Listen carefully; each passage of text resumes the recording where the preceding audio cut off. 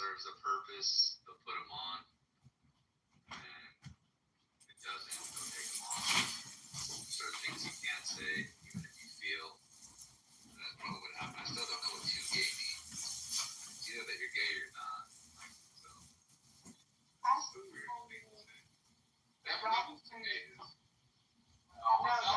okay, like, honestly, truly, like, when people say, like, things are too gay, I feel like we know usually it means either someone's very comfortable in their gayness or they're a feminine gay person.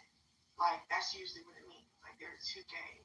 And so it's like, it means that, like, you know that person's gay. A lot of people are cool with people who are gay and they don't know about it. You know, they don't talk about their personal lives, or you don't talk about your personal life. You just got a job, it's whatever. But once they know about it, it's like, oh, well, you're talking about your man as a man that's gay, or you're talking about your woman and we want to hit by shit. That's too gay. We don't like that. You never know with these dudes. Like, a lot of men are like that. And I would say, just because you're not like that, I do like psych y'all, even though I was fighting with the other day. I just be like that. But it's just like, I feel like just because you feel like you're not that serious, where you're like, I don't be fighting with people if it's not serious. You don't come for me, I don't come for you.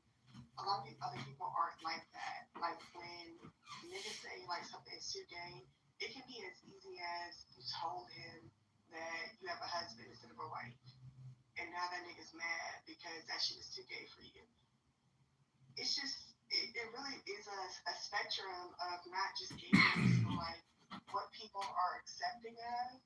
And I feel like that's the whole thing that, like, we're missing. We're just like, people can get mad about it, but at the same time, there's a reason that he got the payout.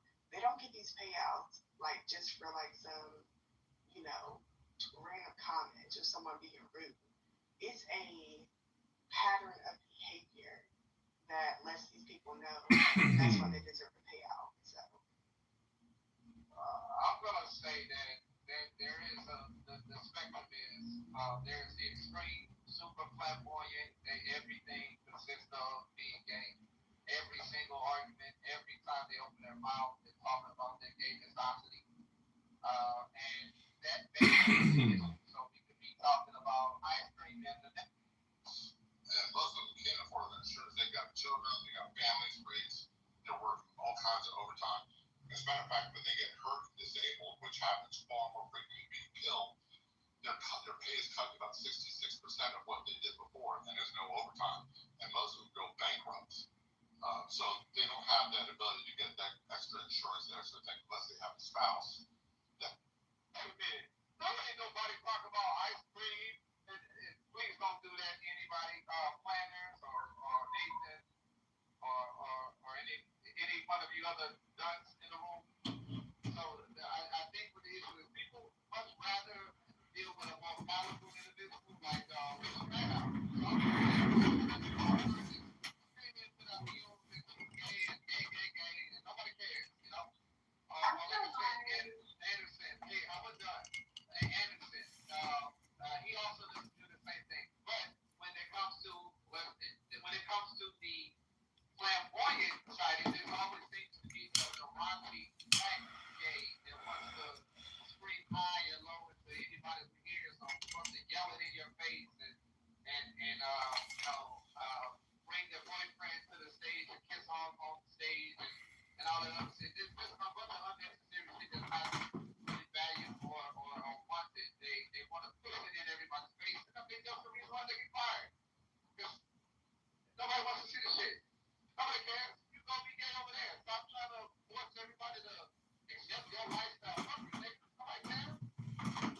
Ryan, I feel like the issue, like, with what you're talking about is because I feel like you don't feel like you're pushing your lifestyle on other people, while you do feel like other people are pushing your lifestyle on you, right?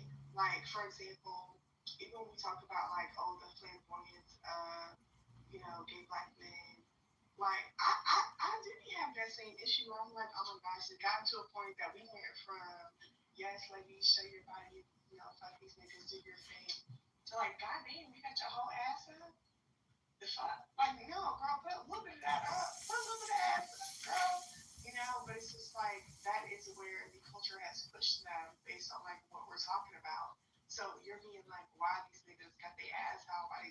started doing that, you was clapping hardcore when the girls were doing it. And like when it really boils down to it, a lot of feminine gay black men are not black women. It's actually not just the black women. Honestly, I'm gonna say it's way diverse. There's a lot of it's definitely spectrum. I know all my life. So, I love them all. It's just like I feel like y'all have like y'all know the culture too. When y'all were the biggest manifestations of the culture. Like y'all push this type of culture. Like honestly, truly, if you really think about it, like 30 years ago, people was not thinking about ass. They was thinking about titties. But because of how y'all pushed it, yeah, now we got niggas out here being ass. I got white girls, compete with me. I'm like, oh no, I don't even want to compete with you. They're like, nah, I got a bigger ass. I remember back in the day when they used to be like, my skin's darker than yours because I got a tan. They don't even say that shit no more. They'd be like, I got a bigger ass than you. And I'm like, oh my gosh, girl, okay. I don't be in the gym. It's gonna be okay. But it's just like, y'all have to act like y'all are the pushers of that culture. It's not like they're doing this out of nowhere. It's not like these gay black men who have like gone up and like now like some of them are like, making motion out of supporting black women, but I've also some of them are making motion out of being themselves. But like the whole thing comes from y'all niggas. Like what are you talking about?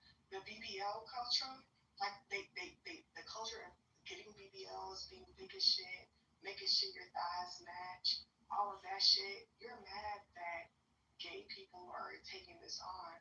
But being realistic, a lot of gay people have like taken up and been there for black women, but they also see black women as something that they like want to see in themselves. And then you have these standards for black women. And then you are confused why these men want to be out here with that ass.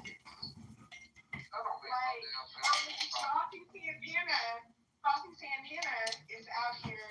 Literally, there are so many like people on TikTok doing like the same like little things he does, where it's like period, this and that. Why do you think they want to look up to black gay men instead of black straight men?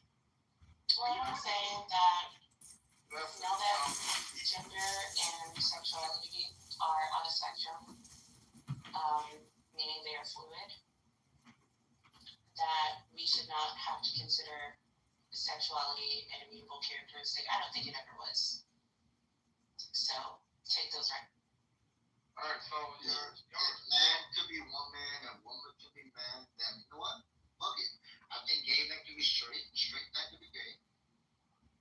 And I personally, and you must be and be a bad bitch. Shut up. But I am a big nigga. I know for sure if I was trans, I would be 6'5".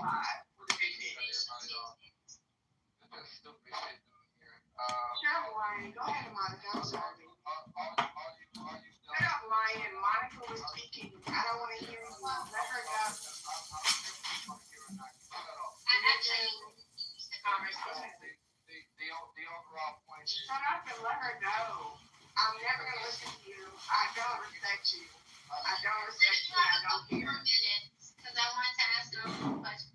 this is the stupidest shit ever. I don't. I'm listening, Okay, shut up. Don't spell. I want to listen to her. I don't care what you want to listen to. This is You're Yeah, but talking. I'm going to answer you. Lions are respected. talking to you. Lions are a respected member of the community. So He's a good. He's a good. What's wrong with this crazy ass woman? Bro, here's the point. Well, we don't necessarily know that anymore.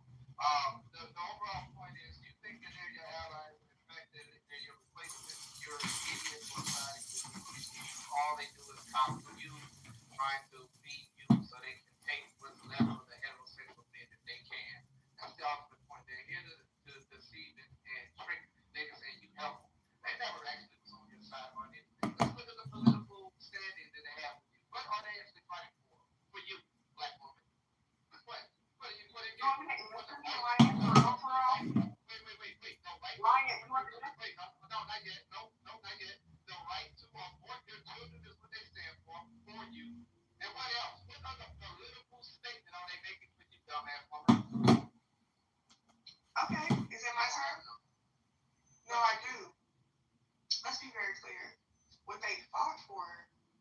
fucking freedom.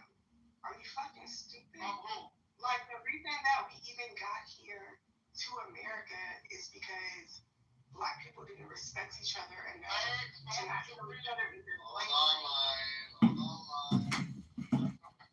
Black people didn't even respect each other enough to not sell each other into slavery. And then we got into here to America, and I can pop shit, and I'll pop shit with anybody, man, but at the end of the day, they can always be like, yeah, but who stopped that shit? Who stopped slavery? Who stopped it? it was fake. Let's be fucking for real. If no, you, like, listen, y'all niggas was not on that. Y'all niggas was like, even to this day, there's people who come from the African continent that we have always been trained to love and care for, and they're like, we're happy, we sold you into slavery, blah, blah, blah. These people around me, they do not do that type of shit. What are you talking? It's crazy. It's crazy behavior. And the fact that you can even be like, what did they give you? Bitch, America, what are you talking about? I'm happy to be in America. What are you talking about? I literally don't have to work hard at all. Like, even when they have all these, like, they, put people out the country, and they're like, who's gonna work these farm jobs? Not me. I work a cute little job. I do my little thing. I don't do too much work. Like, honestly, I'm happy to be where I am, and I feel like y'all feel like they never gave a shit. But to be honest, like, that's why I do take up for my homegirls, because I definitely understand where sometimes, okay, if we talking shit on you, you have to move on. I'm not saying that being black in America means that we're, like, being treated like the nicest ever, but honestly, it's better being treated nicely in America than somewhere else. Like, what are you talking about? Like, we have cute little work from home jobs. I don't even have to get dressed to go to work. I be talking to people like, what are you talking about? Like, it's not the same. Like, the whole idea of, like, these people are fucking us over and it's the worst thing ever. Even me personally, that's why I came into the room and I apologize, like, because I was drunk that day and I was like, I'm sorry for being mean to you. I apologize as well. I didn't hear you apologize. I apologize as well. But it's on, just letting you know, the new day is a new day. I don't hold anything against you, but I appreciate it. Thank I you. reciprocate that. And you make all the I've been talking about shit sometimes. Shut up, nigga. Alex, did you hear what happened? That's all I'm saying. Someone with a plus sign spoke to me. What's up, Monica? Hey, yeah, plus community right here. So now that you hear what happened, I learned something really valuable in Clubhouse recently. Yeah, well, I've heard that calling someone weird is actually worse than calling them the N-word or an atheist. I did not know that. That is unfortunately true. And I don't understand it because I'm just saying you're weird, like you're being strange, like you're not being normal. I feel like the niggas is taking it too hard. I feel like it's a lot more than what it is. For the record, in this room, there's a list. So from worst to bad, the worst word.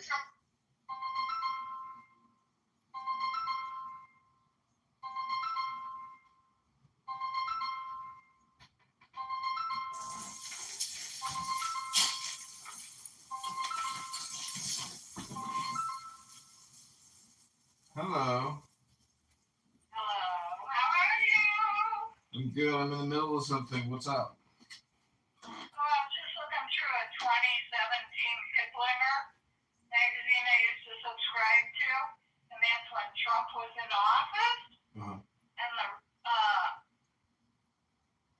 like CD ratings, they're all very low at that time. Yeah. And I remember I just sat on money, not investing it, waiting for this shit to turn around, but it took till 2024 to turn it around. Yeah. What are you doing? Um. Oh, you know what else? Here's an article. There's a number of articles. Back when you got caught up in that 2019 deal, Mhm. it's still being talked about as one of the worst times that ever happened, Mhm. or of the era where people like your age range did get caught up in that shit. Mhm. Really makes me mad every time I see it. Anyway, what are you doing? I'm about to go work on the coach house. Oh yeah, do what? Tape it all up and lay plastic all around so I can. I don't really want to do 2 cans or even 1 can today, but I have to get this painting done because I just had 2 new cans shaken up. So. Well, they do say it holds for a couple of days. Mm-hmm. I sure as hell wouldn't trust that. Take it. What do those guys know? They're only selling this shit. Doesn't mean they know shit. What do you mean? You think I should bring it back and have them shake it again? No, I think you should stir it. Don't you always take stir sticks when you get paint? I also bought like a metal mixer that I can put on my electric screwdriver to. That'll spit all over the place. That you didn't need. You just use a paint stick. Kind of like dig it up from the bottom carefully. Mm-hmm. I wish I was there. I'd paint that little beauty for you. What color is it? It's just white. But you gotta paint it again. There's stains, you know, because it flooded, so there was all the staining on the walls from all the moisture. Oh, whoa! I don't know if the paint's gonna cover that without a primer. No, I can wipe down most of the stains. Well, you sure should first. They got a product called TSP, I know. Trisodium phosphate. I know. I literally just, you can use a wet rag and paper towel. I don't need to scrub all the freaking walls. It's too much work. And that chemicals, you know, you're dealing with all that chemicals. It's like, this is the thing I hate about painting is you're literally exposing yourself to all these chemicals. It gets all over your skin. It's such a pain There's in a the real ass. prep period. And that's what painters get $5 for is that prep work. Yeah. Tarping everything down, taping it. But it's still not worth it to me because I can invest in a $5 roll of tape and do the baseboards. I'm glad I'm done painting. It is. I painted this whole damn place myself. Every wall, ceiling, it's over. Now don't paint during the heat of the day. Start getting that, get out there in the morning while it's still nice and cool, have the doors and windows up, and roll it out. Do you have a Harbor Freight near you? I don't think so. No. Huh? No. That's where you get the best prices on that paint stuff. Mm. I bought myself a Sawzall yesterday. I'll leave it in my will for you.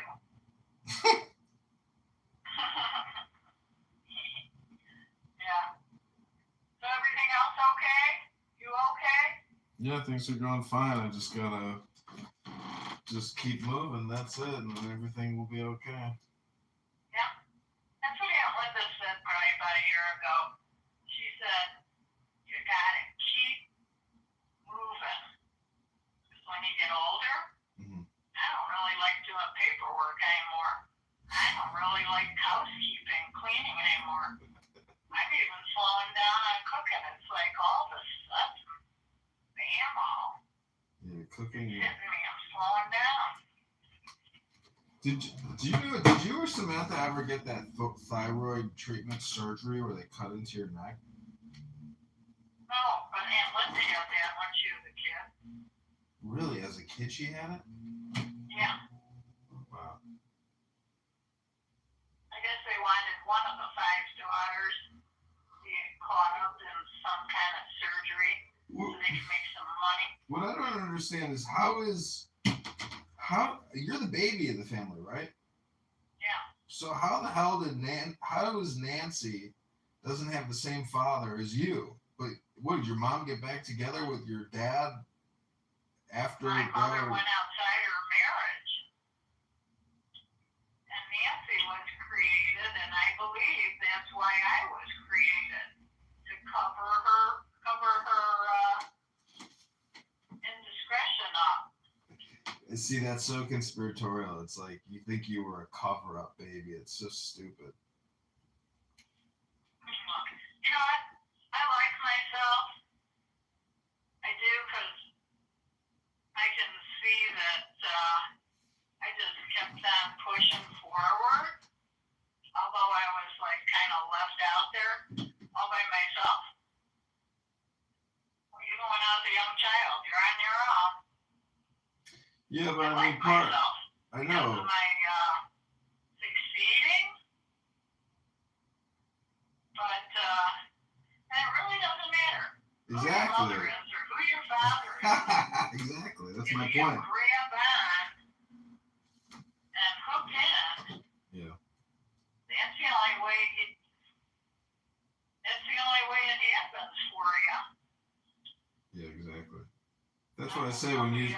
That's why I'm making fun of you when you say you're a cover-up baby. I'm like, yeah, like you just came up with the correct answer, but you know, I was just wondering because, like, how the hell does a woman get back with the man that? Well, I guess it makes sense now that I think about it, but it's still. I just thought of this. So Nancy was the fourth child. Mom was probably out of her mind, right?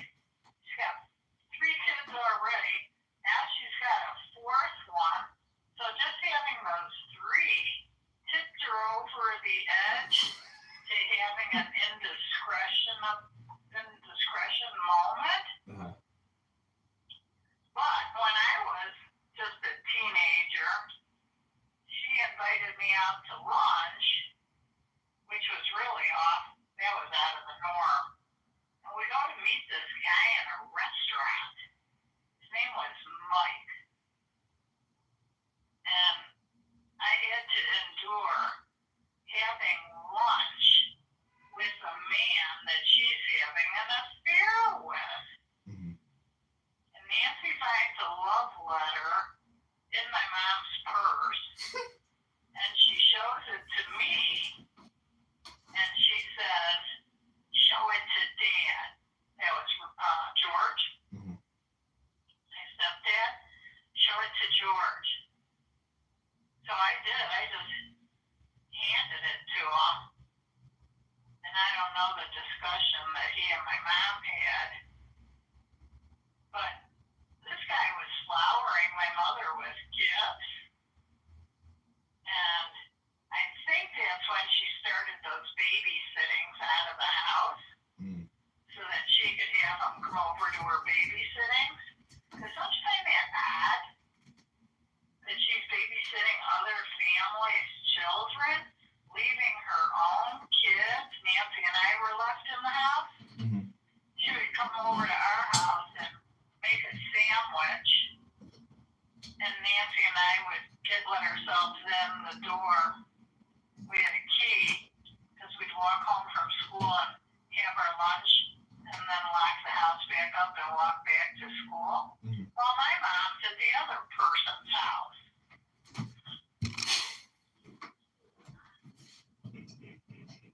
I have this book about. Anyway, I thought of an idea. Here's a suggestion. Uh. No, an opinion. I think Trump is promoting crypto because he wants to close down the treasury, Mm-hmm. because it's a big waste of money, Mm-hmm. and completely lost control of all the agencies that run it. Mm-hmm. And there's way too much fat, so he's trimming off that fat. And he's got his hand in crypto himself, so he stands to make money. Mm-hmm. Anyway, that's my opinion. I took a 2-hour and 20-minute walk with my neighbor today. Nice. That was a big walk. We walked until put trails in behind their big ass building. Mm-hmm. So this guy introduced me to those trails, and it's kind of nice. God, we just talk politics and news. He's great. He's a married guy. He's a man that did all the plaster work here for me. And he was a Catholic, so he went to Catholic schools. And he lived in Naperville. Naperville's very popular now. Have you met anybody exciting lately? Yeah, I met this girl, but she's moving back to Germany, so it's not going anywhere. Oh. Come off when things aren't even looking good, right? I've always wasted my time hanging too long. You know, I was kind of upset, and then I did some yoga in the park, and I looked up at this beautiful tree, and it you know, some kind of like a eucalyptus tree or something, but looked so amazing. I was just like, the message was everything will be okay. You know, like don't you know, don't be upset about anything. Just day by day, and that's it. Like people come, Yeah, and people it was, go. you were seeing the moment, the beauty, spring. Spring is kind of like a blessing in itself, and you were appreciating the moment. Yeah. Don't read any more into it than that. No, that's You it. were being thankful. Yeah, I know. I'm just saying that I got the message. Yeah, nice, isn't it? I get those little epiphanies every so often too. And I'm so glad that I took that breath, because there it was. I don't get them too often, but sure do recognize it when I do get one. Marriage is like the perfect analogy to debt, meaning that you create this essentially an artificial contract which involves all these unknown third parties in the future. Who are those third parties? Judges, lawyers, police, counselors, society, basically. Okay. So I'm just saying, I was listening to Bill Maher, and he was saying that marriage jokes are very popular because marriage sucks. So it's fun to make fun of it. But yeah, I mean, if you find somebody you really like and everything is going well, you know, it's a beautiful blessing. So that's where I want to be. But unfortunately, because I have this lawyer and a judge up my ass, you know, it adds another layer of penetration to all my relationships. And that's where a girl's gonna take a hike. Well, my point is, if a girl's gonna take a hike, and then maybe she's not really interested. Well, the point is, she's not interested in me. So it's like, I guess I need to unfuck my situation to get a girl interested again. It's a filter, basically. Like you said, if the girl's into you, she will step up with your problems. But you gotta tell her the truth. And then, it's not a bad, what you did, 2019, property values dropped. It was all a bank win-win situation. And you said, fuck you, I'm out. That's exactly what you did. Now, when she tells her parents that, that's the other layer you're talking about. Yeah. They'll probably say, just keep going, honey, keep going. Yeah. I know I would if you were my kid and your girlfriend was in that dire strait. Well, that makes me kind of jaded about love, meaning that it's not really about. It's not even about It's not even about attraction. Apartment building. Well, what I'm saying is, love is. You should. I guess it's a good way to actually do like a diagnostic on love. You know, both ways, whether it's not really love and it really is about arrangement or providing security. So, yeah, I understand it from the position of like an animalistic position where that man has to go out there and come back home with meat. So that's basically the situation. Some girls gonna say, yeah, we can live there. We can pay that mortgage. It doesn't matter to me. It's not my building. As long as we got a nice apartment in our lap, we'll live there. Yeah, see, that's the thing is there's always levels, meaning somebody who's living in a Roach Motel studio you know, in a shitty part of the town, if you can fall in love with somebody who has something significantly better than you, you've just improved your situation.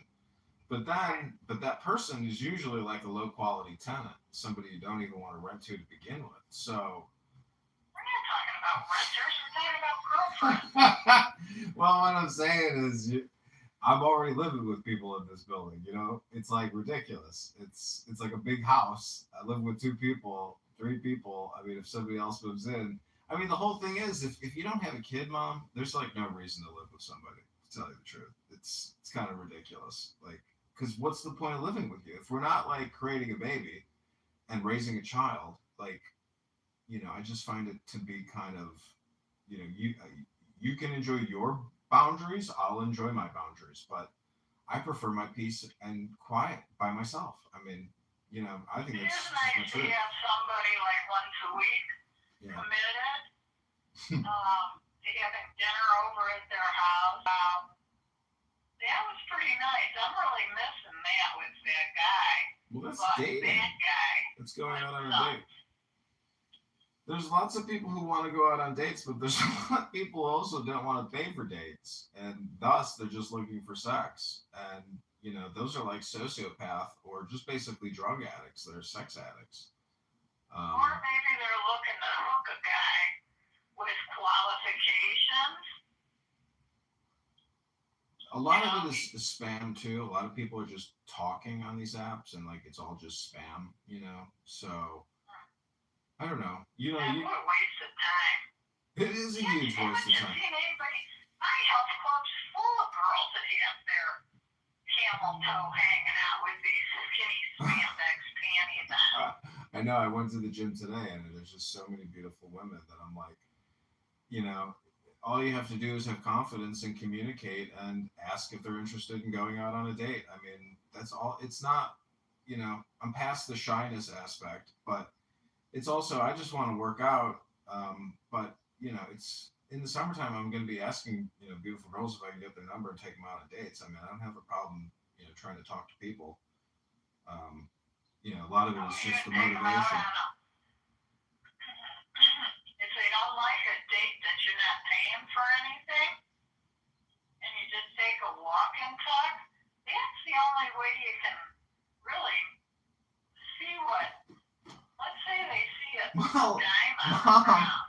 Mama, they bend over to pick up the dime and they're excited. Look, I found the dime. Mom, a lot of women, unfortunately, they just don't like to drink $1.50 Miller High Life. You know, I don't see any difference between that and a $20 cocktail. But a lot of girls, they just, you know, they want. I think girls who get everything paid for, it's exhilarating for them, and they feel like they're walking on a cloud. And you can, if you buy somebody $100, $200 dinner, $300 dinner, the joy that immediately comes out of them at that exact moment. It's because they feel like, you know, God's grace is pouring down riches to them at every moment, you know, and you're just that guy on a Tuesday. Then there's somebody else on a Wednesday and a Thursday. I mean, I don't know. There's some girls that live like that, you know. It's the Marilyn Monroe dream, I suppose, if you're really beautiful and you work it, because again, it's all spam, and there are girls talking to hundreds of people on their phones. So it's a crazy way to live your life, because it's spam. You know, you have no real peace of mind. You're kind of a. Let me tell you, when I was having that guy come over to my house for dinner, it would take me a couple of days to grind up walnuts and put cocoa with it and make these like dessert balls and marinate my meat. And it gave me a chance to shave my legs, you know, paint my eyebrows, look good, look sexy, feel good, cook my ass off, have him come over. It felt so damn good. But he was an uncommunicative user, liked service, he had a lot of money, didn't spend any, didn't bring anything except maybe a handful of cherry tomatoes or rotten pears that he picked up off his ground under his tree. But I felt, until I finally said to myself, why are you spending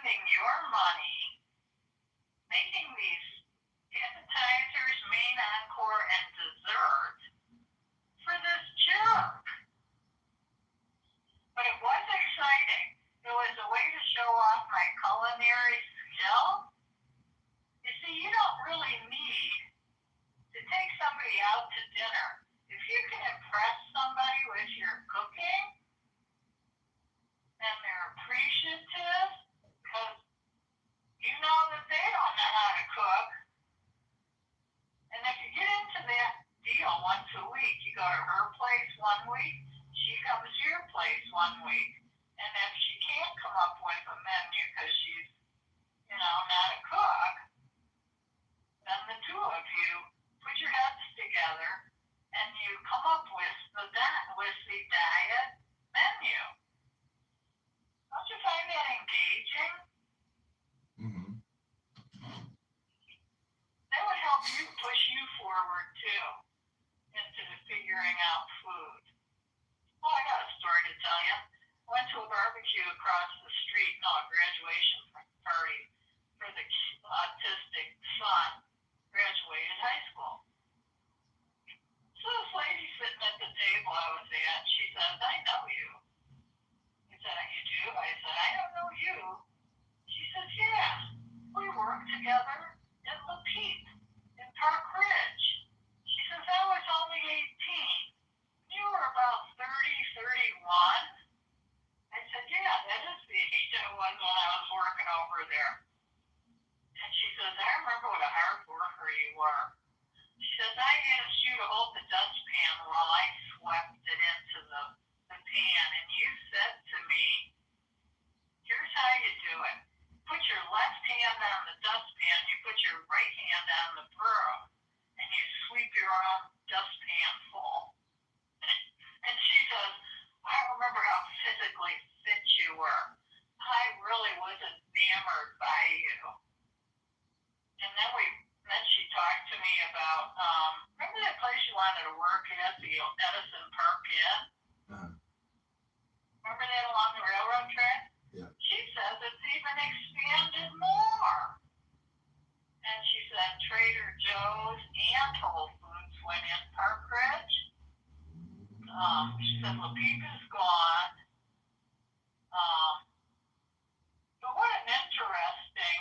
Oh yeah, she went to high school with some of Jim Chivister's children.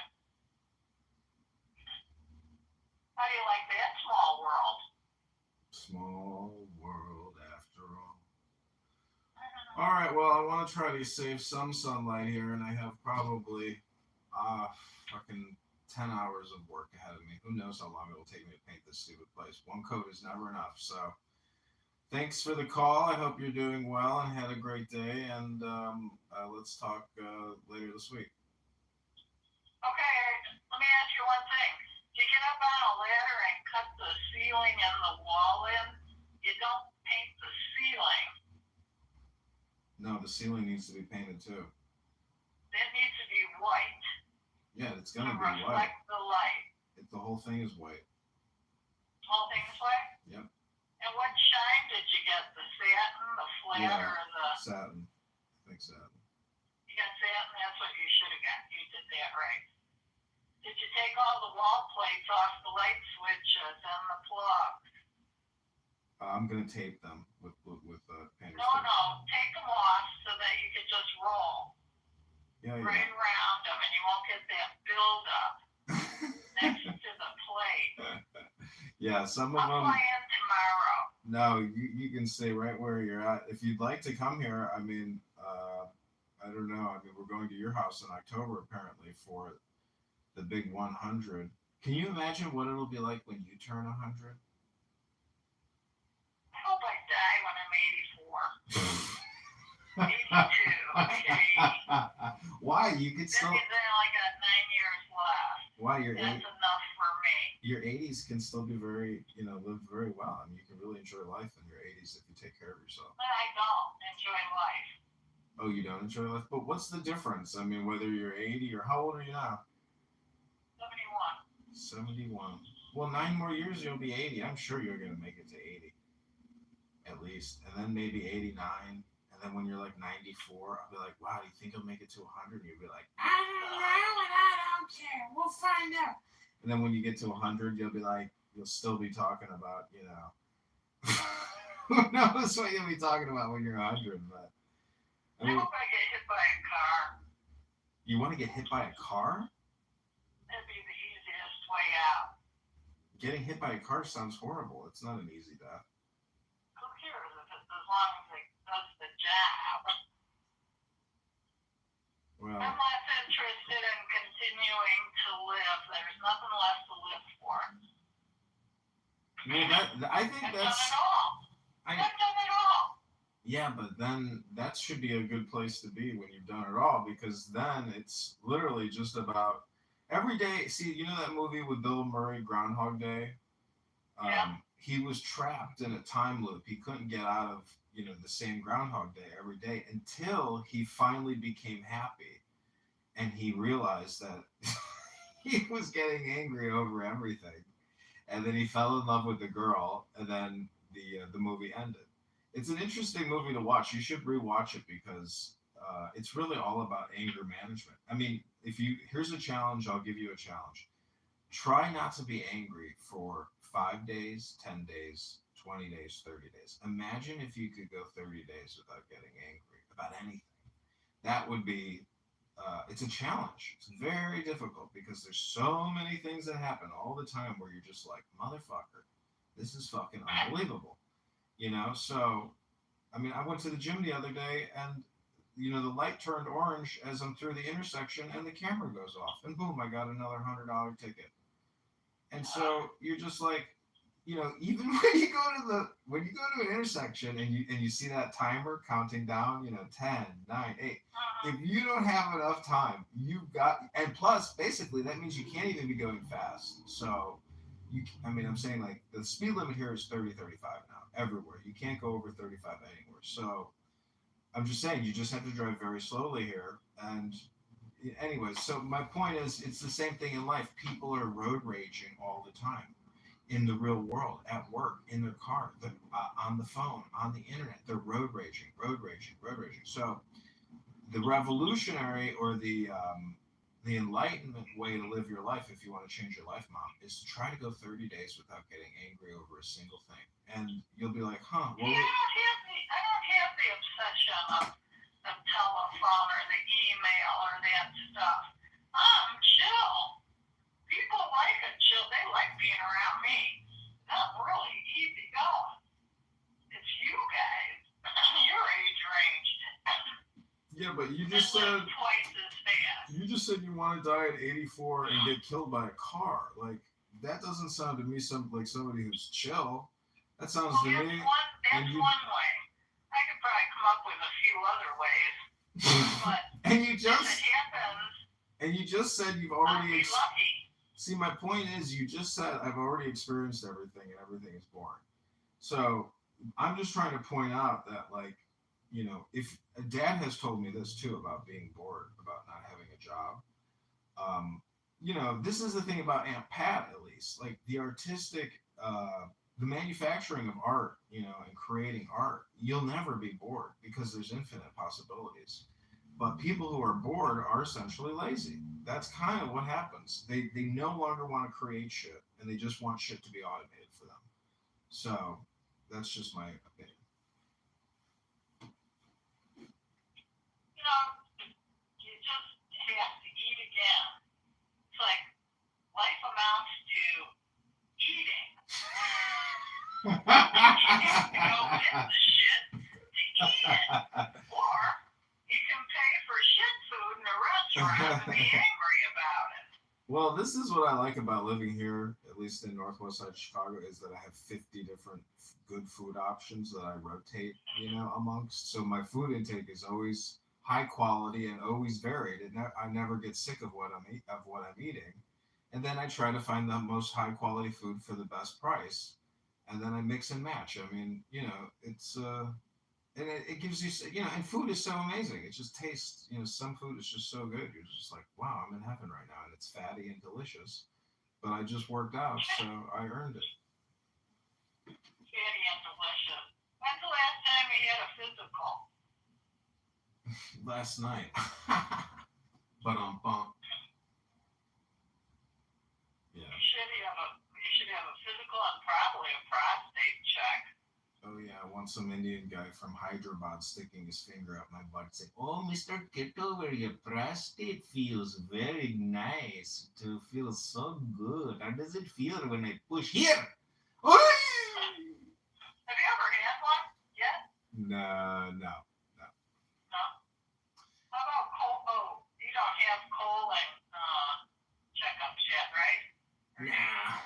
colon checkups yet. Nah, I'm good on the colon and the prostate for right now. I got bigger things to worry about, like paying my gas bill, paying my electric bill. Oh my God, the fucking utility prices are driving me crazy. Okay, just checking to see if you're taking care of yourself. Yeah. Free healthcare. I just went to the gym today. I'm doing more pull-ups than I've ever done in years. No, but you gotta check the cholesterol, thyroid, all those checkups. And all that's what they do when they do a checkup. Well, do a blood draw and what were tell you- them everything you're lacking. How many boosters have you gotten? 2. And you got 2 vaccines? Yeah. So, there's so much information out there that I'm sure you don't even care about or have ever read about. But, you do know that it was probably a bad idea to take those, vaccines and boosters. But I think it was all a shit show for some deliberate purpose. how can I you think just? it was a cleansing to get people off of Social Security to save the system. It was a purge. I think there was a number of reasons to do it. Yeah, it was a huge They need purge. and when all those people that did die, and they had large estates, Oh yeah. so when those estates got cashed in, that's when the tax revenue came in. Well, the thing is, they spent trillions of dollars on loans, on borrowing. Heroes Act, 1.5 billion, 1.5 trillion. So the country's now at 40 trillion in debt. So that was the biggest scam, is all the COVID relief funding and buying 30 fucking million vaccines every month. I mean, the government, And masks. everything, yeah, masks, the rotisserie chickens, the incubators. I mean, this is the thing that I really dislike about life, is that it's like lawyers and doctors, and that's it. They're like those two fuckers, those two categories of reality control so much of the pie, and where your taxes go and how your life turns out. I mean, it's those two fuckers. And the worst one is the doctor, in my opinion. I heard this doctor at the gym today talking about how they can no longer get Medicare, and so they're switching to Medicaid Advantage as their way to lure Medicare Advantage. to lure new customers in, and they have to adapt with the times. And hearing this conversation, I was just like, ugh, what a fucking scam artist, like just finding a new way, meaning that it's the fucking government. Without the government, these doctors wouldn't even be able to earn a fucking. They've already left. I was getting a colonoscopy, and the guy had like an Israeli accent. I said, "Oh, where are you from?" He says, "I'm from Israel, and I'm here." Jordan. He was from Jordan, and he said he was here for 5 years, and then he leaves. He was a young man. Yeah. So they're doing maybe what they would call a residency, maybe. Yeah. But that's who they're bringing in here, because all the doctors are leaving. Well. It's a shit show here. Oh, yeah. That's just another reason I wanted to say, hey, fucking knows. Whatever's happening has nothing to do with my doing, but it affects me. Try to get a dermatology appointment. Yeah, crazy. It's like they're letting you just die here. And you have to pay them $180 a month for that Medicare Advantage plan. That's coming out of my Social Security. Exactly. That gives me less to live on, and I get less protection. So why didn't Trump and the Republican Congress stop taxing Social Security benefits? Well, because they took tax out of that money when you were working. So they were double dipping. Yep. And they just stopped that here in New Mexico 2 years now. So finally I'm getting, how much are you getting on your little $2,000 a year? Not a lot. So they couldn't tax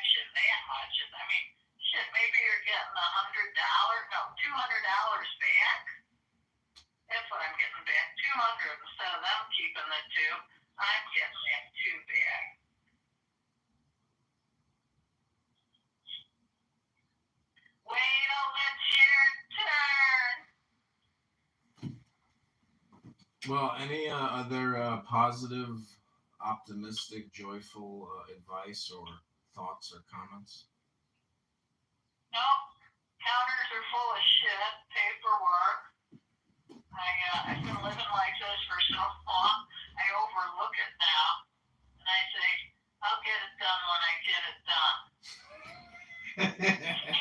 Sit there, and I can keep looking at it and walking past it. Yeah, I'm the same way. I got a lot of shit I got to do. I got a lot of paperwork I got to go through and finish. I got to send this appeal back to the Treasury into their civil rights office. So today I'm going to draft the letter and. I find by getting up at 6 o'clock, I get a lot more accomplished between 6 and 9 when I go to the health club. Mhm. Those are my 3 best hours. Yeah, I agree. That's probably the optimal way to do it. I'll be outside painting by 6:30. And just did wood putty on my post. And sanded them today. Now tomorrow I'll put another coat on and then sand that, and then I'll paint that area. Whew. Okay. All right. Well, enjoy your evening and talk with you soon. And be well. And people love you. Be happy. Life is short. Yeah. Someday I'll get a dog. Maybe that'll bring happiness to me. You need to be. I don't know. It's hard to find happiness when you live alone.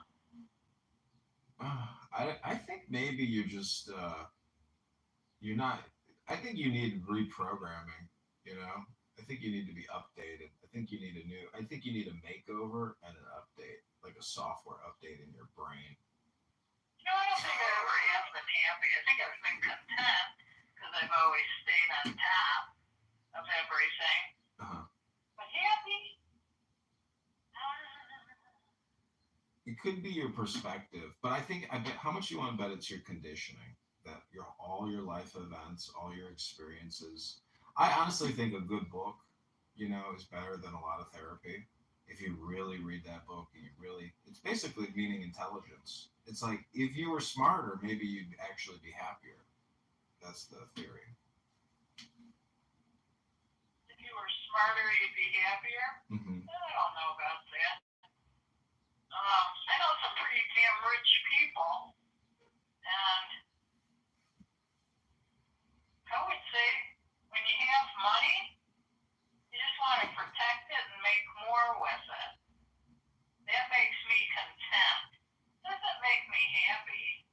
Makes me better off than a high percentage of people that don't have any. So that makes me content. So part of happiness is basically realization about who you are and where you came from. And that's why I say your conditioning has created such a powerful personality and identity that if you had like an ego death, so to speak, you would be happy. But you associate so much with your identity, meaning that if you go within, it's infinite within and it's infinite without. Like, you are the universe. So it basically comes down to meditation. And there's a saying, a Native American saying you might like. It says, if you can say it, it is not true. So, if you can say, I don't think I'm happy, well, then it's probably not true. You probably are happy. You just don't know it. I'm content. God, I just had a real thought on that. It just kind of left me. Oh, perfect. I'm not angry. I know what I was gonna say. My confidence is so rock solid that I don't feel anything can mow me down because I'm the human mower. So,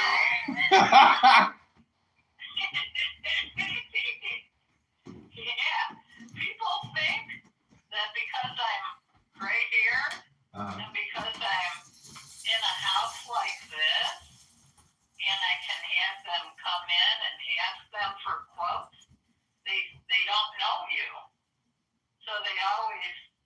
go off the charts thinking they can, rape you for money. And I just go, thank you very much for coming over. I will take your consideration. And I go, next. I've gone through so many people for this house. I hate people. I hate them. But what I do have over them is I've got the money because I have made it in this business. And they don't know that. And they think they got the upper hand. And they don't know that I've got the upper hand, you dumbass. So it's been a good field for me. But now I gotta find something else. I don't know what that other thing is. Well, you should come here, in the summer and rent one of my apartments, and I can give you a bunch of good books, a good joint, and some Miller High Life, and you can go sit on my boat. Enjoy your summer. And you didn't get any takers for that boat? No, just spam. I'm gonna lower the price. What do you think about that? Would be risky. Rent it out. No, I don't even have insurance on it. So if somebody I can put it on Airbnb, and I can try to rent it, but I just want to get rid of it. I don't even want to have to fucking manage that stupid. It floods. It's got water. It's got this. It's like I don't even want to deal with it anymore. I like going down there. I like the location, but fuck it. It's a floating bed for thousands of dollars a year. It's a waste of money. Right. I agree. Before something happens, I told my friend Ryan, I sent him a picture. I was like, dude, check out the boat I got. He goes, congratulations, you got the shittiest boat in the entire harbor. That's funny. That's funny. I'm gonna go sit in the bathtub and pour water on my dusty bag. Okay, have a good evening. Thanks for the call. Love you. Talk to you soon. Okay, you're welcome. Call me sometime, huh? Okay. Talk to you. To being, oh, these are my kids, now this is my life. We have seen that and understood it. I feel like just because y'all niggas don't have that doesn't mean that we can't understand that. Yeah, y'all have all these niggas rapping about the same shit. Oh, okay, I'm so sorry. You hear this, Bima? Be quiet. Spam. Yeah. Thank you. You see how the same thing of like these niggas be rapping about the same shit, and you can be on that. You can be like, oh, I don't understand why things don't stay the same. But if you actually look into women, not just black women, Southern women in general, like we will listen, Big Dolly, we will guide you throughout the whole fucking thing. There is a thing where Beyonce was that bad bitch. I was like, yeah, we twerk on Beyonce, to being like, yes, big mother, big auntie, big Solange. It's a movement that y'all are still doing the basic things of and not understanding how people grow. I feel like you think you're on the stage being like, oh, I'm that big nigga. All you're really showing us is that you a little nigga that don't grow. What do you mean? What do you mean? So you think growing? So I said if. So I said if. But if you So I said if. Y'all niggas said if. person. So you wasn't So I said talking to two. So I said if. I live with Your mic is so big right now. Why? I'm sorry. So I live with if. I said if, right? Which means if. So if it ain't true, what is it? Let it fly. Any event, number one. Number two, a movement, right? So she's matured and got a husband and kids. So that means her listeners should have a husband and kids. So I'm assuming, since you are caping for her, that there's a husband and some children around there somewhere. I'm assuming. I just wanted to add also specifically about the Monica Lewinsky lyric. When you compare her lyrically to other artists in her landscape, saying that is like imagery, but there are the girlies who are out there saying the thing with no veil, just throwing it out there, being very explicit with their words. And I don't think she's doing that. Right, so there's Cardi B and Megan Thee Stallion who want to talk about WAP, but then you got Beyonce Beyonce was doing it in a much more sophisticated way, which to me, I appreciate someone like telling you like it is more, then you can just kind of throw them in the trash where they belong.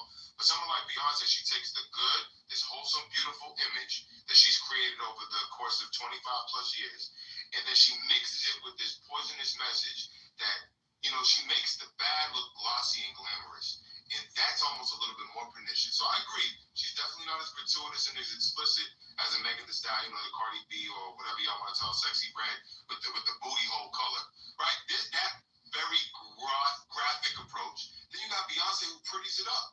And to me, there's an argument to be made that that's even more gratuitous because she's putting gloss on a piece of shit. This message is not good. And trust me, if I know it, sitting here, I'm a nobody, and she definitely knows it. And I believe that she's compromising on her values. She was raised in the church. Listen to her for the second Destiny's Child album. They're doing a whole commemoration of you singing Amazing Grace beautifully. Okay, listen to when she got on with Michelle Williams, and they talk about when Jesus can't say no, whatever that. They're doing it. So she knows, she has the awareness, which makes it even more of a sin to be so aware of the truth and to be so being prophetess, being so profiting. You're profiting off of selling people a poisonous message, especially young little impressionable girls. Especially, it's just sickening. Yeah, I want Beyonce right now. Like, how young is her fan base?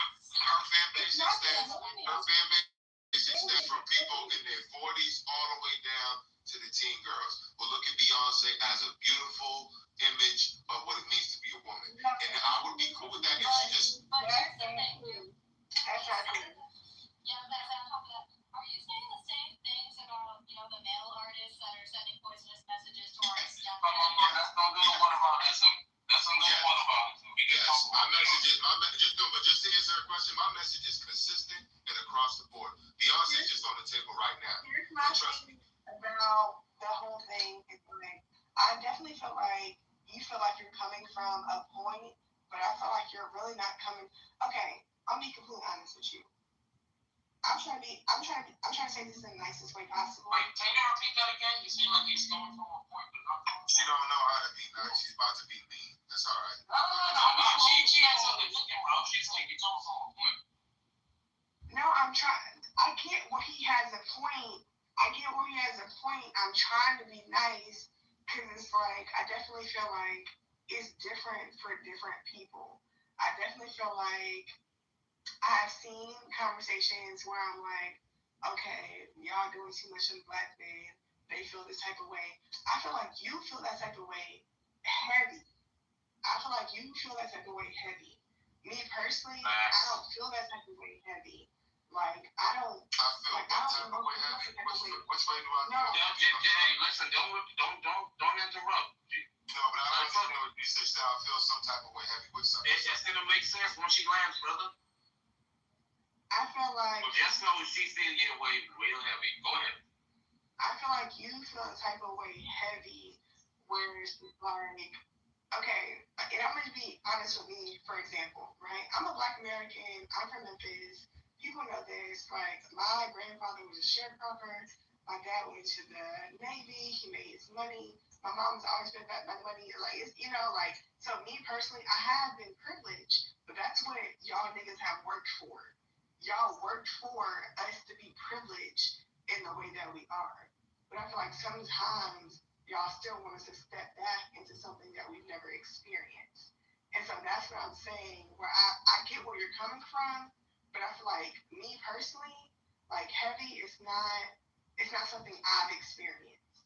So I'm not like putting you down being like what you're talking about isn't true. What I'm saying is that's more of my daddy, grandfather type of shit, not me. But what is something that you haven't experienced? What haven't you experienced? Honestly, truly, I have not experienced a lot of racism or crazy shit. Like, honestly, that's why I'm such a girl's girl. Because the niggas don't be mean to me. Even in this room, like, Psych was in the room, me and him was going off on each other. Even when I said something that was funny, he was like, I'm gonna let you have it. And he let me go. Like, he could have went off on me and really grabbed me by my hair and whipped my ass. But he's like, nah, alright. Yeah, but I don't see how that's related to the Beyonce conversation, the fact that you haven't What I'm saying is, and I'm trying to explain it to you, what you're saying is all of these people have to experience things in a certain type of way, and we don't. Honestly, truly, Beyonce has done a lot for people, not just like in the another beehiver, that's what it is. Yeah, but I don't understand. All I said was, I said according to Tommy. I'm trying to win. Y'all don't. I feel like y'all don't want to fight because honestly, every time I fight with y'all, I win, and they be calling me mean for going off on y'all. So let me finish because I don't. You know what I'm saying? Hell, I know what you're saying. Like, shut up, because I don't. Y'all gonna call me a bully if I don't go off. You are, Nathan. And you done it again, Nathan. You encourage his foolishness. He does. And I love that. I love that black men encourage this foolishness because you know what? They got black daughters, nieces, they got their homegirls that they fuck with, and they be like, you know what, girl, go off. Period. I would never encourage foolishness. And you would never, but I would.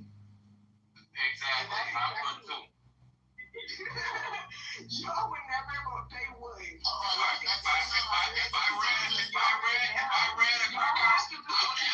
If I ran a crack house, I would absolutely encourage people to just smoke crack too.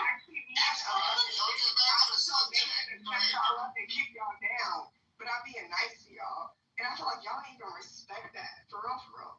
Y'all don't even respect the bare minimum of shit. Like, for real. Like, I will apologize and be cool with people because I know, like, oh, okay, it's cool. Like, I'm not trying to do this much. But y'all be thinking y'all that bully. If I want him to kick y'all down and I was going to talk shit to y'all from the top, I can do that. All right, back to the subject. All right, go back to this. Because and she don't want to. You're a pussy. That's the subject. Honestly, now they want me to turn up. That's all right. I ain't worried about it. She ain't another bucket. You're a pussy. Another bucket. You're a pussy.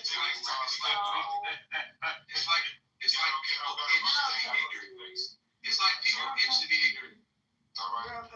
Yeah, it smells a lot better than what you got between your legs. With that wig on your head, take that wig off your head. Take the wig off your head. Call me a pussy. Your pussy smells a lot better than your pussy.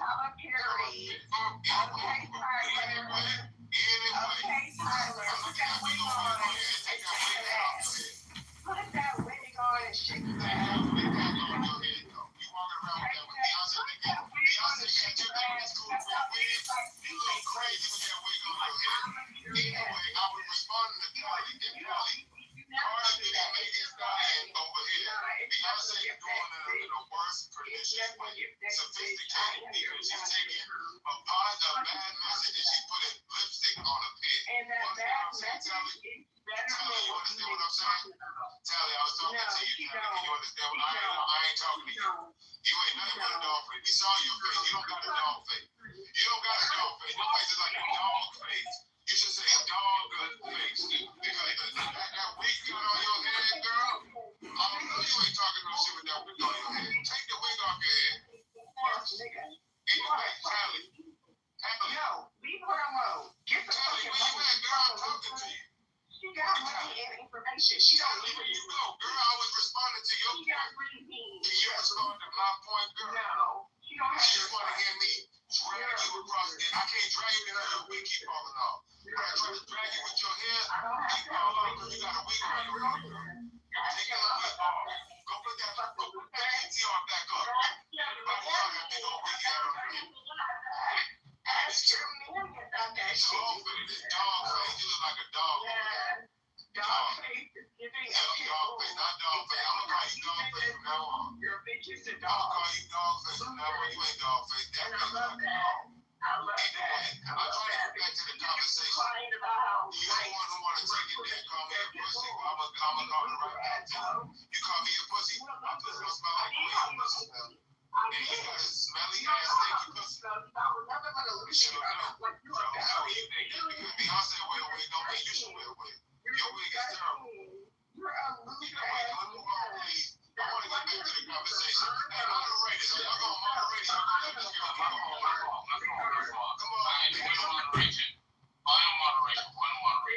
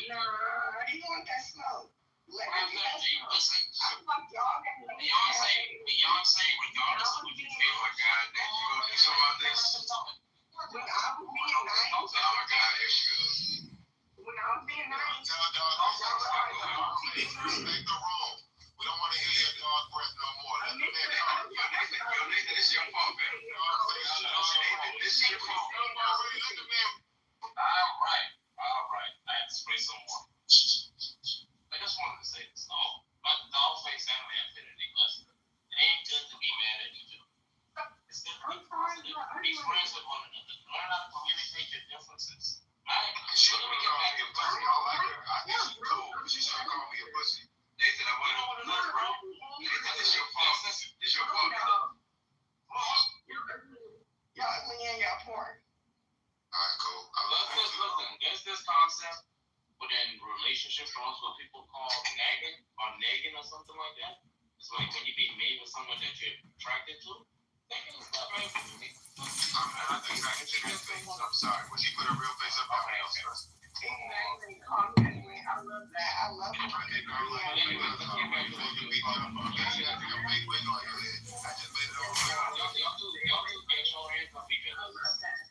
Stay away from me. Like y'all two need a room.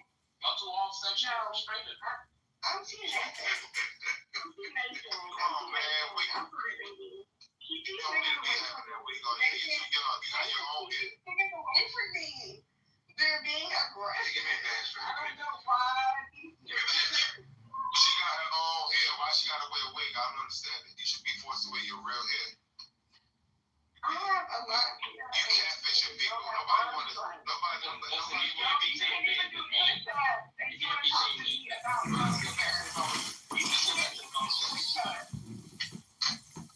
You can't do matchups, but you want to talk about real I saw hair. your PTR. Your PTR is terrible. I'm gorgeous. I know I'm gorgeous. Dog face. I am. Beat face. Listen, that's why I give DOLL and the whole No, it's DOG. You gotta spell I'm it. gorgeous. DOG. And you're mad about it because I would never want somebody like you. Oh my God. And you're mad.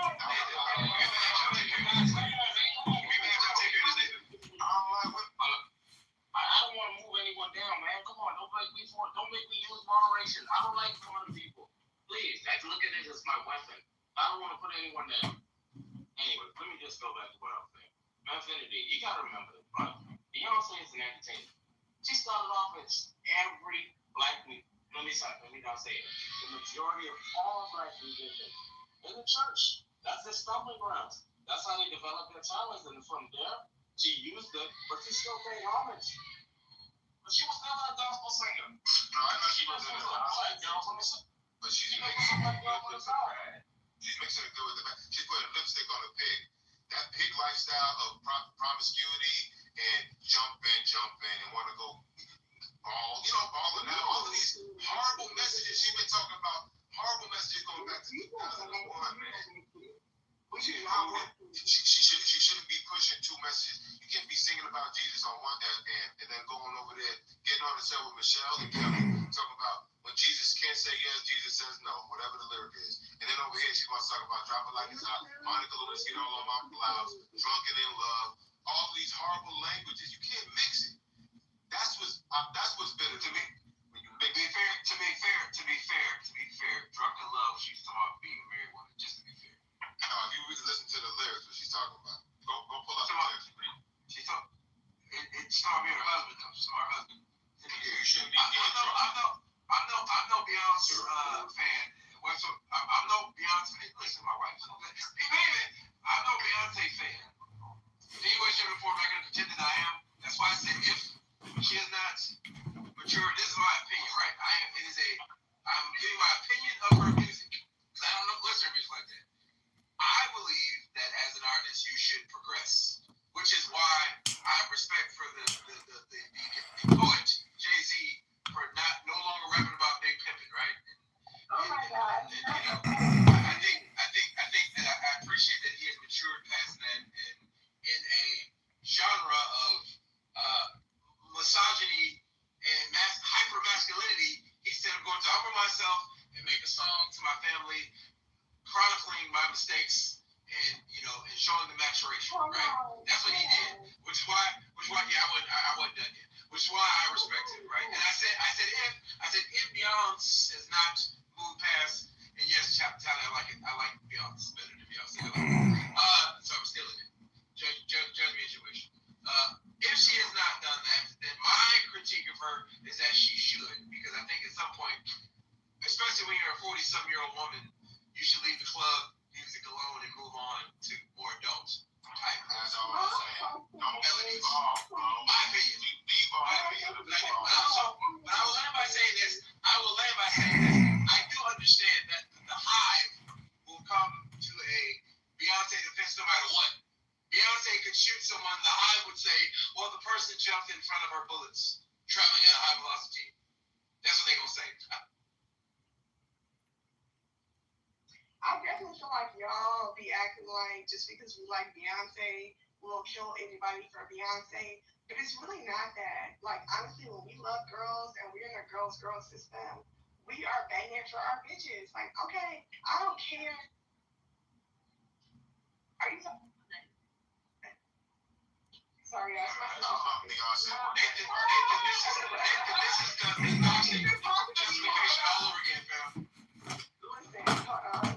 Anyway, though, what I will say is, when it comes down to it, not bitch, okay. But like, honestly, I will say, when it comes down to it, I feel like even when y'all say like, oh well, Jay-Z wouldn't do that. Okay, but we was all happy to see Beyonce, Blue Ivy, and Remy on the tour. Like, it's like, why can't girls be happy and be supportive of each other? Like, why is that like a contention of a problem? I feel like even when y'all talk about things, so like Jay-Z didn't have been a part of this. It's like, okay, well, he should have been on. And honestly, he was doing what he needed to be doing. He was in the background clapping for his daughters. He should be happy that all of his girls are on stage. His wife, his daughter, like that. You should be happy about that. Like, I feel like y'all niggas is acting like, oh, it's a problem. So even if it's a question, manure, the girls are gonna support it just because it's a girl, right? It's not even a question of war. Like, I feel like y'all sometimes act like, this is what I can't stand, is for y'all be mad at, like, black people for, like, being great entertainers and, like, not. I'm a black person. I love black people. Right? No, okay. And we're all black. That's the thing, right? I don't think she's understanding me. So why are you mad at people who are privileged? I'm not mad. People who are not privileged. Y'all think I'm not mad. I didn't express hold on, Mr. I didn't express anger at Beyonce. Let me respond to her real quick. I'm not mad at her, right? I specifically said she's upholding positive imagery and she's sneaking in poison. So yeah, you're right. It's beautiful to see the family up there together. So I can offer criticism and at the same time say, you know what, there's some good things about this image. I like the fact that they're representing a wholesome family. But on the other hand, they're pushing poison at the same time, which makes it a problem. So I'm agreeing with you. There's certain aspects of her image that are things we should reach for, that we should put out there for girls. But when she ruins it by saying, drop it like a thotty or whatever else she's talking about, that's what I'm trying to say. It's a duplicitous message that is not healthy for society. Why is our critique looked at as Because she don't know the difference. No, she wants to know just between my sister has or jealousy? because I'm with her now. What is the poison specifically? Let us know what Beyonce is doing. No, but tell her. No, I couldn't see it. You know the sister that came here. I come in peace, you hear me? I come in peace. Kumbaya. I was just wondering when you said she speaks in the poison, what's the poison? I'm not in disagreement, I'm only listening, okay? So I'm gonna give you sister friend. Let me just tell you. So I said, sister friend. That's my sister friend right there. I like her. So the thing is, when she says something like a song like Church Girl on her Renaissance album, she's basically talking about drop it like a thotty. Yeah, you a church girl. Yeah, you go to church, but I want you to go to the club, let it all out, drop it like a thotty. We know thotty stands for that hoe over there. Why is she pushing this message, glamorizing behavior that leads people to being baby mamas and baby daddies? Let's promote messaging that's going to bring husbands and wives together so that they can have a family in the way that she does. She wouldn't push that message on Rumi and Blue Ivy. Y'all. My sister will be on the app that much, but she want to answer. Go ahead, baby. Let me tell you, I agree with you. I'm sorry. I agree with you. I agree with you. However, that's just not her mission. You gotta go look for the people who actually do want to uplift us, encourage us. So I'm doing this, y'all bring a critique. That's not her. That's not what she is. That's not Beyonce demo. I agree with you, because you don't have to do what I'm saying. I'm just offering a critique to Beyonce. Why you feel that way? There's nothing we can do about it. People are gonna do what they want to do, and that's the choice that she's made. We can get mad about it, but we can't do nothing about it. You have to look for the role model who wants to be a role model. She's not it. She she's not here. So, Right, I agree with you. But the thing that we can't do about it, wait a minute. If there's enough people like, hold on. But you also said that, like, oh, I look up to Holly and this and that. But I do have a big sister. And you said, what is your big sister? My big sister does feel that way because she feels like I can be better. So why is should the woman that was just talking is your older sister or your younger sister? I'm her older sister, but you know, we just got different personalities. That's okay. Everybody different. Anybody who wants to do something that's not in their best interest, that's their choice. You can't change nobody. You only can change yourself. You can mad about it, only upset yourself. You only upset yourself when you concern yourself with stuff you can't do nothing about. But I understand this is stuff that y'all talking about, and I agree with you. However, nothing's gonna change. Like that's their job. That's their job. I agree with you. I'm not telling her she needs to change. I'm merely offering a social critique. I'm offering a criticism, and you can take it or leave it. I'm not saying Beyonce got to do what I tell her to do. She can do whatever else she want to do. I'm outlining and observing that what she's doing is she's portraying a wholesome image while selling a message of poison. That's all my point is. And she don't got to change because I said it. And all I want to do is wake people up to that fact, and maybe if enough people stand up and say, you know what, Beyonce's doing the wrong thing, maybe she'll change. Maybe she will, and maybe she won't. Maybe that's right. I understand that's a high bar, but at least I'm gonna be the one to tell the truth. No, I also want to point out. Let me speak for a moment. The reason that y'all feel like me, that's why I didn't let my sister get her shit off. Cause like honestly, truly, y'all not like her for real. Like y'all not growing plants. Y'all not out here trying to grow mushrooms. Y'all not out here trying to like really do what's good for black people. Like honestly, truly, anytime my sister is like, let me cook up another concoction, I gotta go get my mama. I gotta tell my grandparents. I gotta tell this. I gotta get that. She's giving us like the healthiest shit possible. She out here making like little gummy worms and shit for us to get like the healthiest food. She growing mushrooms and shit so everybody can have like the best food possible. Y'all niggas not like that. Y'all want us to be in a position to be like, I don't know you. You're not giving that energy though. So honestly, if you wasn't giving that energy, I feel like you'd be a better person. Like my sister's a better person. Wait, I'm not a better person. I'm not better than nobody else. How do you know this? I can't believe you said my sister is better. I'm not a nice person based on what? That's how you talk. You really talking like your people are better than me. You didn't call me out my name at all. I ain't better than her. She ain't better than me. Hold on. He didn't call me out my name at all. He's not been mean to me or like yelled at me or called me anything crazy. Neither has Infinity. Spoiled. And he was not. Okay, Just ignore her. Just ignore her. he was gonna be nice like I like you. Okay, how old are you, Dollface? Sounds like you're pretty young. I'm old as fuck. I'm 32. And so why did you call me a pussy? Why can't you speak at a higher level? What did I call you a pussy? 32 is a big age. Are you the sister or are you Dollface? I'm Dollface. Okay, Dollface called Manfinity a pussy. Oh. So I don't know why you lying. You're 32 years. That's a big age to be acting like that, girl. I do be saying stuff like that. That's not bad. Oh, really better than that. Are you drunk or high? What's going on?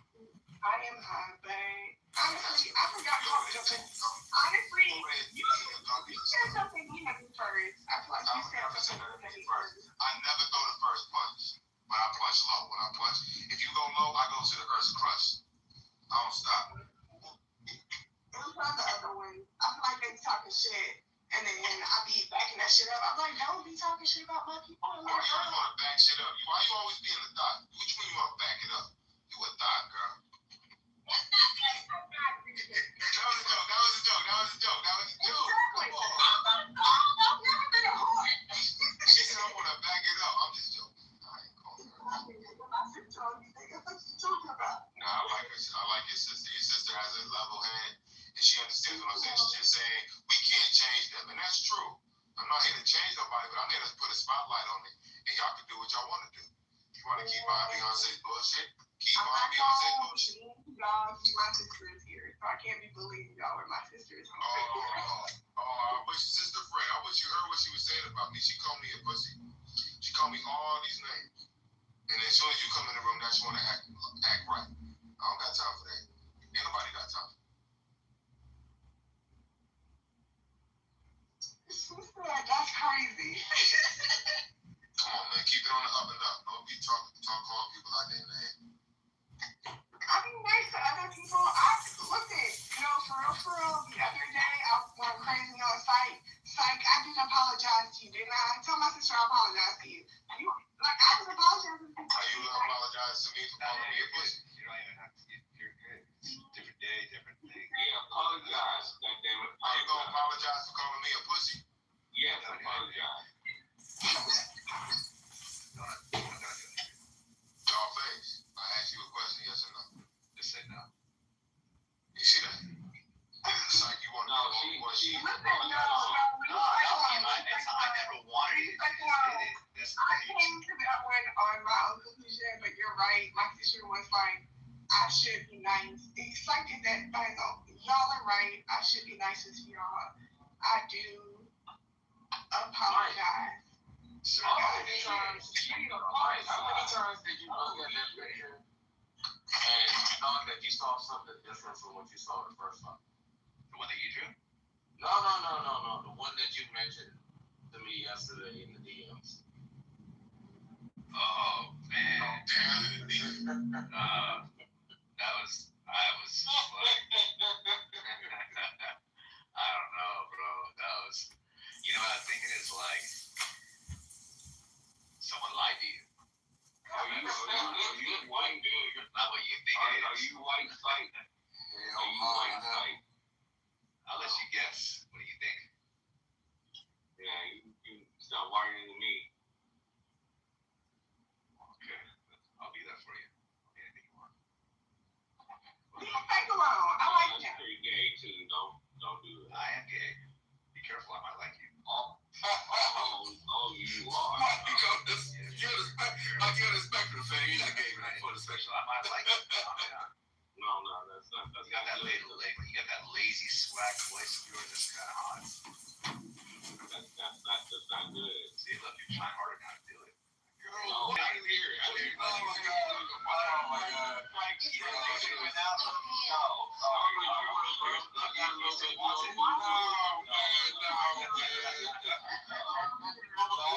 don't even want to go in the door no more.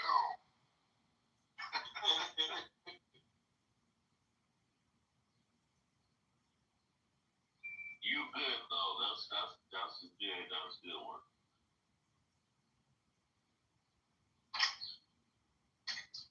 Hey, can I be moderator in this room? I need to help moderate. What are you asking for moderators? Let's have No, cause you seem like being a moderator in this room. No, you delete everybody. It's not a privilege, bro. Who would do that? Manfinity, do you have anyone blocked? I have 0 people blocked. I'm blocked about it.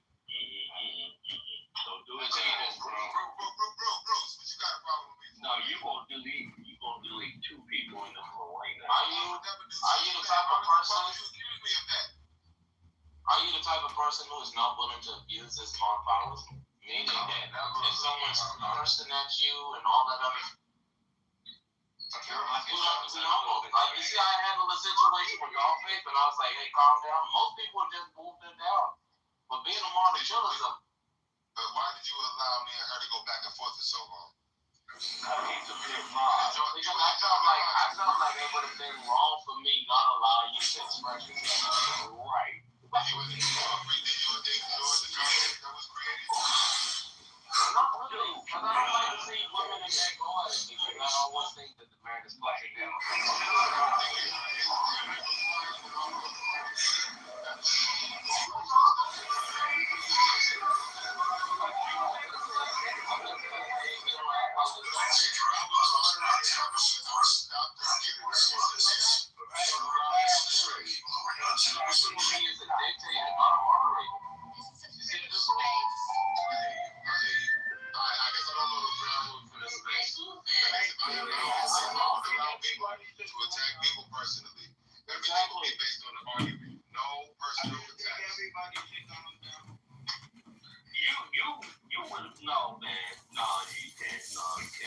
I like that. Last I checked, Bruce, who are you? Who are you? No, Where you come from? see, no, See, because you trying to get some content right now. Why you keep getting in my face? you muted me right now. Why you keep getting in my face, though? You would have took me out. Hey, You would I have asked you a question. Why you keep getting in my face? Thank you. What did Bruce do? And this is a younger 7 for sure, bro. I swear. Bruce, you about to get that straight shot. You keep going. Sharper, but like he has a 7 sound. You know, you was in your feelings and stuff like that, and that's the Bruce, you about to catch a straight shot. Look. A good mod. Let me tell you something. A good mod will just let shit flow, and then if everything would just flow with by itself. You would not do that. And anybody that like just not let me talk and just let me in, but it's just, you know, he's good. They say, hey, brother, thank you. Man, you've been a bitch. You've been a bitch. You've been a bitch. See, I can't say that. I can't say he been a bitch. Then he would have pushed me down. See, that's what I'm saying. Nathan is like, let shit flow. Me as a mod, let shit flow in the store. That's the rhythm of the room. I let shit flow too. I'm telling you, if I was to have my own room, no personal attack, everything on the issue. For me, now if this room allows for that, I'm gonna follow suit. I'm not here to impose my view on people. You sensitive, nigga. You sensitive. You sensitive. I'm not sensitive at all. If I was sensitive, I would have done something. No, nigga, you been sensitive. You sensitive right now. I'm telling you, Nathan's like, dude, just let it flow, let it go. You're like, who you gonna say that? Why you put me as a mod? Anybody that says, let me be mod is sensitive, dude. You're not a good mod. Bros, you didn't hear me say that if that's the vibe of the room, I'm gonna rock with the vibe. I said if I had my own space, I would not allow personal attacks. But if this room, I wasn't done talking. Excuse me, I wasn't done talking. If this room is called chillism, and y'all are chill when it comes to personal attacks, once the ground rules are explained, I will enforce. I will gladly encourage the rules of the game to be followed. I'm not here. You've been the only one talking in this room right now. That's right, because I'm talking. I got some sense. You ain't got no sense. No, nigga, you've been talking about the most nigger shit ever. Good time and see what happens. Nigger. And you put the ER on it. Yeah, and I'm black. You ain't black. You ain't been black a day in your life. But see, I bet you've been the first one. But you've been the first one muted me, put me back down. I don't believe let me that. say anything. Today, so why are you tripping? I didn't see it happen today, so why are you Yeah, I'm asking Nathan, you want to get a green bean? No, I hope I'm asking you, nigga. I'm a nigga now. Yeah, you are that. Bruce, still up, Bruce. Come on, man. No, I'm asking Nathan a question. He got something to say. Why you keep getting in my face, though? No. These are If I ask Nathan a question, what you got? If I ask Nathan a question, what you got to say about it? Shut your ass up. See, we already see that you're fucking. Let me tell you something. You lucky I'm a Christian. You lucky I'm a Christian. I'm moving down, bro. I say that shit out of you, but for you, I'm Christian. Sorry for that, man, Infinity, bro. The thing is this, man. We have a lot of folks coming into this room. But my question is this. Why would you be seeking a moderator? The reason why I would be seeking a moderator is because I haven't flexed my moderator skills in a very long time. And I've been asked on another major room on this app to moderate as a solo moderator. So I want to basically flex my muscle. It's nothing to congratulate about, but I want to flex my muscle a little bit. And it's only going to be for a period of time. I'm not asking to be a moderator from here on out. But I do have great moderator skills. I listen, I allow people to finish, especially if we're having a discussion about a certain topic. I want to show you and others that I got the skills. And I can go do my own room, but they got me shadow banned on here. So the people come in one at a time, three at a time. I don't got no time for that. So at the end of the day, you have asterisk, you're not ready for it.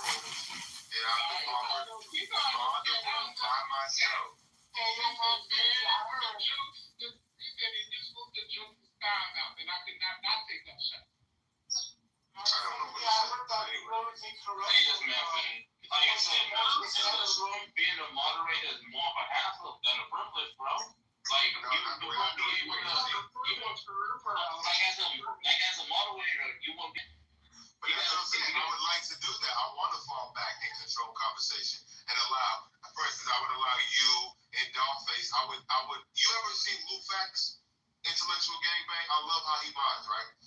If two people are going on opposite side of an issue, he'll call it a squabble. I like how he came up with that term. And basically, everybody gets muted. The two people go back and forth, no interruptions. Like he'll ISO. We already do that. We already do that in this room. No, I don't. You know what? It doesn't happen. That's the place I hate to have. And then go in there and like straight up. And you'll say, listen. regular here, bro. Respectfully. I didn't say I was a regular here. Did I? No, Did I say that? I'm speaking from my limited access here. Based on my limited access, I haven't seen that. Too eager. Don't ever come over here. Listen, don't ever come over here and talk about like, oh, this is how Lufax does it. This is how he does it. That's how he run his rooms. Everybody knows how Lufax. No, hold on. Let me finish. That's how Lufax get down with his rooms. You can't come over here and being like, oh, I want to talk this shit. I want to talk. Oh, Dollface, let me get at you. The next person will get at you. This nigga's not getting at me. What are you talking about? Like, you think you're on a certain level up, and you're really not on there. So you gotta calm down. If you want to be a nigga like Lufax, you gotta get on your Lufax shit. Start in your own room. Have your own conversation. You can't be, okay, well, don't want to be that type of person in the background either. I just said let me be the moderator. I didn't mean to be there. No way, bro. No way. This guy fucking. If you ask for it, you're I wasn't asking you, psych. I was asking. I don't give a fuck. See how it works. You see how when I asked Nathan the question, what you got to say? You see how I didn't ask, but if you ask. If I asked Nathan the question, what you got to say about it? You don't If have I asked Nathan the question, what do you got to say about it? You're a tool right now. You're speaking while not being spoken to. No, I was speaking to you. And I said no. Don't speak to him. I said it. Right. Psych and booty clapping for you in the back. I don't give a fuck. I got a fat ass like this. So what's up? I said no. I was asking Nathan the question and Psych came up off the mic. That's it. Psych ain't got shit to say about it. Oh my gosh. Shut up. I'm a pawn. Hey, I'm a fucking pawn. How about that? I'm a pawn. No, listen. You can say what you want. Nathan, you got something to say or what? What's going on with it? Oh, hey, Pockets. Okay, if you don't make it sound. I still love you, Bookie. Hey, Don't tell me that's the real process. Infinity. Look. On Mondays, we on the day call, man. They don't mind Mondays. You stick around for 1 week until next Monday. I'll make you one. Test you up. You gotta be regular, you know what I mean? You gotta go here. That's fair, but I've been in here. First of all, that's a lie. That is a lie, Nathan. You know, you mod random mediocre white women every fucking time they show their raggedy, saggy ass faces. That's different. damn. Listen, Tally dislikes the fact that white women or women in general talk more friendly than men. Wait, so hold on, Pockets. You can't be mad of them enlisting white women because they also be enlisting dark-skinned black women. It's not playing like you don't do the same thing. Don't play like you don't do the same thing. So don't Okay, just be there. But he's still like what he would be here. I mean, it would be inside here. We can see on the shoulders really fine. What if he identifies as a white woman? What then? But you're gonna give him the creepy. Well, you know, I don't think he would identify as a white woman. He's a dark straight man. You know what I mean? But no. Ask me a question. No, they're trying to say, hey, what if you identify as a white woman? Oh, yeah, I do. You do? In order to be, if I gotta say that to become a moderator, let's do it. We have to go through the questionnaire. You willing to go through the questionnaire? Let's do it. Alright. As a white woman, do you spit or swallow? Yes. Neither. Now you gotta pick one, buddy. I gotta pick one. Yes. I spit. You bet.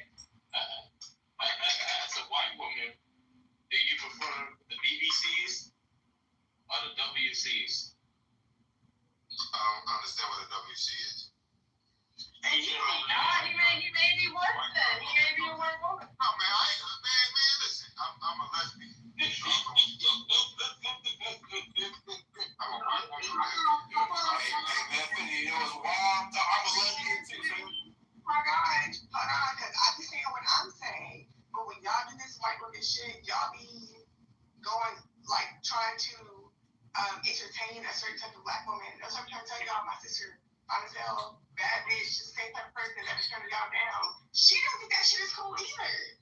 Y'all think that shit is cool. She don't think what shit is cool. What don't you think is cool?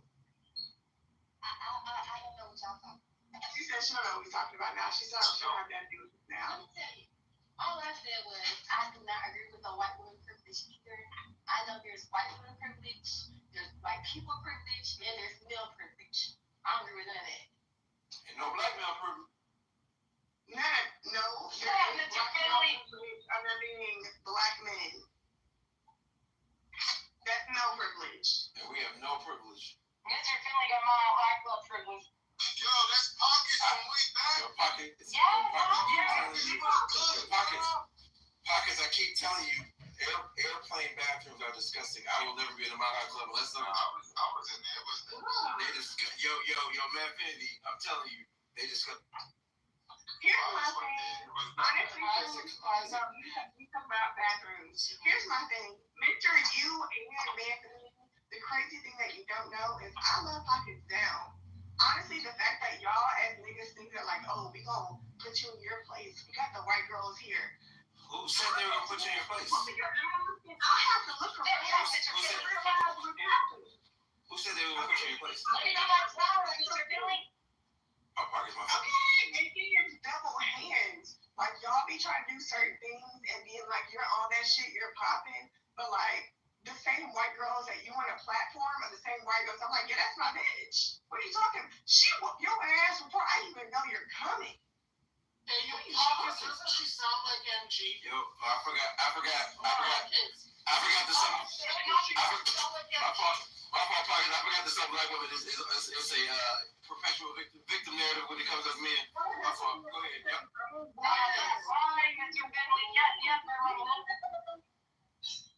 Y'all be losing. I be winning. When it comes to my family, when it comes to my friends, when it comes to my homegirls, I be winning.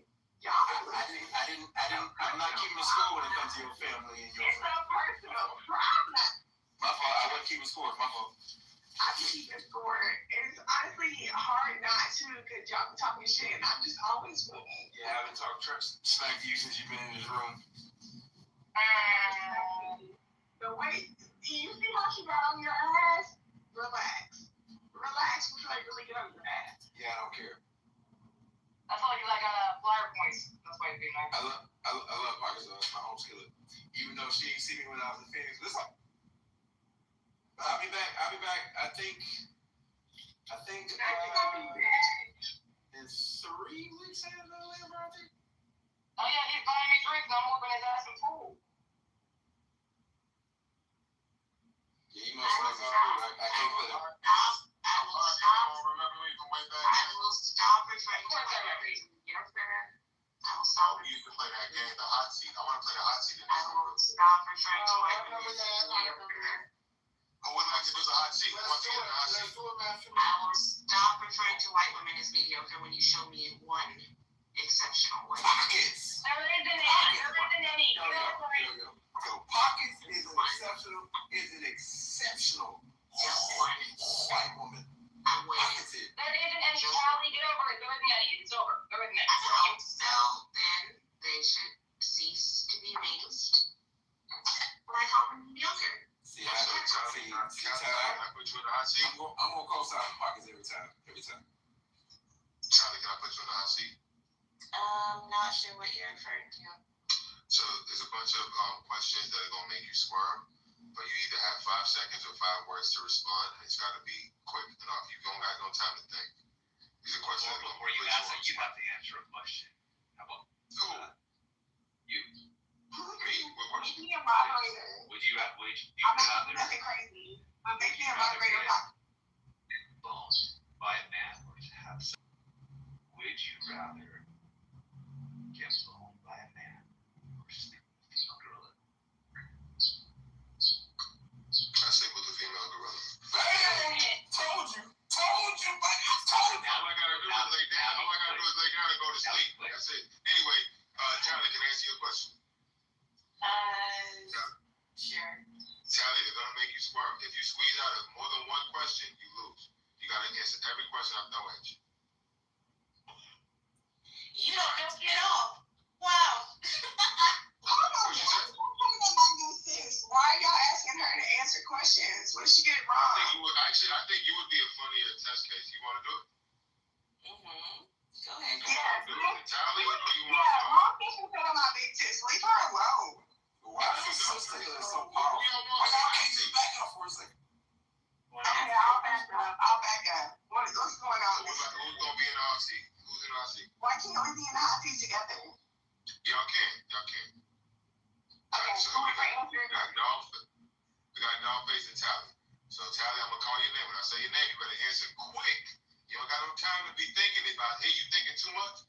I'm moving you out the room. I'm moving you out the hot seat. All right. It's gonna start off slow, but trust me, it gets very hot. Tally, how old are you? 38. Dollface? 32. It's gonna take a long time. These are introductory questions. Let me just get to the juicy one. No, let me go through it in order. Where are you from? Where y'all from? Just answer quickly. Where y'all from? I'm Southern. Okay. Dollface? I'm also Southern. How tall are you?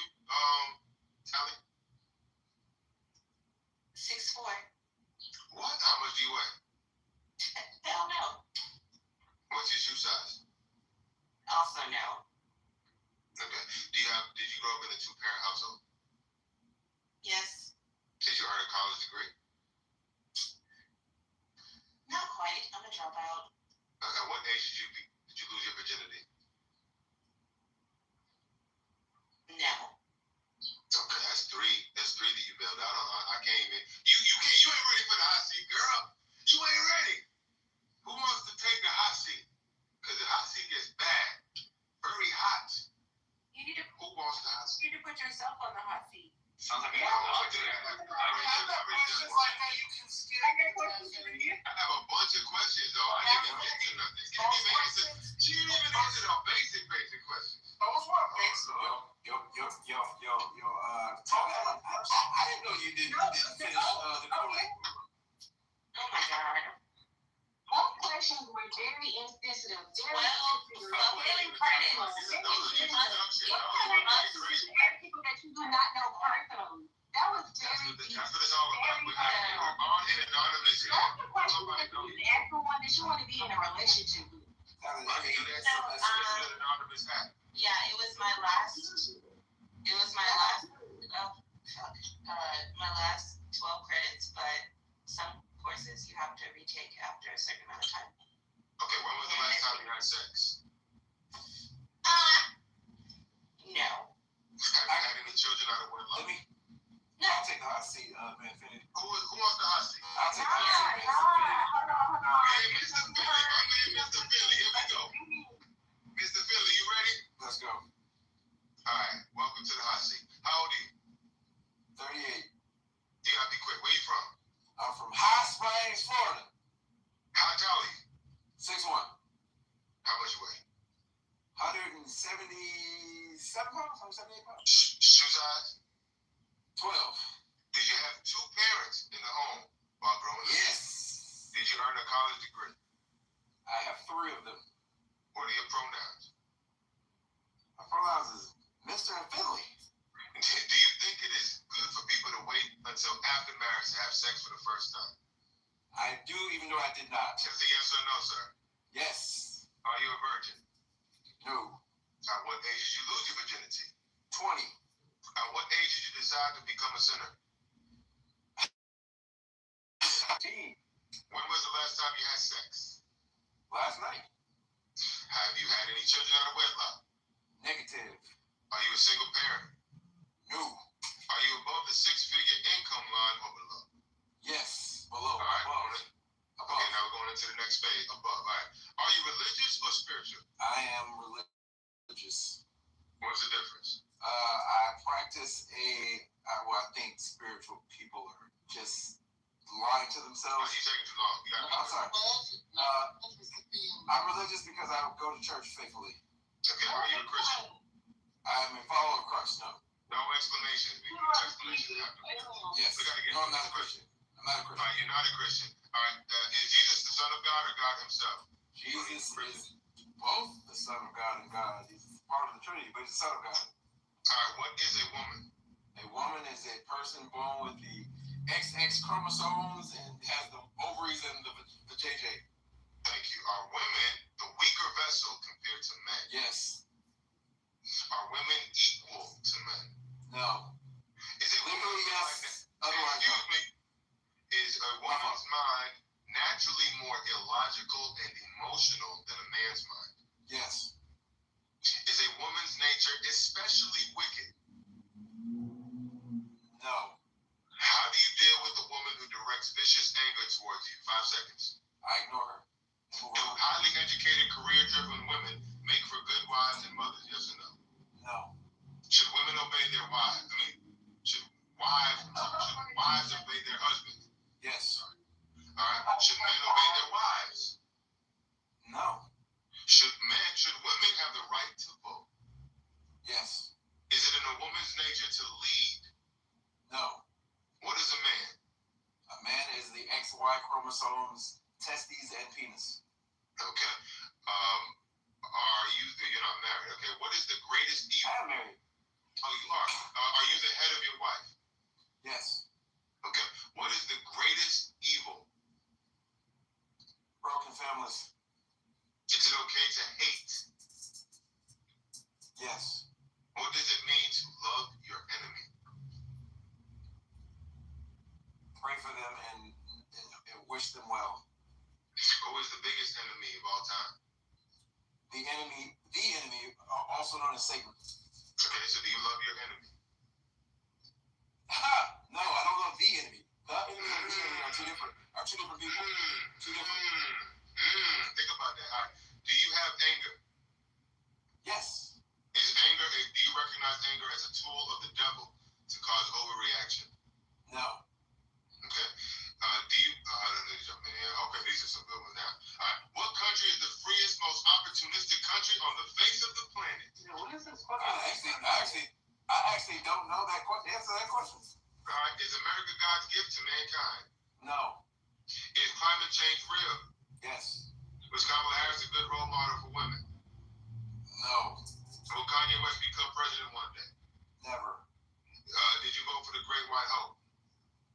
I don't know who that is. I will be the greatest president that God No. Okay, No. Do you believe that there was election fraud in the 2020 presidential election? No. Is Joe Biden a good president, or was he a good president? Time will tell, but early returns, no. Okay, is the world overpopulated? No. In general, what is a red flag when getting to know someone? Lack of emotional control. Excuse me, who's interrupted? That's a I am, because this fool's retarded, bro. Why don't you leave quietly? We're almost done. So Leia, Double up on the retarded. If heaven exists, will you go there when you die? Preferably, yes. Is the angry black woman a myth or reality? The angry black woman is a reality. Should schools be pushing the LGBTQ STD agenda? No.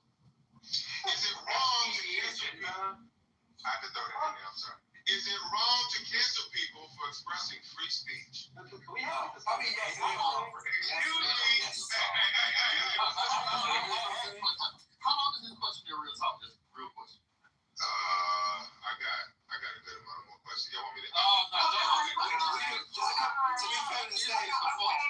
To be fair to the stage, I'll jump down to the end. I'll jump down to the few. Yeah. no, man, This is some good hold questions. on. Man, hold on. You're asking him a lot of questions, and you're putting him on the spot. I would like some of the questions. I would like to answer the questions for my I want to do that. I tried to do that earlier. You said no. No, I said yes. I think it was Tolly wouldn't answer those questions, and it messed up. Okay, so,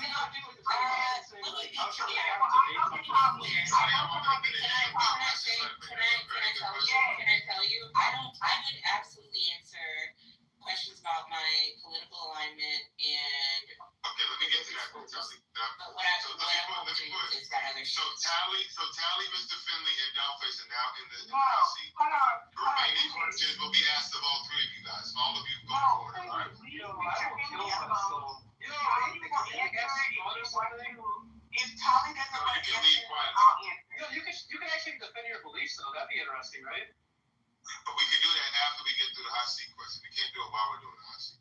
Yeah, if So Finley who's don't the one who answer, keep if asking Tolly me doesn't about? want to answer, I'll answer. That's A-Walk. Excuse me. I want to get on the hot seat. Dominique is one of my Hold favorite on. people on this Hold app. on, man. Dominique is my main man, bro. I love Dominique. Dominique, Hold where on. you been, bro? How you Hold not on. here no more? Man, you doing this, but let's be very honest. You was vibing with my sister. My sister wants to ask you a question. All right, we can do that too, but let me try to figure So, out what you Dominique. For the record, I just want to say, nobody was interviewing the hot seat, so Philly got up there and held the throne. It's just saying. Yo, Mr. Finley, did you watch that new season of Nathan or that rehearsal? You might find it interesting because it goes into like What, Nathan? Nathan? You ever see that show Nathan for You? Nope. Okay, look up the show called Rehearsal. It goes into like pilot culture and stuff. You probably find it interesting actually. All right, so you Pilot culture as in my profession? Yeah. Yeah, as in your It's called Nathan? Yeah, it goes. No, it's called Rehearsal, season 2. Rehearsal? What is it on? I'm sorry, real quick. What is it? HBO. Okay, I'll check it out. Yo, can we finish with the questions? Go ahead, man, Fitty. All right, thank you. All right, is Jesus a socialist? Yes. All right, should we defund the police? No. Should it be criminal to give sex change hormones to children? Yes. At what age should children be taught about racism? Ooh, that's a hard one to answer. 10. I need 5 seconds and 5 words. 10. Come on, man. 10. At what age should they be taught about sex? 7. Actually, Are police they be talking about it. You a man. are police hunting down black men? No. Can you be moral without God? No. Is sex This is love? like retarded. All right, can you tell this dude to leave? He's an atheist. No. Remove him from the room. No, okay, ask us this question. I can't deal with this dude. He's like a mosquito buzzing in my ear. Come on, Don't feel bad about it. Like, don't feel bad about like the position you're taking. Fight for your position. If you can't feel like you can't fight for your position and you feel a certain type of way, you feel that way. Just say you No, don't I'm want to saying I'd like to continue to ask Mr. Philly the question without You shouldn't interruption. hold that position. You can tell. I mean, You that's can just tell like if you could tell this dude A-hole, I think his name is A-hole. Oh, yo, You can tell him to shut stop up. No one wants to hear you, buzzing in bro. my ear, bro. He keeps buzzing in my ear and I can't deal with it. They walk in Anyway. over here. Finley goes Yeah, through the rest of the questions. Yes. Yeah, then you're a faggot, Tally. I'm sorry. I'm just have to lay it down. Cool. Alright, it doesn't matter. This is nobody. Alright, should a man ever tell a Oh, woman his yeah, problem? nobody. Yeah. Let's move on. Should a man ever tell a woman his Let's problem? move on. Yes. Alright, have you ever been a slut maker? No. Alright, are you in favor of same-sex marriage? Yes. Fucking Andrew Tate fucking questionnaire. Oh my God, can you remove him or move him down, please? Basically, yes. Can you move him down? I can't. Bro, why don't you actually fucking defend your views? I don't want to hear you give a fucking 20 questionnaire. Wasn't there supposed to be a limit on the question? Yeah. So, A-hole, why don't you just why don't you leave quiet? How many questions? I'm a already sent him down, and he's not even breaking any rules.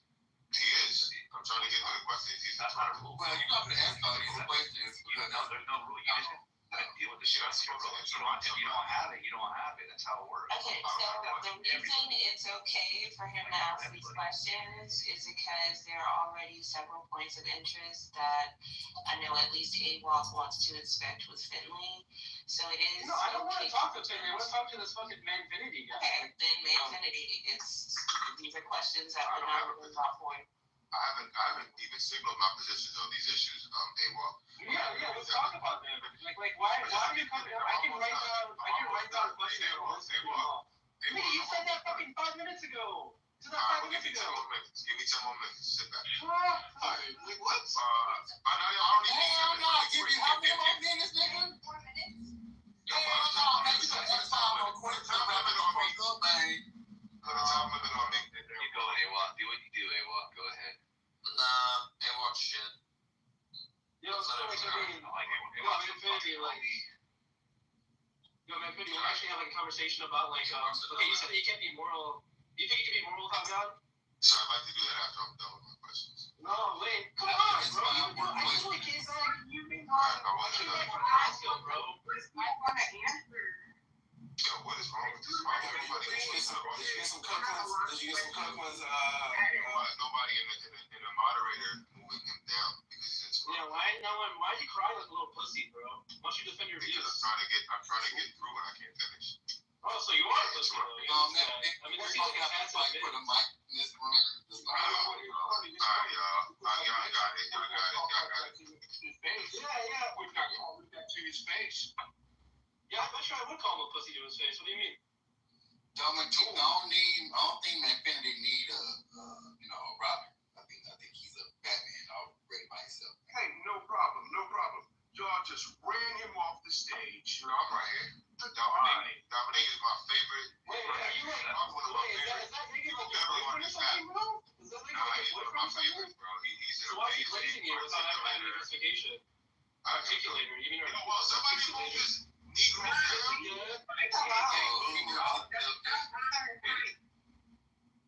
Stop bothering sight. Mind your business and answer.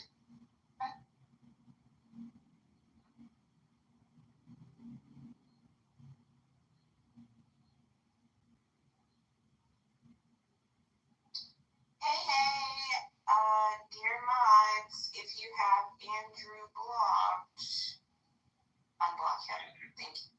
No, I'm not doing it. So, back into it. Here we go. Should a man ever have control? What do you want to talk about? Hey, what do you want to talk about? Yeah, why can't you ask the question? Why can't you fucking finish the question? What is it you mean?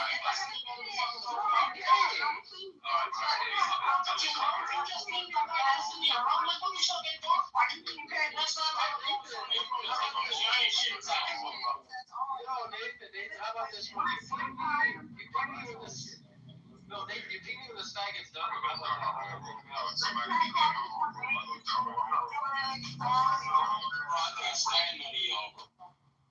Go ahead and I can't stand y'all. No, let's move on. Let's move the fuck on. Let's talk about what AWOL want to fucking talk about. And it better be fucking good, bro. Okay, before we Yeah, go on, talk about dumb shit. You got 5 minutes, bro.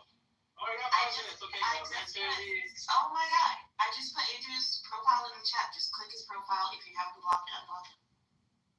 Yeah, so Infinity, like, do you think you can? No, don't talk about no, fucking talk about no. Make up your own shit. Don't use them. Okay, cool. Okay, so I can talk to someone else? Is that what you want?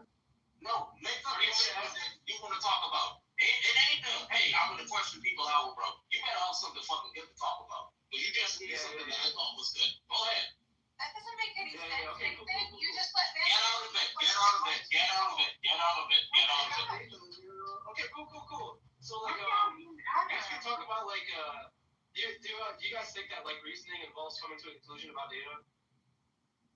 Do you have to pay for this upgrade trip that y'all have? No, I don't think Who is that? Who are you? You get a free try. I mean, like, what do you think you can reason without having, like, you can reason just purely logically. No, I'm sorry. I'm early. I'm That's trying to the see end, what's so we going can- on. They switch Shut it the up. fuck up there. You hear me talking? Shut up. Don't make me shut you up. Shut up. And you can sit moving down there. I'm gonna move the fuck down. Go ahead, AWOL. It gotta be fucking good, bro. You got the whole fucking stand. You got 3 minutes and 30 seconds Nigga, shut left. up then, bro. Stop talking then, bro. Hold the fuck up, man. Nigga, shut up, bro. I'm gonna block you on Instagram if you talking like that, nigga. Fuck. Bro, you know it. You come in your room and the fucking stand. I had a better question, bro. If they have to go off the topic, then that's kind of rude, right? Like, don't you think the idea that's like, let's say I have data, right? And I come to a conclusion about that, you think it necessarily is reasoning? Like, it has to be reasoning? If you have data and you come to a conclusion about it, Yeah, like let's say like I'm a historian. Okay, cool. So like what fucking Matt said is just like irrational, right? Because like like if I'm like some type of historian or some type of like scientist, right, and I have data and I come to like a view on that, right? Like it seems as though that implies I'm reasoning necessarily. So like then it comes to the question of like, well then how do you deny reasoning and then like be a rational agent or something? It just seems like obtuse to me or something.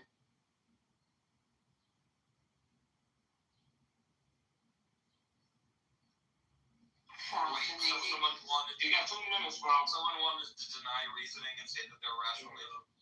That was Matt's whole argument with him. And like, this is why we killed the conversation?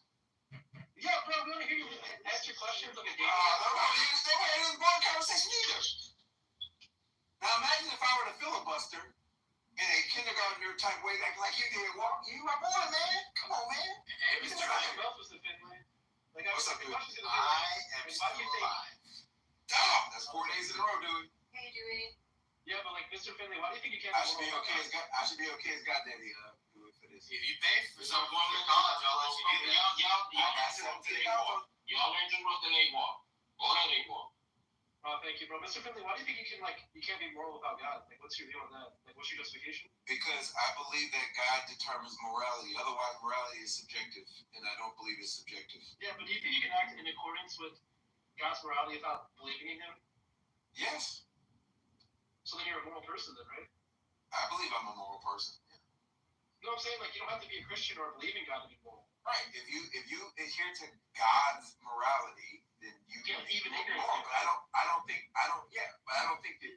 that morality in and of itself exists without a God. Otherwise, I think it's like contingent on God. Yeah. Well, I mean, like, number one, like, does God determine like what is moral or not? I believe that God determines what's moral. Yes.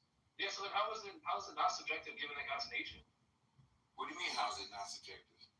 Because it comes from God's mind. It's like it's contingent on His belief states. What do you mean? What? That doesn't make it subjective. That makes He's right about that. Yeah, totally. No, here's my question. So you're saying God's mind. Like what is that? So you're saying because we have the conversation of God, this spirit that. Yeah, that's why are you going off on something? It comes from God's mind. Like yeah, what are you talking about? If God determines what is moral, right, given His belief states, right, the contingent on His beliefs, right, they are coming from His subject. He's a subject, right? He's a mind. But if you don't believe His beliefs change, how would it be subjective if they were? I don't know. If I was a person, right, and I was like, I never changed my belief states, right. Nevertheless, I had beliefs, and those truth values of those beliefs were grounded by my attitudes. They would still be subjective, even if they were stagnant or kind of like crystallized, right? Yeah, but they still come from my mind. So you guys run into that. So I think you have to argue that God's mind is objective. Right. There you go, Dewey. There you go. That was a weird argument to make, but maybe you could make that. But right. I believe. What does objective mean to you? It has a meaning. It's not what it means to you. Not so like objective means what is it not dependent on any agent's stance. So like non-dependent on agential attitudes is like the definition of objective, right? And if God is in fact an agent, which He is, because He's like a mind, right? And if it's His attitudes that are the thing that's determining what's right and wrong, then they're in fact subjective. Yeah, but the nature of God is also different because God's will becomes objective, right? I mean, if God wills something, it becomes No, it doesn't. the I think thing. it's equivocating. Okay. You're just equivocating on objective. Hold on. Yeah, you're just I don't know. I'm just trying to play with the idea. Calm down, everybody. Like Katie, you're fucking play with ideas. You're like, what are you talking about? Hold on. If we're saying things are subjective, right, and it is based on just what we see and not how we interpret it, that means that you do feel like there's two separate type of women, right? Because in the beginning, God made man and woman, and then later He made Adam and Eve. Like Eve also that. So like if we're gonna do subjective things based on just randomness. Yeah, I agree with all of that. That was great. No, Dewey, please don't encourage her to generate. This is like I loved it. I thought that was brilliant. No, I thought it was really good too. maybe we can move on though. Because there was such a good point. I don't think anyone's Agree. I agree. Everybody agrees. So that's good. Danny, now that we know that subjective is not mind dependent, right? And God is a mind, it would be subjective, right? Well, I don't look at. See, I don't. The reason I think it's objective is because I think that subjective means that it's subject to change, right? This is my very oversimplified explanation. That's wrong. And I don't think that God. This is Miller. Relax, man. Jesus saying, Christ. relax. What is? I don't know what it is with you, Miller. No, because you're always no. Relax, man. We're having a conversation. Relax, bro. I literally just said it's my oversimplified definition. It could be totally wrong, but it's mine. Don't take from me. But that's just how I look at it. I also You look at God as a you simple found out the definition of how you're using it is wrong. Then that's fair. Your belief. Then that's fair. But I don't. it wouldn't change my belief though. That it's subjective. As wrong as my definition may be, I look at God as being different than just a regular subject. So, and we can talk about it, but why do you feel like it changes your belief? Why is it that when people say certain things about the Bible, it's like, okay, we can move on from that, or like, okay, I get what you're coming from, but I still move on from my belief? Because you're probably not addressing their points. It seems as though you're like an incompetent reasoner, given your attitude in this conversation. I was being nice to you, and I see you don't have that. That's me being honest. Like, I'm not trying to be rude. I'm saying, like, that's probably an account. I feel like, honestly, my whole thing is just like, y'all are saying, like, oh, these things are true, but I'm being like, oh, this is why I stand up for my girlies, and like, this is it, and you're like, okay, move past it, and then you're being like, okay, well, this is the thing, and I'm like, if we're gonna talk about Christ, I know why Jesus loves me, like, we can always have that conversation. I don't like when other people, when they were talking about earlier, like, when it's just like, oh, this isn't Christ-like, this isn't that, and I'm like, as soon as I said something, they was like, we're gonna move past it. I don't like that. No, I can agree People with you. are arguing themselves. They don't get it. Like, people are having a discussion about, like, philosophy or something, and people will come off the mic and just be like, well, I feel this, and like, I felt like I was being, it's just like, try to focus on the points. So I'm making general statements about dumb people, bro. Talk to the individual. Be a man, Miller. Oh, are you talking to me? Yes. That's what you're really point, dude. Like, No. You're talking about one person. Do it all. You're not talking about people. You're talking about one person. Address the one person you're talking about, bro. There's only one person started Well, talking. I feel like you should say hi. Put his name on it. That's what he said. Try to address it. What's good to the room? Respect to the mind. Hi, AK.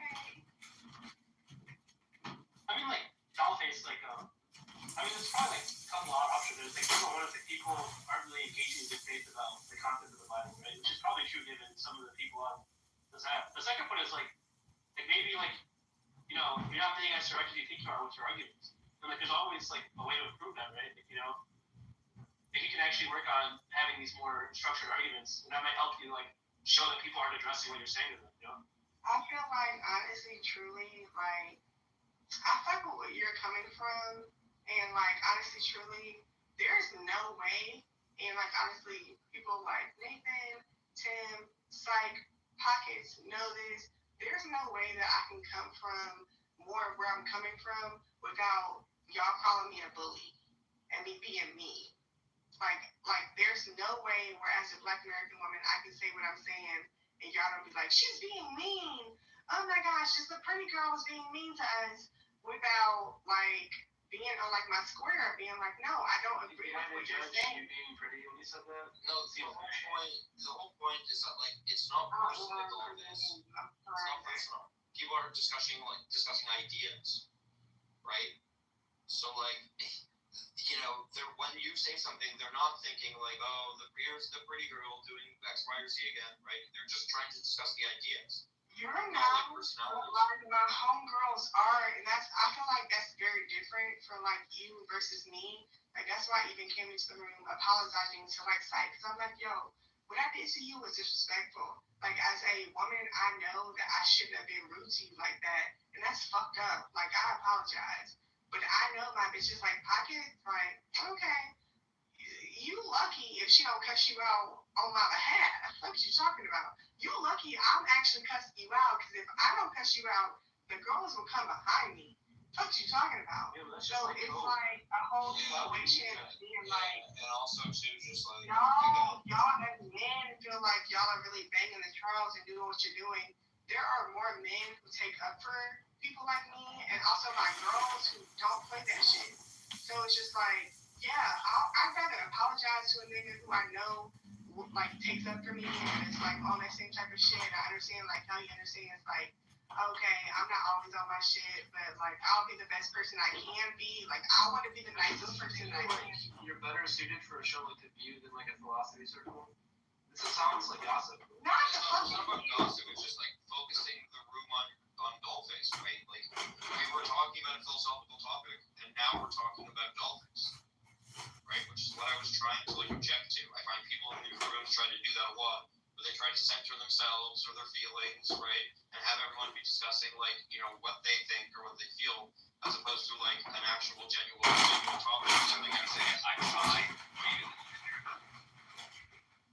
What I'm doing is I'm trying to rail against it, right? Like if I say, no, here's that's my cool. opinion, that's not asking everyone to focus on me, right? But like, so we were clearly talking about like a philosophical topic. You brought your cell phone. Now, What are you doing? Bring up your own beliefs. Do your own thing. Bring your cell phone. We were talking about like creativity. What are you talking about? Don't take anything word of voice. Nigga, what the fuck are you talking about? Yeah, great. Don't ever call me a nigga, dirty ass piece of shit. Yeah, okay. Don't ever call me a word. Now, go ahead and finish the conversation you were talking about with Yeah, that then shut the fuck up. Then how about Man, that? I will shut you the fuck up. You want me to shut you up?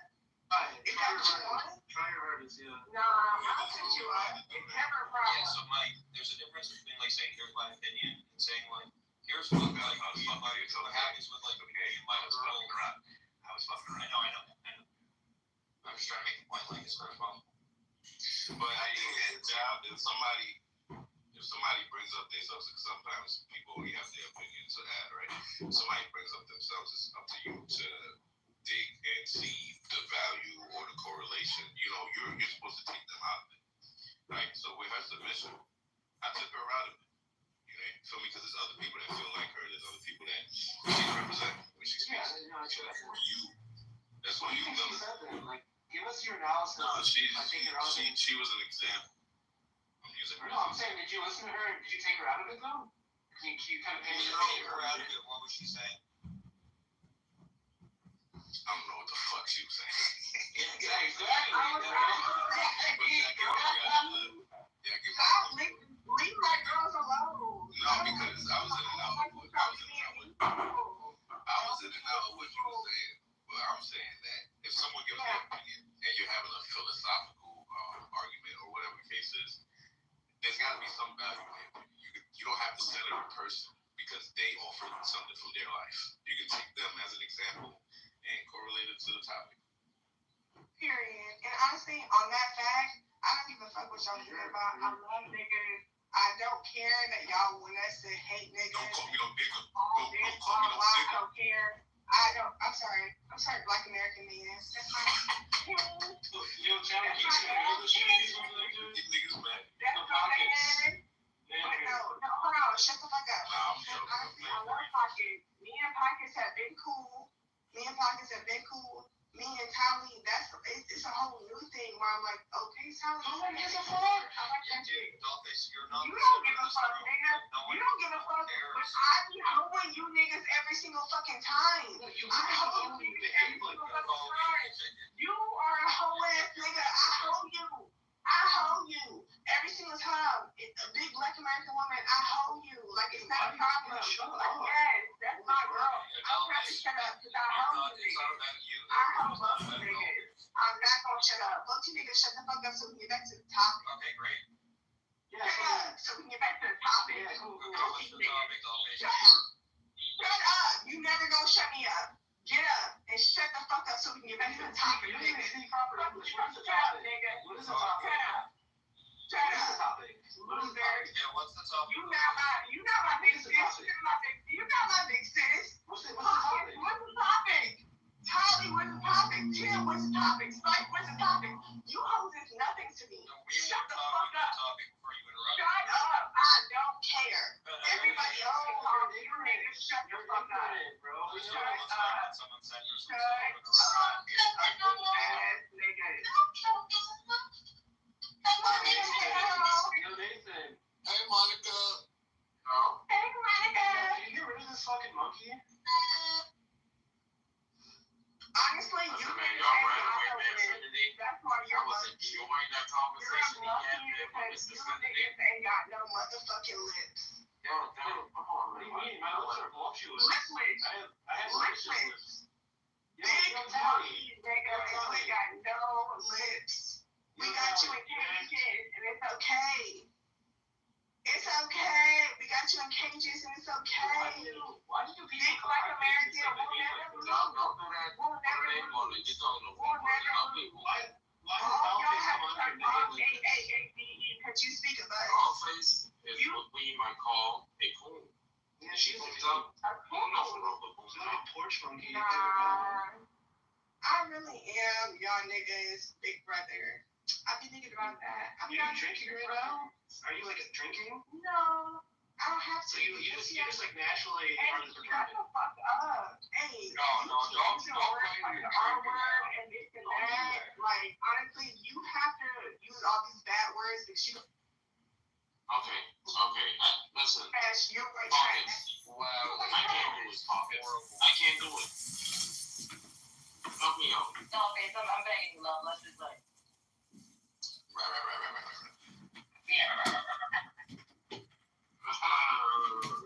You don't know that inside joke that you tell. I'll take that too. I'll make that too.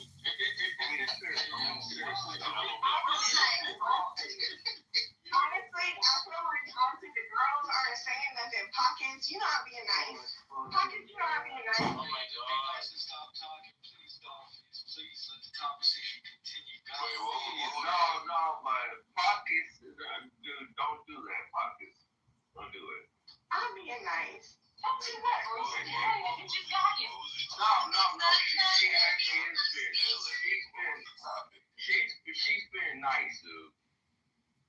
Can we talk about the new Plus features and how even more Yes. careful? Thank you, Monica. You sound nice. And nice Monica is sometimes. When she is a big queen. Monica doing you things. I like Monica. Come on, guys. Don't try to take us unlike someone. Go ahead, shine, baby. Monica's on that shit. Yeah, Monica. Dollface. Let Monica do her thing. No, I think Dollface is not more. No, Monica go do your shit, Come bitch. on. No, Dollface. Why you don't want No, let Monica speak. Monica is the OG. Let Monica be an OG. Shut up. Monica speak. Y'all making a shine. Go ahead, Monica. Yo, no, let Monica. You're all There are 4 features that come with the Plus package. You pay for the month, you pay for the year. Go ahead, sister. The first one is it'll tell you who's snooping on your profile. That's not a huge factor for me. Translation. That's who's peeking in your window. Go on. Yeah, you're talking about it. It'll also allow you up to 7 or 8 links on your bio. Apparently, if you're advertising or you have a different websites you want to. You can drop those links, like the addies and all that, in your profile. Can you let her speak, please? Third one is you can snoop on rooms. There's the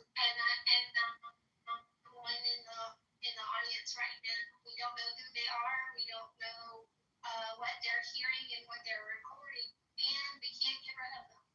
So for the people that has like wires, that's for you guys. That's for y'all. Can you let her speak? What's you on the Can button? you let her speak? Hey, Monica, really quick.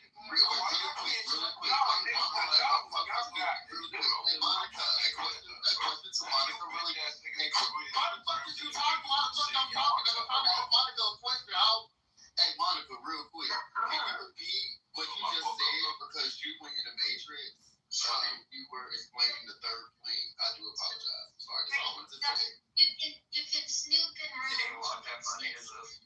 Shut up, Millie. You cannot join the stage. You cannot write in chat. And no, there's a one in the audience right now. You see Anon with a plus. That's somebody random that we don't know, or it could be someone that we hate and is here listening to us. We don't Or it know. could be someone recording you. You just don't know. So what does he say about the person? I'm actually looking at a fifth one right here in ChatGPT. It looks like you can actually find it. Pockets, you really laughing at that. You know what? Pockets about this. No, what? You know what? Yeah, just like What does mine receive?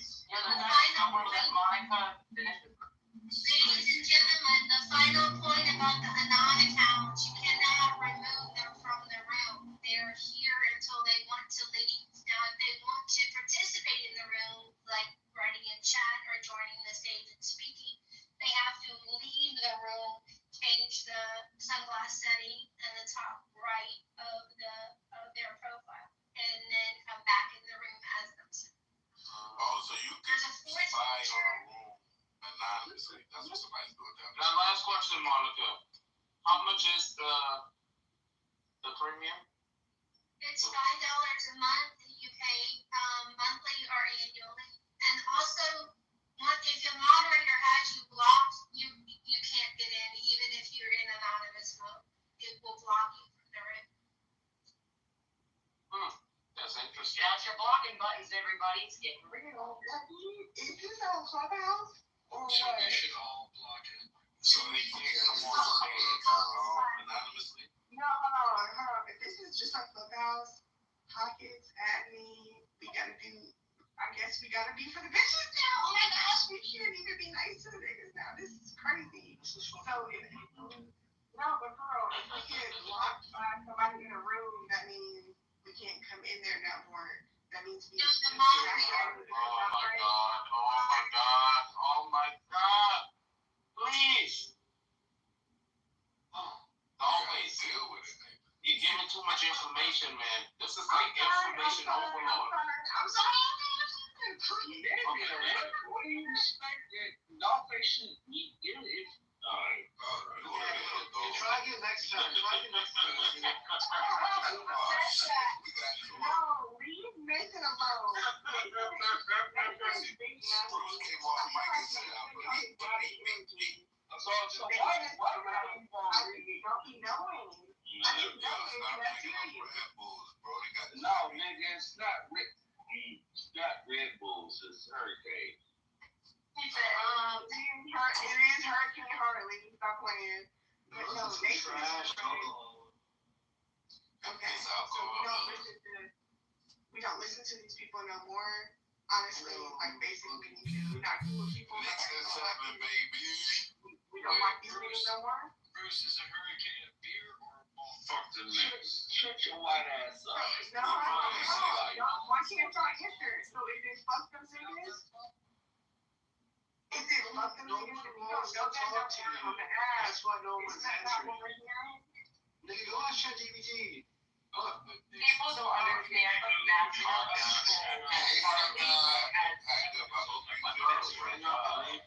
My credit score went up to 823.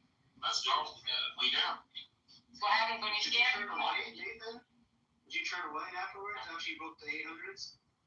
No, when I get to 850, that's when I'm wasting. Oh, that's I'm even almost way. there. Y'all was all going back and forth, you know. 823. One, That's where he's like. don't be pussy now. I don't like that. I don't like that. Ask me a Why? question when y'all was all Yo, they Yeah. talk now. What's that again? I love I'm saying, listen, talk now. Because Go sign for a vote. y'all was all on y'all, oh, she's saying this, she's saying that, blah, blah, blah. But now you're talking to yourself. Preach. Why do we talk to me like that? Y'all give me the talk. So we're actually more intelligent. Feature profile album. You can see multiple profile PTRs when you click on the person's PTR and you can scroll. that's like a sign of intelligence. It's just Yeah. like flat. I'm not walking here. I like dog, but But like, yeah, that's true, right? Like people who are intelligent talk themselves more, but like it's not full-blown conversations. Like with like a topic that's you're a fruitcake. Whatever. You say intelligent people talk to themselves more. yeah, you're a drunk retard, bro. Yeah, they Just say sense again.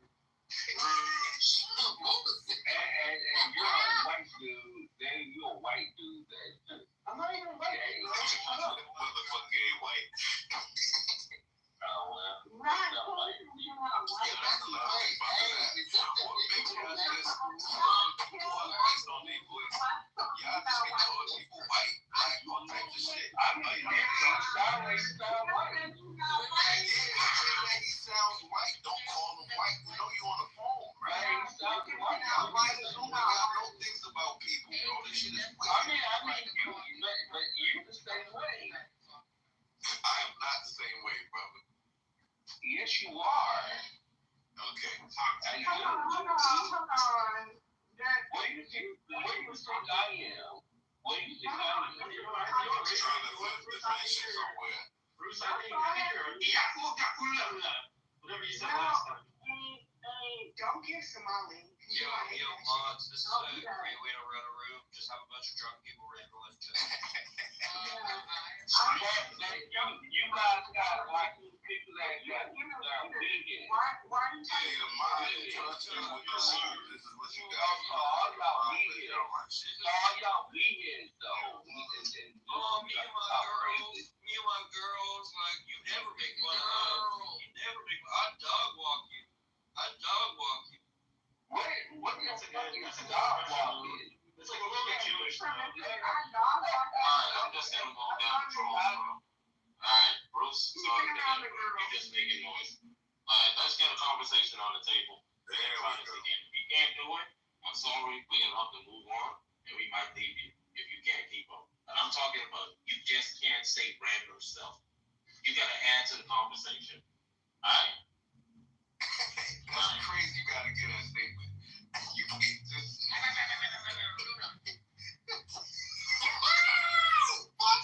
Yo, you cannot just say random stuff. Alright, Miller. Yo. God doesn't exist because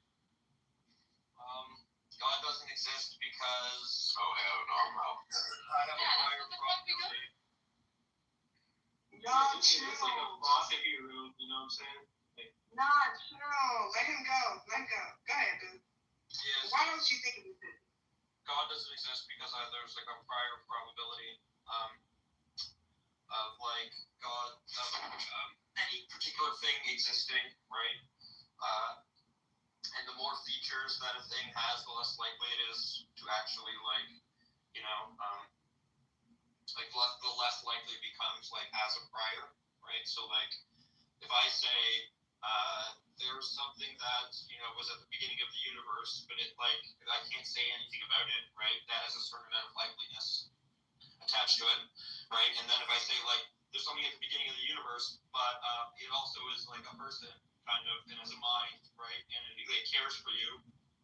Every time I add a predicate there, I make the prior probability of the thing, right, decrease significantly. So I think God has a lot of predicates attached, right? So I give God a specifically low, a really low prior, right? And then I don't think any of the posterior evidence, like in any way, justifies the belief given the low prior. Okay, can I say something to you? And just like, oh my god. No. You gotta add to the conversation. No, I want to add to the conversation. You got one shot now. If you mess it up, listen. If you mess it up, this is like you get moved down for 5 minutes. What's up, Mom? Can I cut the conversation? Of course. And let me this quick too. Okay, here's my thing. When you're saying we predicate based on what God is, we have to understand that God didn't come down. There is the Holy Spirit, there's God, and there's Jesus, right? So we have to understand like the way that even we move, we want to be an right? So No. it's just like, No, you failed. You failed. You're not on topic. You're not on topic. I'm sorry. We got to move on. Okay. Go ahead, Can I Marco. not get back to what he's saying? You off topic. I'm sorry. He's basically You saying didn't bring up anything with Jesus. He didn't bring up anything with fuck. I'm sorry. But he's saying I said that before. I said that if you can't keep up with it, move on. okay, there's no way for us to be like, oh, No, we'll circle back. Let go. Go ahead. whatever. Okay. So, in is it Melodias? Yeah. So now you said that God, like to you, God doesn't exist because, like you said, I believe you said two things. Because well, first of all, my question is, when you think of God, are you thinking of just a actual physical character, or are you thinking a little bit beyond that? Are you asking me? Right. I'm assuming that God is non-physical. Like, Okay. God is like prior to physical things. Okay. Okay. And you said you don't believe in the entity that is God because you said a P word, and I was Prior. Yeah. So yeah. specific So argument is basically, called you the low say it again, priors. please. The specific argument is called the low priors argument, right? And like all it means is that like okay, so here's what a prior probability is, right? So if you had a coin, right, you would say like it's a normal coin that you flip. You would say like there's a 50-50 chance, right, of it landing heads or landing tails, right? And that's before like you actually do any flips, right? You just like know that it's like if it's a fair coin, right, then the probability is going to be 50-50. And that's what a prior probability is, right? And then like you can start flipping the coin, right? And let's say like the coin just like comes up heads every time, like 1,000 times in a row, right? Like then you just know it's like not a fair coin, right? So like there's two things you have to understand in that, right? There's your assessment of what the prior probability is, which is 50-50, right? And then there's the actual trials of flipping the coin. And we call that the like posterior evidence, right? So sometimes if the thing that you like, if you think that like there's a 50-50 chance, right, that the coin's gonna land on heads, and then you actually start doing the trials, and it lands on heads 100% of the time, right? You would like come to a conclusion that it's not a fair coin, right? Because fair coins have the expected prior probability of 50-50, right? And only like coins that are unfair, that are stacked, right? That are like forcing themselves to land on heads every time. They're the only ones that come up 100% heads, right? So you have to have like sorry, 1 second. I'll just finish off really quick. You have to have like the two things kind of like play into each other, right? You have your assessment of how likely the thing is, right? Given no examples of trials, right? And then you have like the quote unquote examples of trials, the posterior evidence, right? And then you like compare those two things, right? And you see like, maybe like I thought the thing was really unlikely, right? When I had only the prior evidence. But now that I have all the posterior evidence, I think it's likely, right? But like you have to like overcome like what you initially conceived of as this low prior probability, right? So it's like if you have a low prior on something, it just means that you need more evidence in the posterior trials, right, in order for you to believe that thing. That's just kind of how that works. And so here's my thing. Hold on, real quick. I'm sorry, I'm gonna do this real quick, and I'm gonna move on. But Millen, in your conversation, right? Hey, shut up. What I'm gonna say is, in your same conversation, you're basically being like, if we can show a short-term evidence, then it moves on to a long-term evidence, right? Okay, here's me being a Black woman who is more conservative. Let's actually talk about it, right? If we're gonna say that these things are just something that happens and then we move on, then that would mean that I actually have a better leg to stand on than you would. Because yes, you may have these conversations, can move past and have people take up for you, but at the same time, it's just like I know for a fact that I've been around people who do things and we fuck with each other, not because we are doing just shit. We are long-term evidence. Yo, Major, Right? get rid of this. Based on you. Hold on. Hey, shut the fuck up. We're long-term evidence, right? If you're gonna say that, oh, well, this is a problem, and Like, let's no, he's solve talking it. about probabilities. Hey, Like, it's not.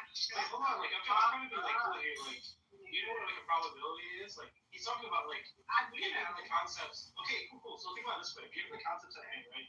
There's gonna be an assigned probability before you even examine the evidence on the table, right? Like, you know, like an overly complex object has a lower probability of existing because all of these things about the object have to be true, right? And as you add those things that have to be true, the probability of it being true is less likely overall. Like, you know, the thing about the math equation, the more premises it has, right, the more complex it is. Okay, cool. So, Hey, like honestly, I feel like you want to pop your pussy, and that's cool. I love that for you.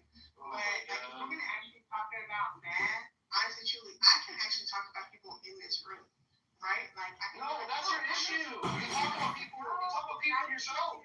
I can like honestly, like that. One second. That's not nice, dude. What the fuck was that? That sounds I don't good. know that pockets. Yeah, that was just a huge relief. Y'all never had one of those? Like a relief? I don't know what I'm talking about, so I just want to stop the talking. Yeah, that was beautiful. So, Mills, I have a question for Mills. Sure. When it comes to like the probability, now I'm not a fucking genius, so just put that out there. I don't know shit about math when it comes to I don't know what the fuck you guys are talking about. Wait, don't talk about that. Yeah, I'm just gonna say like when it comes to stepping outside and seeing how nature works and how we work with nature and how just the whole world works, do you think that could be accident or if that's on purpose?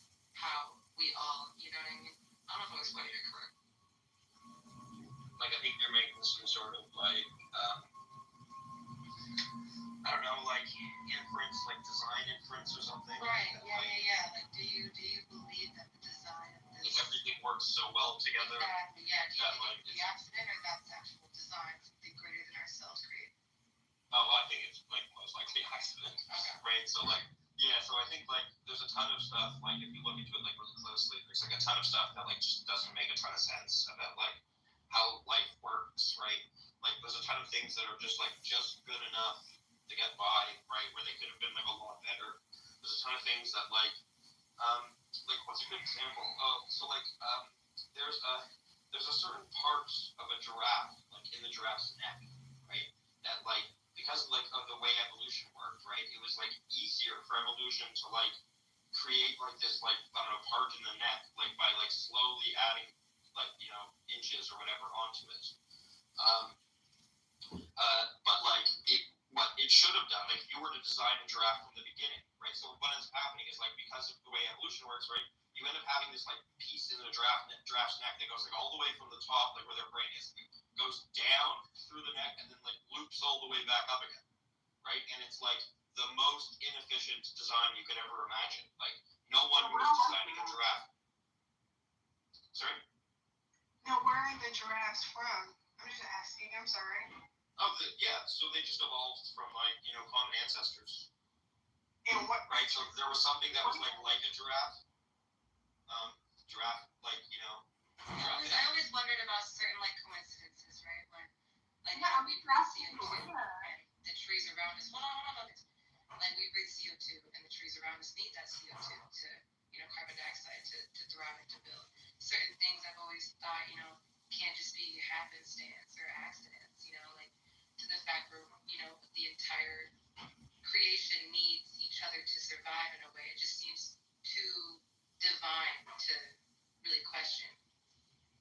Most people use it wrong, right? So when someone says things that came together randomly, it's not exactly how it works because two hydrogens and oxygen make water. There is no other random chemicals that can mix together to create water, so it's not a random thing. But I don't think they're not talking about that. Like they're not talking about the actual like. No, we aren't talking about that because black hair is Yo, not days. I'm trying to help you, They're not talking about the fact that those things happen. I'm talking about the laws that play like. How did they come from? Holy fuck. I'm talking about like why is it the case that they kind of like what do you call it? The force of electron overpowers the kind of force of gravity, right? Like those things have to be true for you even to have chemistry function, right? And they're saying something like, well, it's not just the fact that those molecules make water. It's why do those molecules even have the relations they do?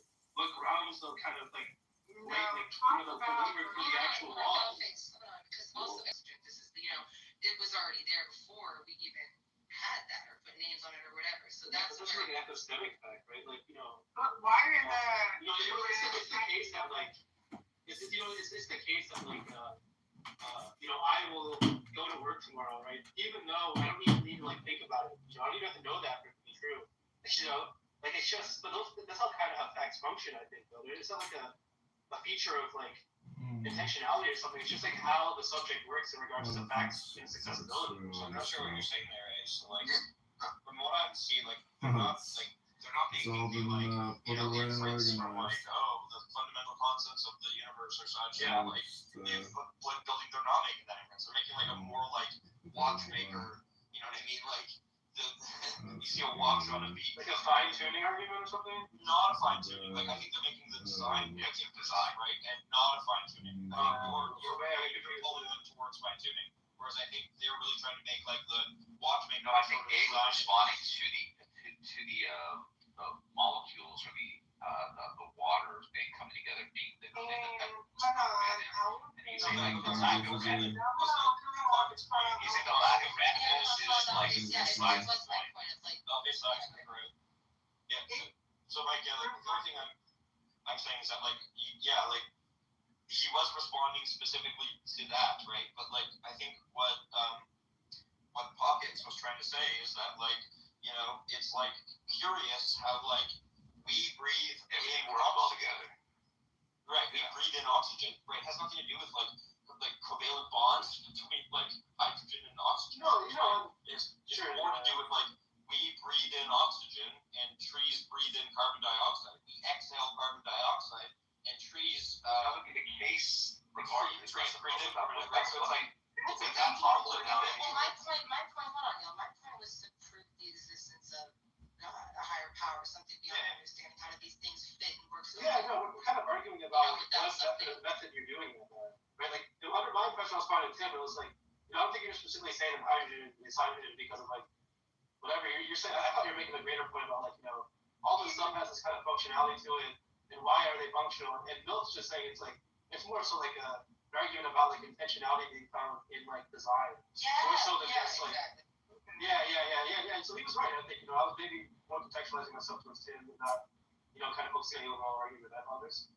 No, that's why I asked Millis if he believes in accidents when it comes to science and nature and all that. Are there accidents or is everything designed? Well, so that's the interesting thing, right? So it's kind of both, right? So the way people describe evolution, right, is random mutation with non-random selection. Right? So how your genome mutates is completely random, right? You just get random mutations sometimes when people are being birthed, right? And that changes their morphology in some way or their ability to do X, Y, or Z in some way. Their capacities, right? So the mutation part is completely random, right? But then what randomly changed organisms end up surviving in a given ecosystem is completely non-random. This has to do with which organism is the most fit for that ecosystem, right? So that's why it's non-random selection. And one thing too, because I like that. I'm glad they used that word because a big misunderstanding too is the difference of when we say survival of the fittest, or when someone mistakenly says survival of the strongest. In the evolutionary science, where fit just simply means able to reproduce at a high level. So a lot of times we look at humans as fit, but so are flies, and so are a ton of other insects. So I definitely feel fit means fit for the ecosystem. Tim, And that can mean a whole bunch of different things. I definitely feel even to you, Pockets, I laid down, girl. I definitely feel when we have the fittest especially when we have like these conversations, like American conversations, like a lot of people will be like, oh, like you're Black American, you're this, you're that, like you're dark skinned, you're really don't want you. I'd be like, why are you hoes on my ass? Leave me alone. You know what I'm saying? So like obviously, you're the only one talking. You see how everybody else, I be cool with, I apologize, I have no beef with them. You want that drama. That girl. You see how he want that drama? I'm trying to chill because I fuck with y'all. I fuck with the rest of y'all. Y'all be cool. It's just certain niggas. You say you don't fuck with me, and then I be making these white men beat you up. Is that what you want? And I hate to be that black woman. Like, they be making me feel bad. Like, now I'm a dark black woman making the white man beat this nigga up. Like, it makes me feel bad. I'm a lock in. Yes, But listen to the combo. Alright. I just don't like how certain people say certain things. Girl, baby girl.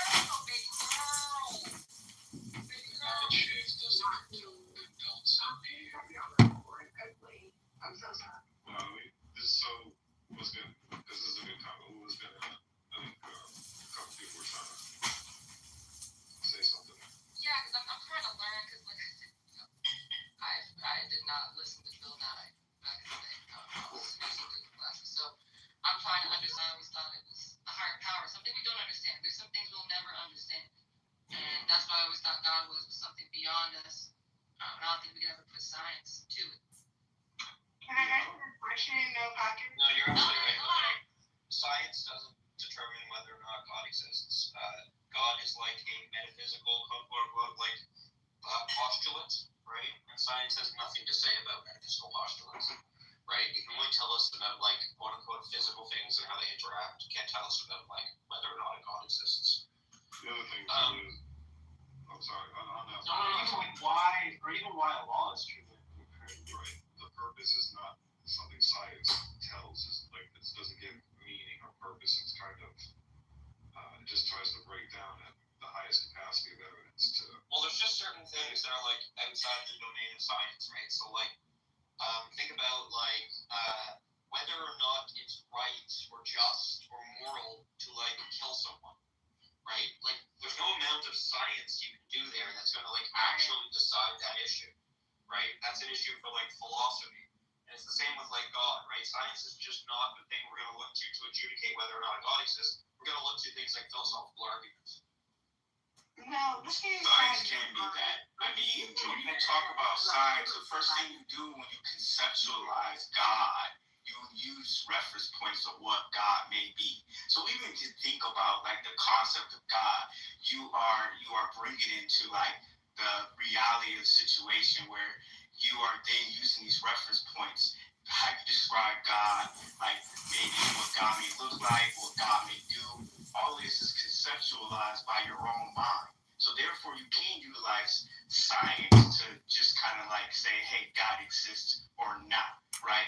So if you say you can't conceptualize God, then no one can actually know what God is, right? So how can you prove that at all? So therefore, the end result, the conclusion is you are agnostic. You don't know if God exists or not. But if you say there is a God and you listen to scripture or whatever religion is out there, then it has been conceptualized, it's descriptive at that point. So therefore, it's now brought into the reality of like existence. So then you can look at science to kind of like, determine whether it is there or not, or even philosophy. No, but that doesn't seem right to me. Because like, think about it. Like, God could exist, and we could just be like not able to conceptualize it, right? Like, those two things come completely apart. So like our epistemic limits, right, as like biological beings that like aren't omniscient, aren't omnipotent, omnibenevolent, right? Don't have any of the omnis, right? It might just be like impossible for us to like fathom like a true like a concept that actually maps on to like what God really is, right? Like we might just be like we might not have those types of senses kind of thing, right? Like, we might just be like limited in that way. Why do people But it can still be true that God exists even if we are limited that way, right? But why do people use like, and I've heard this, I don't know, I've used this like I've heard this like maybe once or twice, I don't know, but why do people use like the Big Bang Theory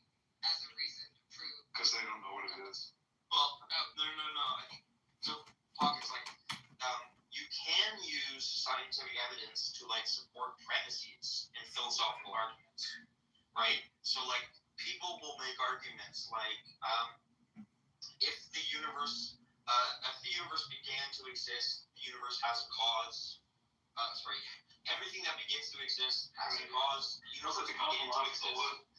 Therefore, the universe has a cause, right? And then the people will say like that cause is God, right? So like, it has to be an uncause. in order to support, Yeah, well, it has to be uncause as well, right? Yeah, I was just adding that part. It's not a good part of the premise that like the cause has to be uncause, and that's how you get like the necessary. Right. But to specifically touch on what you're saying, like when they found out the Big Bang Theory, it's more like blood, so it's Yeah, I'm not sure what it starting point. Let them cook.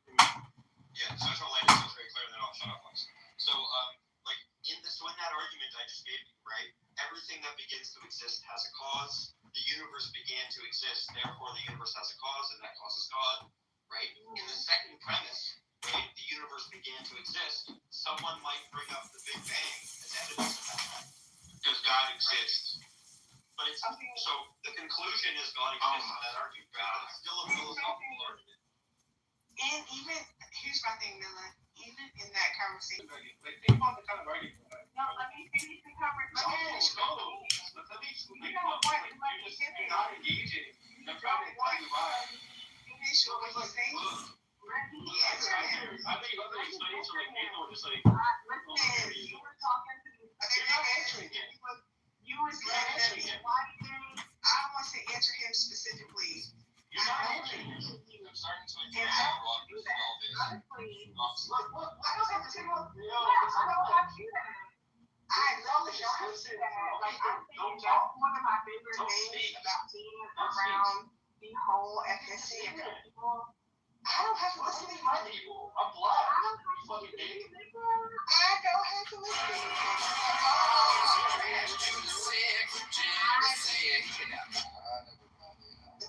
Respectfully speaking, I think Dogface is just thinking right after no. Even though it's a bad point, it doesn't make No, Nathan said no, like, no, She says doing this all night, bro. yeah, Nathan said you have to be on topic, bro. Nathan said you have to be on topic. Let's let the bad point come out, and then after the bad point, you can show us. You know, Nathan, somebody had to support all Mexicans, bro. I'm looking for sure. And honestly, Julie, honestly, I love y'all because I think it's so funny because You see it's why? so crazy. No, shut up. I'm only a little bit Mexican only because we used to be black cut Indian, but they was yelling at us and they was like, y'all aren't Native American no more. You're Mexican. I was like, oh my gosh, what the fuck? I don't give a fuck. I don't give a fuck no more. Like, honestly, truly, I'm after it. It is cool. You know, Nathan, can I count? Can we count that as your submission? Someone just making you walk on. I didn't finish my topic. So I would agree real quick too, because this is a subject I generally enjoy and read a lot of. I watch a lot of stuff on TV. A lot of times too, podcasts, people misunderstand what science say what the Big Bang is. No, don't stop coming at podcasts because he was coming at it. There you go. To the discussion of what, see, scientists wouldn't say really what started it. They don't really talk about it. So a lot of people take the Big Bang as like that's when space and time started. So they think someone had to, a mind had to start it. And some people would say a God could even have performed the Big Bang, which scientists does not say never started, and have left it alone from there too. Wait, Jeff, what do you think the Big Bang is, bro? It's the expansion. It's the early expansion of the universe. Oh my God, Miller. Yeah, Miller, give me a minute too, bro. No, that's what the answer is. Yeah. No, the stuff. What? It's the expansion. It only talks about the expansion of the universe, meaning that it expanded, not that it was the beginning. Yeah, it's as far back as we can go to like time. Conception is started. And then what happened is, so like this is when we get into like, can science prove it? Well, science can prove it because we can watch the radiation. We can watch the red light shifts. So when you talk about, here's what the problem is, when you talk about philosophy, it turns into, well, what started it? Science doesn't really claim that, but a religion religious person will say, or maybe a philosopher will say, is that there had to be a first cause. And a lot of people attribute that to the Big Bang, like God. That was it. So, There are some like philosophers or some like especially religious people who think that like there's good arguments for there having to be first cause, but like I don't think that's the case. I think it's like silly. You don't think there's any good arguments for there being a first cause, Miller? Sorry, yeah, I think they're all really silly arguments for there like being a first cause. Like they all depend on like very, very, very philosophically dubious type of like assumptions or premises, right? So like the type of like regressive Aristotelian first cause that Tim like argument that Tim was pointing out, right? Relies on something called like the principle of sufficient reason, right? What's wrong with that? Well, nothing. But like this many people there's arguments against that.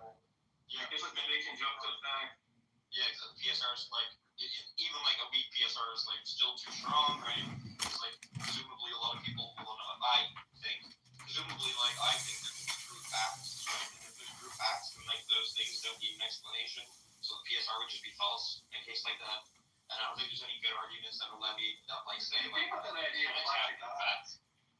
It's like I guess I'm supposed to say the same thing.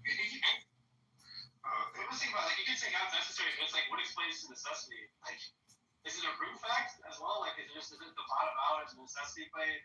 There's no further necessity that explains the necessity. It just kind of gets weird, right? It seems like special pleading or something. Why aren't people better? Y'all shut up. My God, why aren't people better, right? If someone says that you want to live with God is outside of existence, my first thought is something outside of existence doesn't exist. Yeah, how do you think about that? Existence is like the hardest thing to talk about.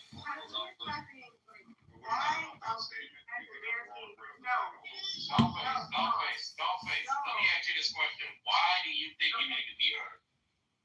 I feel like, why are y'all having these conversations? You say you know all that stuff, just put me down, man.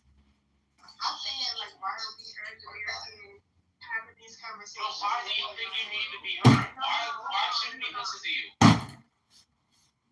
You don't listen to me. I'm not saying but I do enjoy that knowledge is going to do what he typically does to me to make it.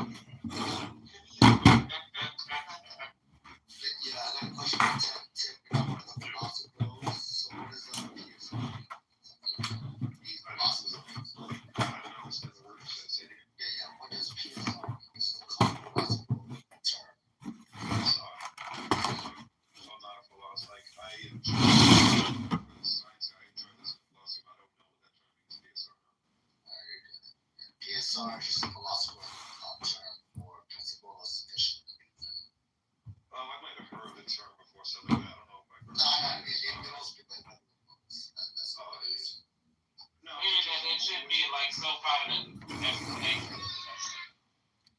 In the context of what we were talking about, Tim, it just means that like everything has every effect has a cause, right? That's what like the PSR in the sense that we were talking about it, which is like what you need to like run the type of Aristotelian argument you were pointing at before, right? So like sort of like whatever begins to exist has a cause. The universe begins to exist, so the universe has a cause. That causes whatever begins to exist. So the opposite is if someone says uncaused cause, is that a rebuttal to what PSR is? So when they say PSR, they're gonna say their version of specific reasoning. They're gonna try to say, this is what I believe. Principle of sufficient reason. Sufficient reason, yeah. So Tim, what you would want to say in that instance, you would want to say well, why can't I have brute facts, right? Which is to say that there could be something that comes into existence or starts existing, right, as a fact or whatever that doesn't have a completely 100% described a cause, right? And that's that type of thing in the philosophical literature would be considered considered like a brute fact. That is a fact that doesn't need an explanation. And if there is a fact that doesn't need an explanation, then the principle of sufficient reason, which says that like all effects need an explanation in terms of a cause, would be false. Does the whole married bachelor thing fall into this? Well, this is like analytic truth. It's like, something that's true by definition. Like that, like, it's kind of separate from the PSR, right? Because like you can have those types of facts and still have brute facts, etc., right? It's just like the necessity relation kind of stops at God. I think God is just necessary without an explanation, There's no cause to it. Well, I find that if God is the answer for everything, The uncaused cause. no answer. Well, there's no. So if he's the answer for anything, then there's It's kind of like this idea. It's like an object can explain itself. It's kind of weird, Right. Like, do I explain myself? No, it seems like I'm explained by this causal history that my parents, etc., those things explain those facts. But that's how you get on to infinite regress, right? Yeah, but you can almost break down any subject and think you can always kill a conversation at least, or kill a thought, because with the infinite regression, because then we both just stop at, because you'll hear me say, well, scientists say they don't know what happened, and not knowing is not necessarily a position. No, if you say that everything that begins to exist has a cause, right?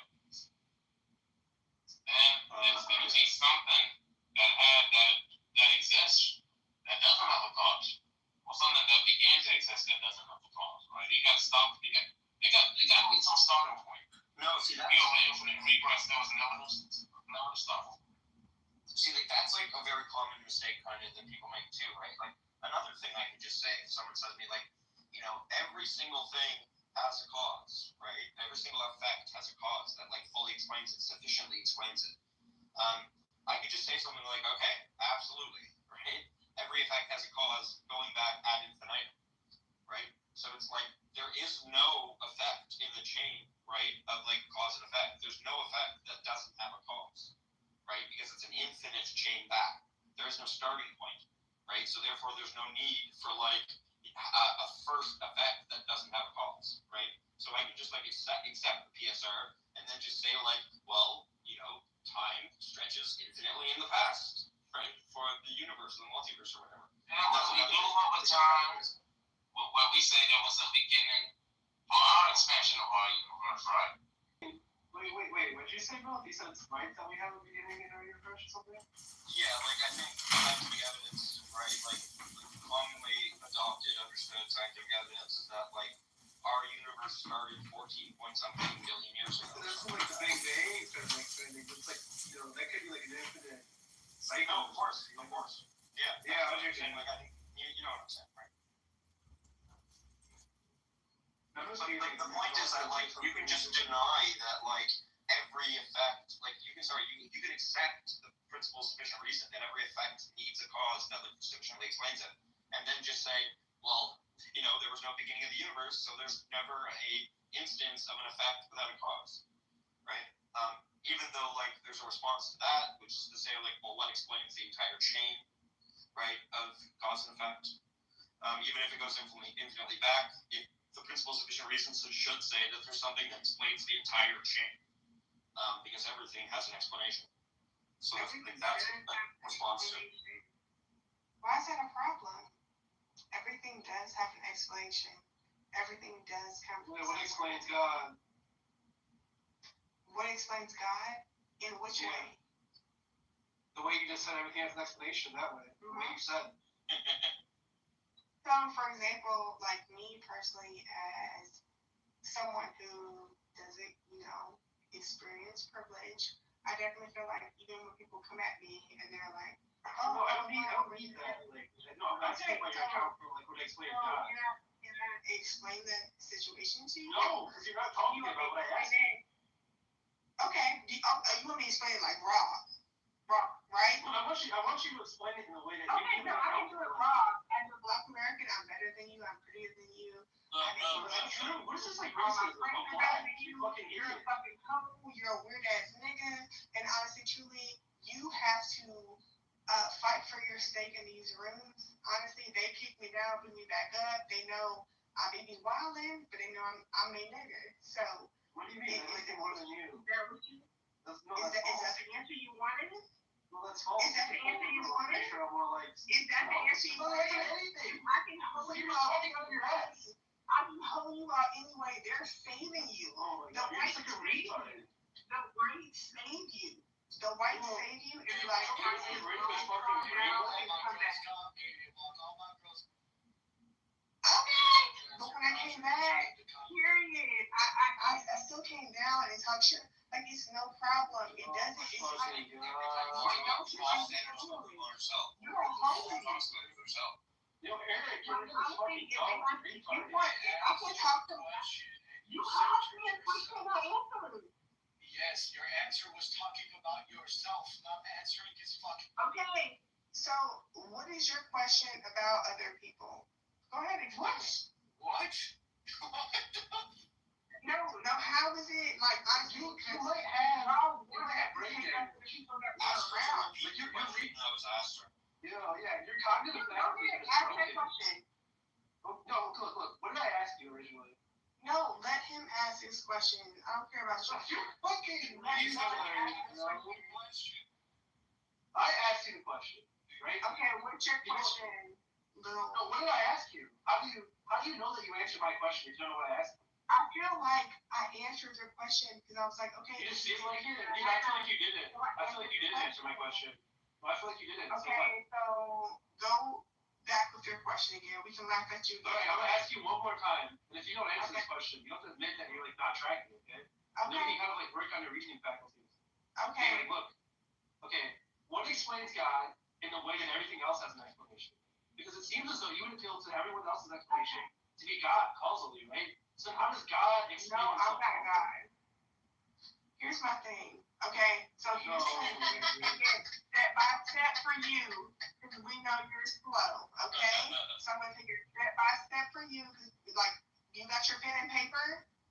So I'm gonna take it from the top to the bottom. Yeah. So answer You my got question. it? I'm waiting. Yeah. Okay, so the beginning is how do you know that you believe in God, right? No, you can't answer a question with the question. You simply give me like. No, I'm answering your question. Are you I'm answering telling me? you, Papa. Papa, I'm telling you to get your pencil and paper. Yeah, I'm answering your question. I'm telling you to get your pencil and paper. Okay, never mind. Okay, get your pencil and paper. Okay, right, period. So I know that Answering the question. No, listen, get your pencil and paper. No, Why are you talking? I'm Why are you talking? Why are you talking? Shut up. Exactly. I would know for a fact that's not true, because quite honestly, we have our pencil and paper, get that out, of what the Lord wants for us. Okay? The Lord wants for us to be peaceful. Write that down. The Lord wants for us to be understanding.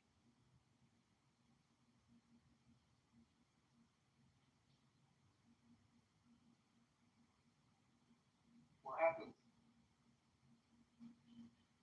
The Lord give it, the Lord take it away. Thank God. One post got mad. Y'all should be getting mad. No, you just talk, you just rambling. I warned you. I told you that if you keep rambling, I'm going to move you down. No. If you keep rambling, I'm going to move you down. This is me, Nathan. Please. Tell me saying something to him rambling. Because you're just using words. And using words in a room with words of meaning isn't cool. That's not cool. That's what, by definition, we're calling it in. He asked me to answer to him why I felt the way that I did, and I was like, okay, cool.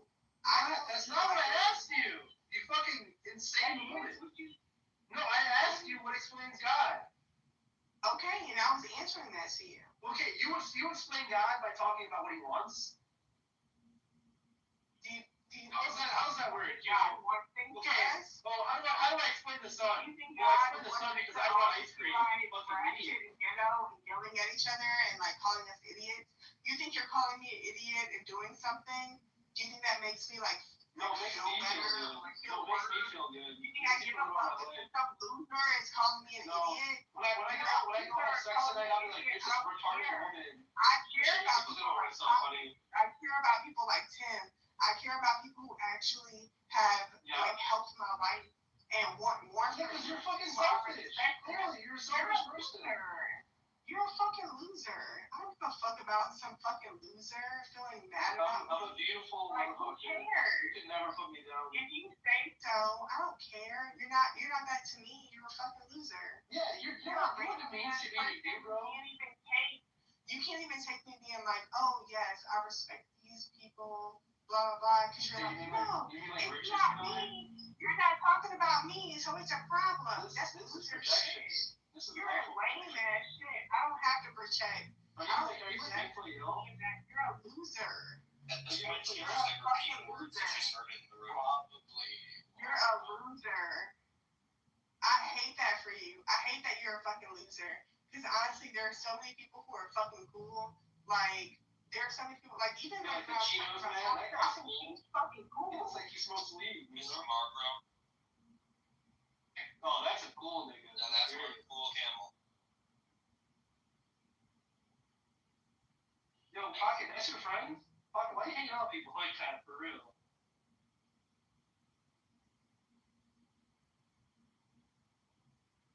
She's either plastered out of her mind, or she's like quite possibly the dumbest person on the app.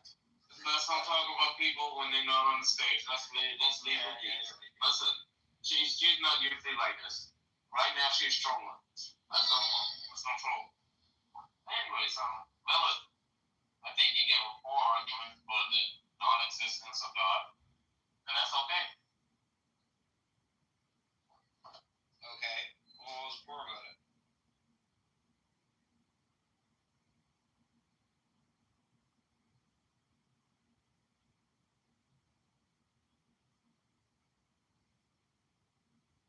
You can also, like, there's other arguments too, right? Like, you can play like an abductive game with saying things like, you know, most religious professions about God, right? Even like you, Nathan, you take most of them to be wrong, right? Like every other religion that isn't your religion, their gods you take to be incorrect. Basically, even people in your religion that don't have like the same view of God as you take to be incorrect, right? So there's way more God concepts like that you reject than there's God concepts that you accept, right? So it's just like more likely that any specific God concept, right, is going to be non-veridical. That is like not tracking the like truth of ontological truth of what actually exists.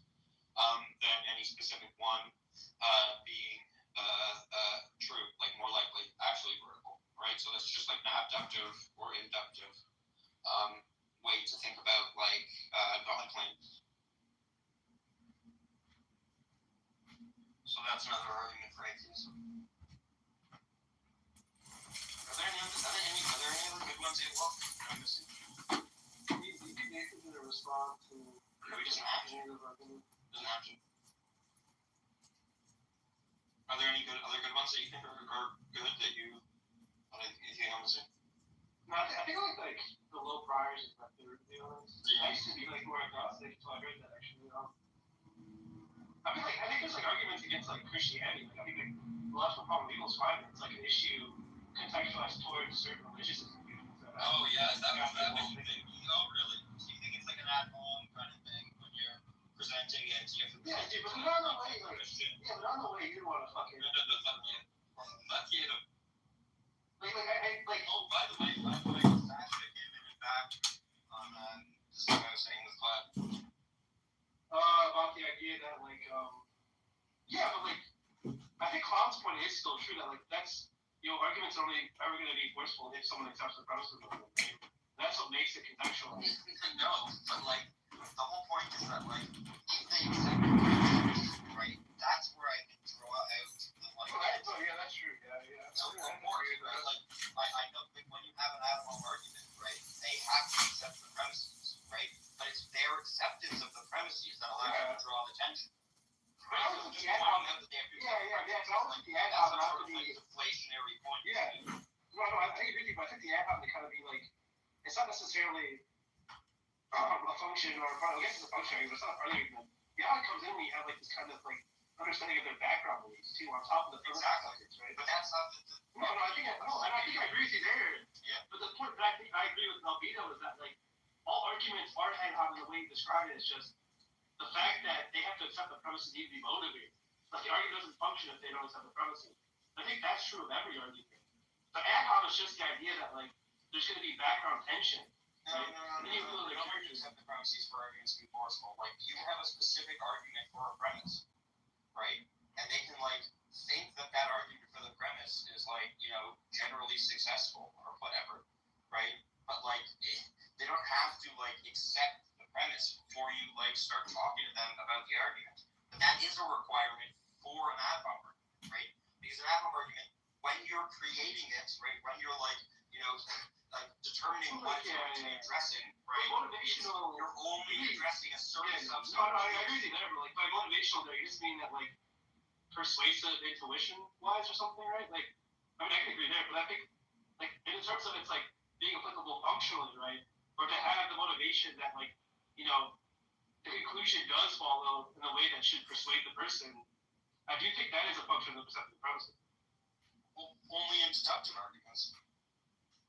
Well, I mean, that's going to be true for inductive ones. This would be like, even if it's probably true or something. Yeah, exactly. Yeah, but like that's fine. I mean, that's still motivational. Like you can get like more likely than not premises, right? That are like no, that's fine. That's still. But the idea there is that like likely, right? You determine like more likely than alternative.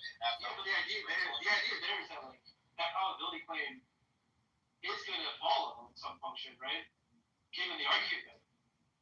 I'm not sure what do you mean by follow, given like even an inductive argument, right? It's like I don't mean follow inductively. I mean like it's gonna like the conclusion is true given those things. If the premises 1 and 2 are true, the conclusion is likely true, right? Like but that's like a function of the argument. I can just be comparing A to B. Yeah, I know. I know what assumption is, bro. Let's say inductively. That's why you said likely. I was picking out the language you use, and I'm saying, but that is like the function of the argument is that motivation. It's so to illuminate that for the person, right? Like I agree with you. Like I can give someone an argument. They kind of think about the premises being true. They have an intuition about it or something. Like whatever. That's fine, right? But like I think the point Abino was saying is that like that relation or that motivation is like the kind of function of why we give arguments in the first place. Like okay, so like I look at it like this. Like you can tell me where you get off this ship, right? I look at it like this. If like me and you have a disagreement, right? I can do like one of two things, right? Like I can give you an argument, right, that I think I have like support for the premises that you may or may not agree with. Yeah. Right? And we can discuss like what I think is my support, and then we can discuss like whether or not you think like the thing's valid and sound kind of thing, right? So that's one way I could go. The other way I could go is I could very narrowly tailor an argument to your specific professed beliefs, and I could show a contradiction. Yeah, and that's like an ad hoc, yeah. Yes. And they're right, so I agree. Completely different. That's all I'm trying to get to I don't think completely different, but I do think like in the sense that you're saying is that especially the evidential problem of evil, that clearly isn't addressing the person's personal beliefs, right? More so like about their like kind of like that's why I say think about their Christian benefits. And like it necessarily like seems to be engaging with background beliefs. But there are gonna be forms of arguments that don't need that, right? I think we agree there. So yeah. No, but the point I'm saying, no, but I think Albino's point was that like the motivational part is like true of any argument given the premises being accepted or something. But like I don't know, he was just being overly combative with you. No, it's fine. Like even shit happens. He was doing that shit where like he's like I'm a black belt, so I'm gonna like wrestle. But I did make a bunch of mistakes. I did say some stupid stuff. Yeah, the propositional stuff is really bad. I got a question for you two, or a statement, and I want to hear your opinion on it. So someone says, and this is the argument like I would make. Well, I wouldn't make this up, but pose it. You'll see. Someone says, believes in the creation story, right? Everything's created, Earth is created, humans are created, and they always bring up, everything takes a mind. So they'll bring up their computer. But I would say, if you can't distinguish what's uncreated.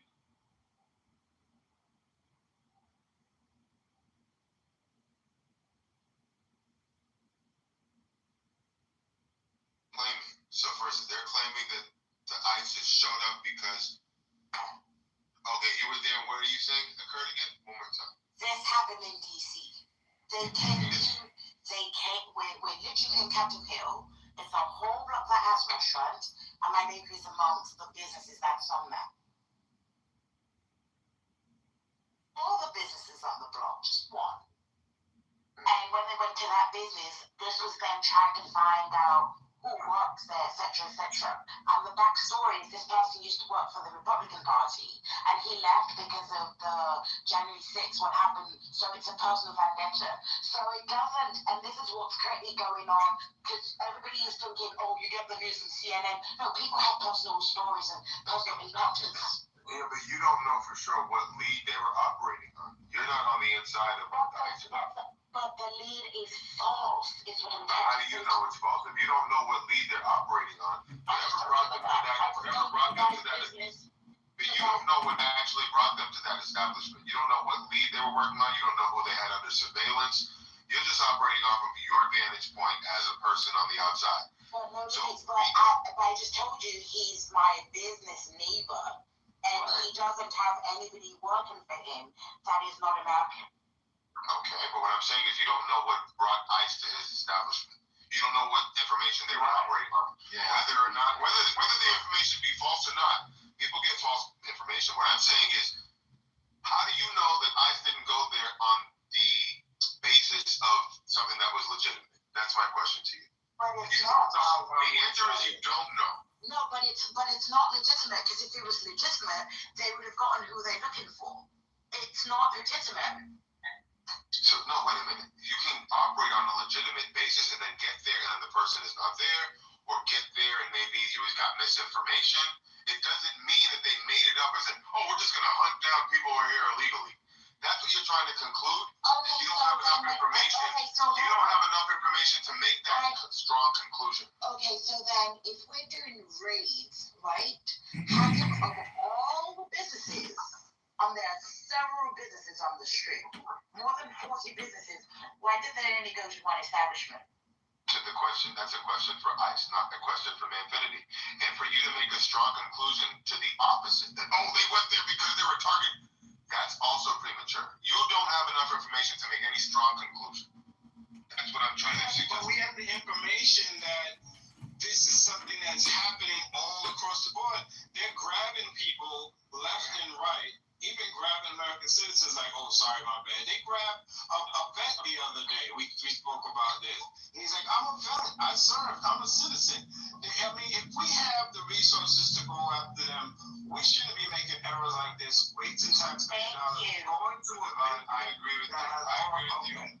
I agree with you, but I don't have any I never had the expectation that this effort, deportation effort, was going to be executed flawlessly. And that's not to leave them off the hook. They should be held accountable. Anytime they frustrate the life of an American citizen who's just minding their own business, they should be held accountable. They should have to explain for themselves. All of that. But if you had the expectation that this execution was going to be 100% perfect and flawless, I've got a Brooklyn Bridge to sell you. Okay, there's going to be errors. There's going to be mistakes. And I agree with you. There should be. But I'm a project manager. We can have the best of intentions, but when the rubber hits the road, things happen. And we got to. The problem is, if they continue to do the problem after they've been made aware of it, that's another issue. But once they're made aware of an issue, if they try to correct it, give people the grace. Stop acting like they're this Gestapo. They're not. Yeah, but they're moving like Gestapo, bro. They grabbed the kid in Harlem the other day. People are like, who are you? What is going on? They grabbed a guy coming from court just 2 days ago, went viral. Coming from court, the judge gave him a stay. They still took his ass. He looked like a white man. He looked European. So it's this Gestapo attitude. They're not listening to judges. They're not doing due process. They're just not fucking following the Constitution. Everyone should have a problem with this. They could grab your black ass to say, we don't want to hear shit, we're taking it. Did you hear? So I can't speak loud. Did you hear what he said? That Manfinity said, if anything that frustrates the life of an American citizen unnecessarily, we should trash them for that. And I know that you guys don't like that we make a distinction between an American citizen and a legal alien who jumped over the border, but that's where my mind makes a clear delineation. And as a project manager myself, a manager of project managers, we try and implement things to the best efforts that we can. It doesn't mean that you're always looking for the worst intentions, projecting the worst intentions onto these people. Maybe they are trying to do the mission, and these people get caught up in it. That happens. That's okay. You're gonna have that, especially when, think about if you're working at the local Blockbuster Video in 2000 or 1999. And your manager has been letting you smoke weed and shoot smack in the basement of Blockbuster for the last 10 years, and all of a sudden you get a boss who actually cares and knows how to do his job. Of course people are going to be mad. They're like, what the fuck? We used to be able to shoot dope between our toes at the register, and now you're telling me I'm going to show up to work on time? Like, a new boss is in town, a new sheriff is in town. That's going to be uncomfortable for people to make them upset. It's a great analogy. Horrible analogy. I think it's a really important that people are upset that we're finally implementing a level of, you know, I'm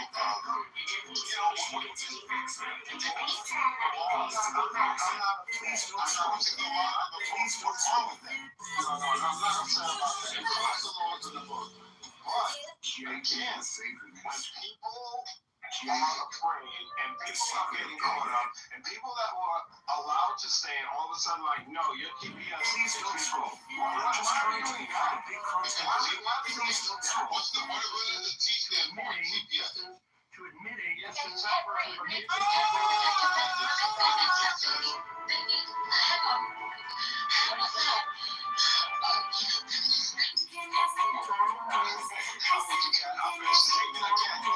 don't just throw your temporary protected status out the window and take it out of America.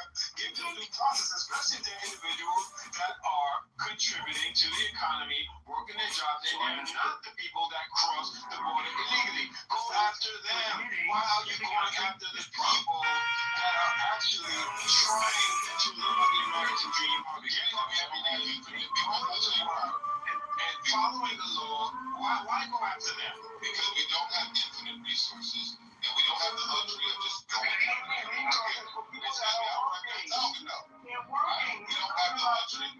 We don't have the luxury of just going after this group of people, leaving this group of people alone. It's an all of the above approach because we're in crisis. And you don't get that. You don't understand.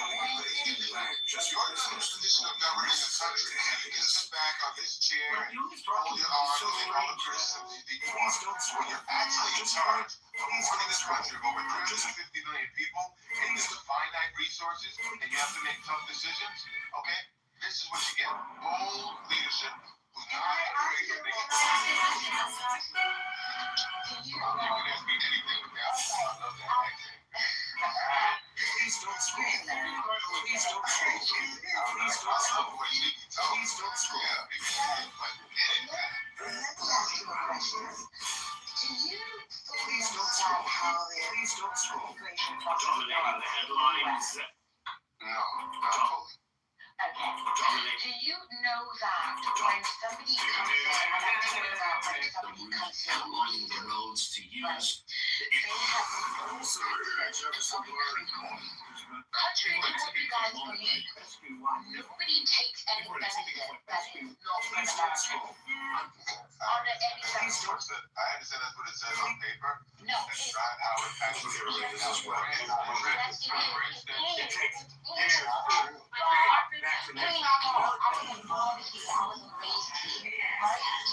I came here 14 years ago. I paid taxes when I wasn't even supposed to pay taxes. So do that. The law says if you're working for a company as a non-US citizen, you don't get to pay tax unless you become a permanent resident or a US citizen. I pay tax into your system. It doesn't matter because I'm not going to. No, it doesn't. No, I'm not allowed to leave her because I came here because I got 3 college degrees. 200,000 more postgrads. So no, I'm not allowed to leave her. Right? Okay, so. Different experience. Right. Majority of people who come across the southern border or anywhere. Well, hold on one second. But the point that I'm trying to make is this, right? This is the point that I'm trying to make. You have to have an American citizen that is willing to tell the American government that they will sponsor you for 10 years of your life in these United States, including their families. So when you're saying it's a debate, when you're saying these people are relying on the system, that is not accurate. Because somebody who's American that already has their own family, let's say it's 2.4, right? Let's say it's a 2.4. Now they've got you and somebody else that they've got to show that they're above the poverty line to support you whilst you're here because they don't, like guys, if there's anything, listen, I'm neither Republican nor Democrat. I'm for the right thing. Right? One way or the other. You can't just rely on people. I don't wake up in the morning saying, oh, you know, I've lived in America 17 years. I support what this. No, I support the right thing. That's how I live my life. Even when I lived in England, same situation. One thing you guys need to do is go really study your immigration laws and fully understand it before you have these conversations. Because a lot of Americans don't understand the system when it comes to immigration. I understand the system. The system's broken, guys. It's broken. It's been broken since I came here. And I've not made it a secret. I've never made it a secret. I've told you guys how much money I spent with getting to just a green card holder. It's a broken system. And you guys don't have an immigration system. You have a labor issue. It's a labor issue. Let's get off the immigration system because you just spent a few minutes on that. No, don't do that, Dr. We believe you. No, we got to go with what you just said. We believe you. Right? I have family members who have gone through the legal immigration system. It is cumbersome. It doesn't make 100% total sense. And I believe the things that you're saying.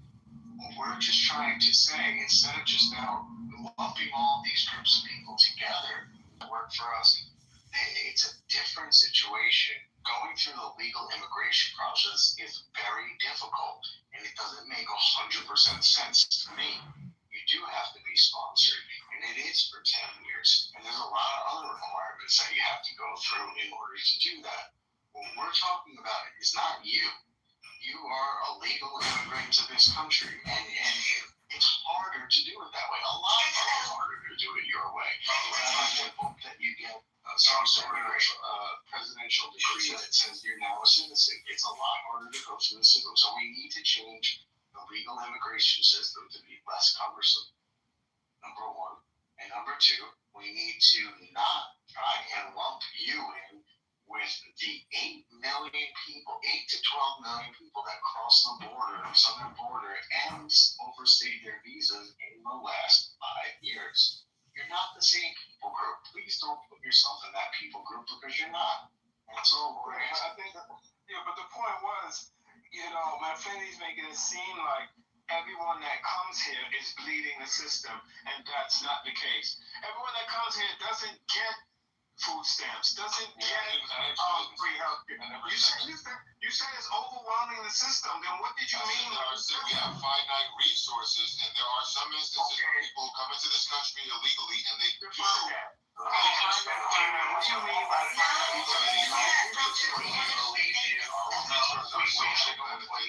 we believe you are not family members who are not about legal immigration is food stamps. I think healthcare. What do you mean? Just trying to say resources.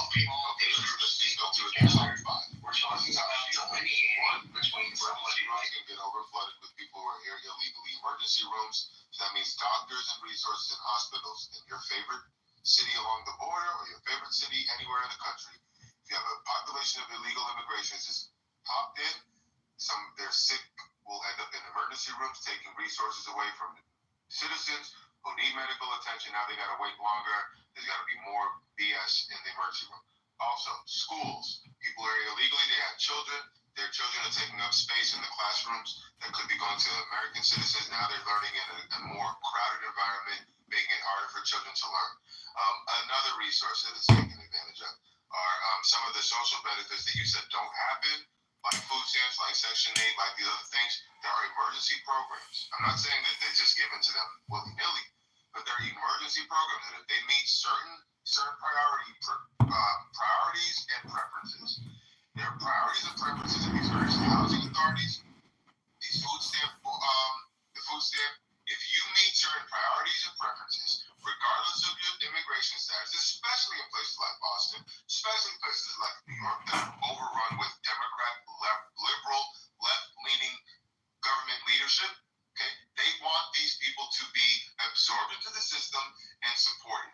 And I understand what it says that these people shouldn't be. I wasn't done talking though. I wasn't done talking though. Wait a minute. You gonna laugh? I got a green bean. You gonna laugh because I say make it hard for children to learn. Another resource that is there. Yeah, come on now. So the thing is that I understand your point, Devon. The letter of the law may say, oh, illegal immigrants, they don't get this and they don't get that. But when you look under the hood and you see how things are actually in practice, like for instance, voting, okay? You're not supposed to vote if you're not a citizen.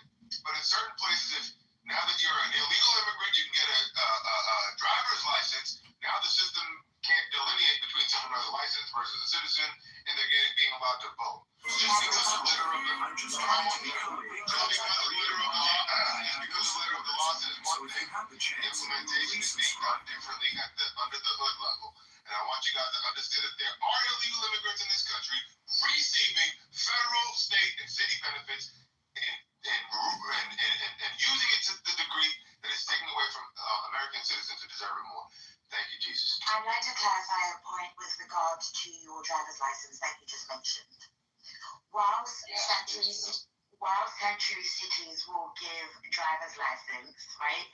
Those licenses are actually labeled. They're different to the license you get as an American citizen. So no, you cannot vote. Out here in Massachusetts, we are not in New York. It's no different at all, and it automatically registers you. Not in California either. Anyone can vote in California. Anyone can vote in any state. Stop telling us what's true. We're going to send it to Brock and do a fact check. We live here. We're telling you that you think no. It's called absentee ballot. Absentee ballot, love. People committed to misunderstanding you, and Ricky, because that's what we do. This is where we live. This particular issue in New York, California, and Massachusetts is completely and 100% true. This is the way. Bullocks, that's not true. She knows the truth. You're not listening. Okay, it's not true. Okay, they can go to jail. It's called absentee ballot. Even locked up. Illegal immigrants cannot vote. There was a motion in New York State, or I think it was in New York City, that allowed them to be a part of local elections. No, illegal. I can give you that's the headline. So they could be in. Okay, it's not true. So now we believe news. Oh, we believe news. All the news is fake news, love. It's all spam, including this room, except for Man Fittany. He's telling you the truth, and you're all just spamming us with your lies. Yeah, I like to know what's going on. Not true. Oh, stop with your spam and your lies. It's all communication is spam, and all you're doing is spamming us with your fucking lies. I don't want to shut your fucking mouth. You believe the propaganda? What did I say that was propaganda? No, not you, Man Fittany. You're telling us the truth. These other non-native English speakers, these non-Americans are lying, spamming us with their propaganda, wasting our fucking time. I can't move people to the audience. Firstly, you don't even know if you're Scottish, Irish, Scouse, Australian, South African. Anyone in the audience, I can't mute individual people. This is terrible. Yeah, it's because it's public. Let's play fair, guys. You can mute the whole stage. You can mute the whole stage, but I can't mute the individuals, and I can't move the audience. Oh, what a shame, man, Fanny. Well, now I can always come back under an anonymous account and continue listening to all the spam and lies that this app generates, minute to minute. I'm sorry, we're going to give the microphone. We're going to give the microphone to Monica. And if you keep interrupting, I will have to remove you from the room. I don't want to do that to you. Monica, what do you say? The three dots down to the top right, just change the settings to anyone can join the stage. You have it set to no one needs an invite. You change it.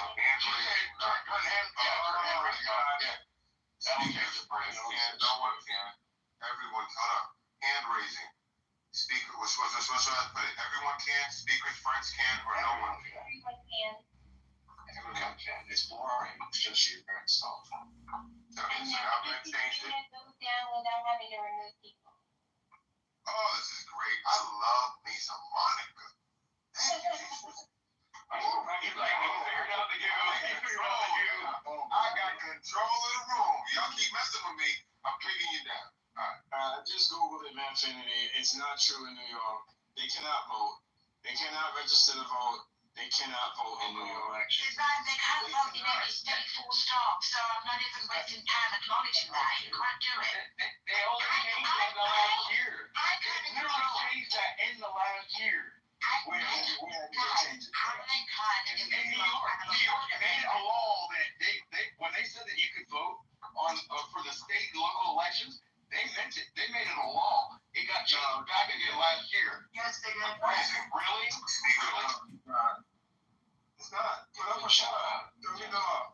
So I will tell you, according to Reuters, posted, New York City law allowing non-citizens to vote has been struck down by the court. But that was the case for at least 2 or 3 years there in the administration.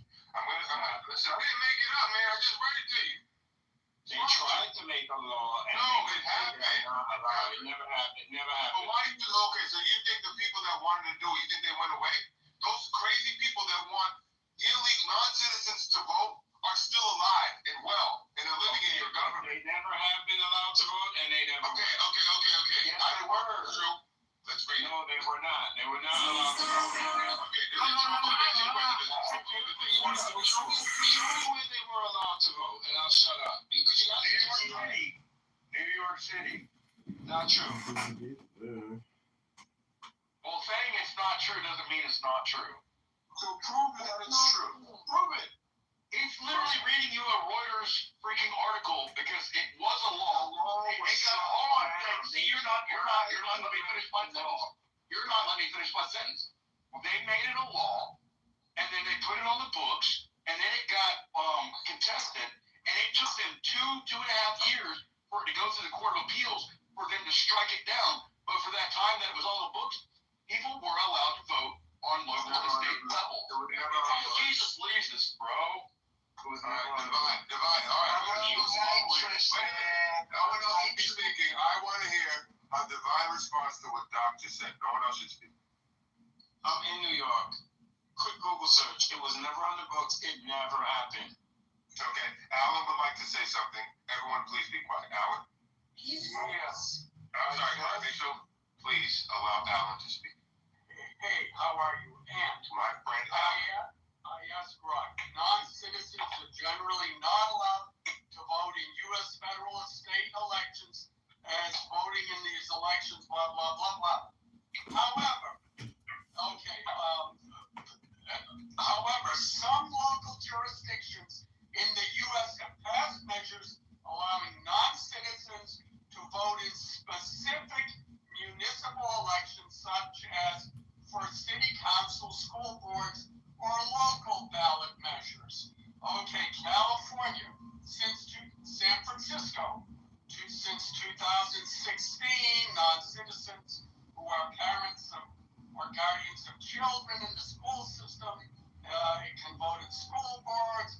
This was reaffirmed by voters in 18 and 20. Oakland, I'll just read off the cities. Berkeley, Maryland, Tacoma Park, Hyattsville, College Park, Monterey County, Vermont, Burlington, Montpelier, and Winooski, New York,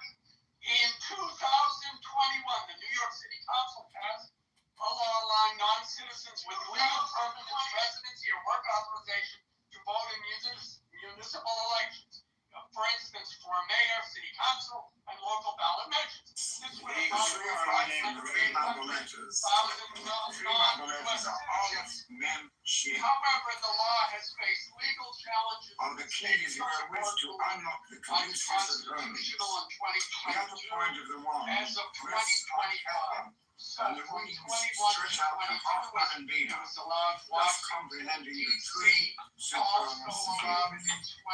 The lower second Stop for a second, Alan. What is your source? What are you reading from? Excuse me. I want to know where Alan. Excuse me, Alan. Where were you reading that from? Grok on X. What is that? Grok, AI. Instead of Google, I use that. Grok. I never heard of Grok. Yeah, Grok has been.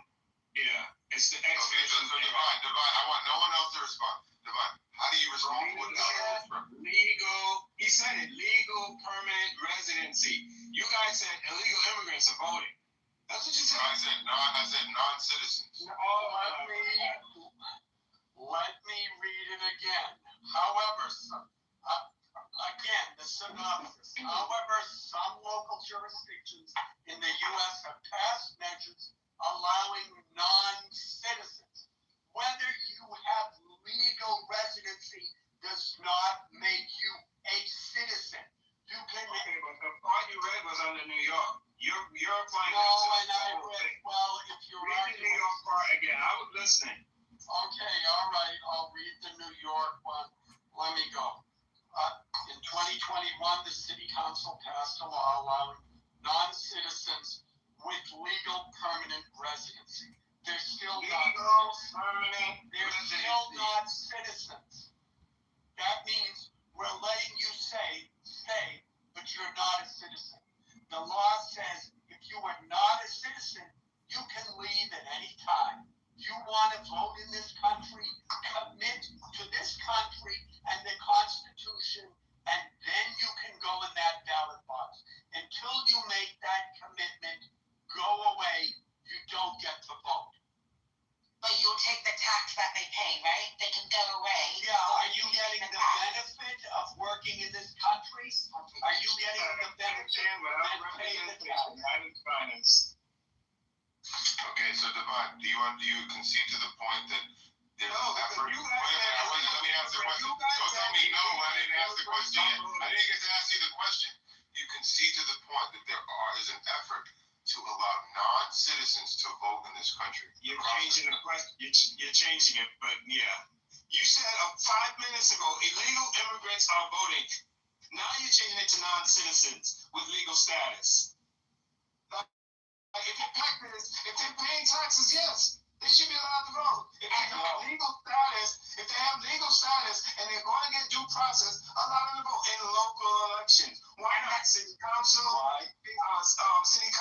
school boards, things of that nature, things that affect their day-to-day life. We say it all the time on these stages. Local elections matter.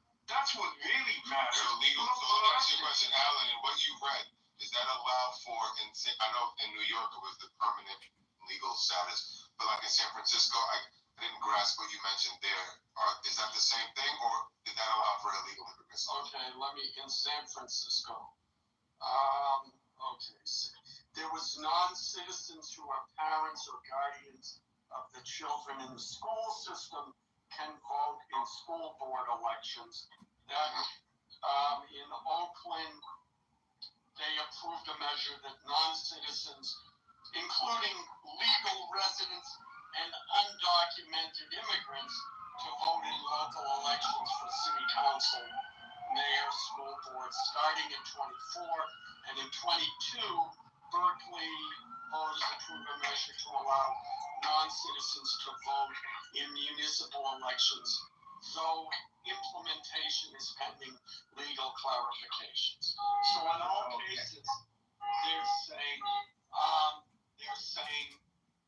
non-citizens. As far as they're working in this country, congratulations. You are now in a country that gives you greater opportunities. If you would like to participate fully, first of all, come here legally, because there are plenty of people who are willing to wait their turn to come here legally, and just because you can walk across the border doesn't give you the right to cut in line and take jobs from the people who want to obey the law. And second of all, again, working here, you're participating in the country, you can pay taxes, and when you fully commit to being a citizen and upholding the Constitution and obeying the laws, well, then you should get to vote. And yeah, local elections do make a difference. And if a county suddenly gets, as Biden did this, suddenly gets a wave of immigrants from pick any country, and they get to vote in local elections and school boards, well, suddenly you're going to see school boards that don't reflect the actual citizens that are in that county or local. Can we, that is not conjecture. So how do you do hold on one second, please. I'll give it right back to you. How many of you Americans are actually standing in line for the minimal jobs that these foreigners come here and do? It doesn't matter age. It Oh, doesn't no, matter. oh, no, it does. We can talk about it. We're discussing the value of Because wonderful jobs, so it does matter. We are discussing election. Hold on, I would say, Doctor, I'll go after you. Yeah, so, all of this could have been alleviated, because I remember there was a bill that wanted to hire enough border agents, enough judges, and enough manpower to sort all of this out.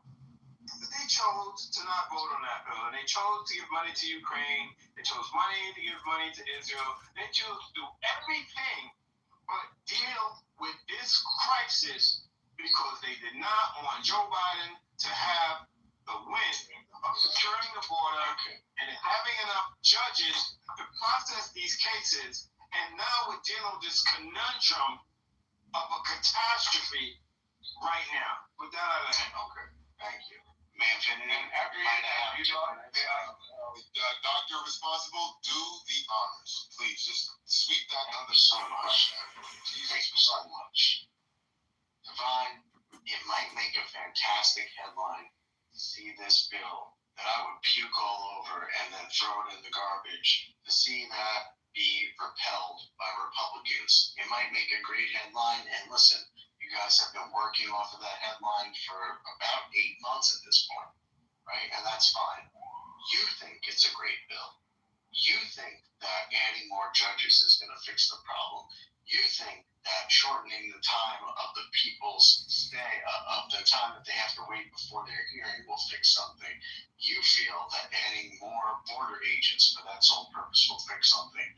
I don't think that will fix anything. The only thing that will fix anything is the Remain in Mexico policy, which I've been touting like a fucking parrot on the stage for 2 fucking years. Because of our illegal immigration laws, because of our immigration laws, I should say, once a person's pinky toe, no matter what color it is, white, black, ching-chong-ching, purple, Asian, whatever it is, once that pinky toe touches American soil, that person is afforded a gigantic amount of rights under our asylum law, right? So they're untouchable at that point. So the only way to fix that problem is to stop them from putting the pinky toe on the soil of the United States in the first place. That is the only way to fix the problem, because we are outdone. Once the person steps over the U.S. border, there's nothing a president can do to fix this. This is now in the realm of the bureaucracy, where that person will be given a court date. That court date will be 6 months away, or if the bill that you love so much got passed, maybe it's 4.5 months away. That is not a win. And that is why the Republicans, among many reasons, maybe it was to stay loyal to Trump. Fuck if I know. Happy if they did. That is why they didn't vote for it.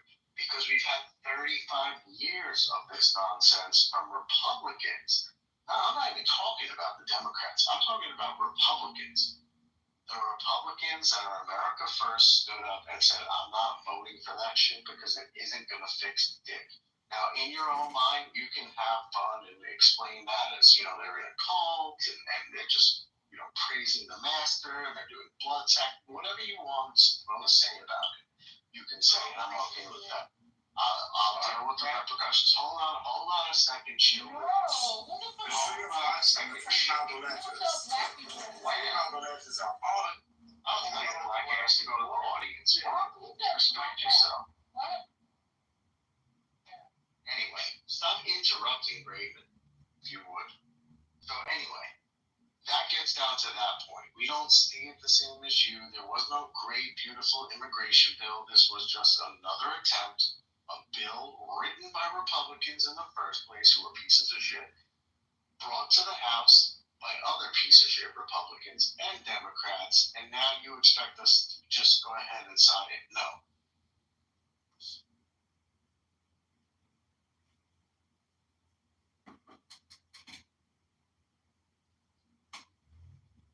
The link sharing thing can be useful, but it's just a troll to a yoga account.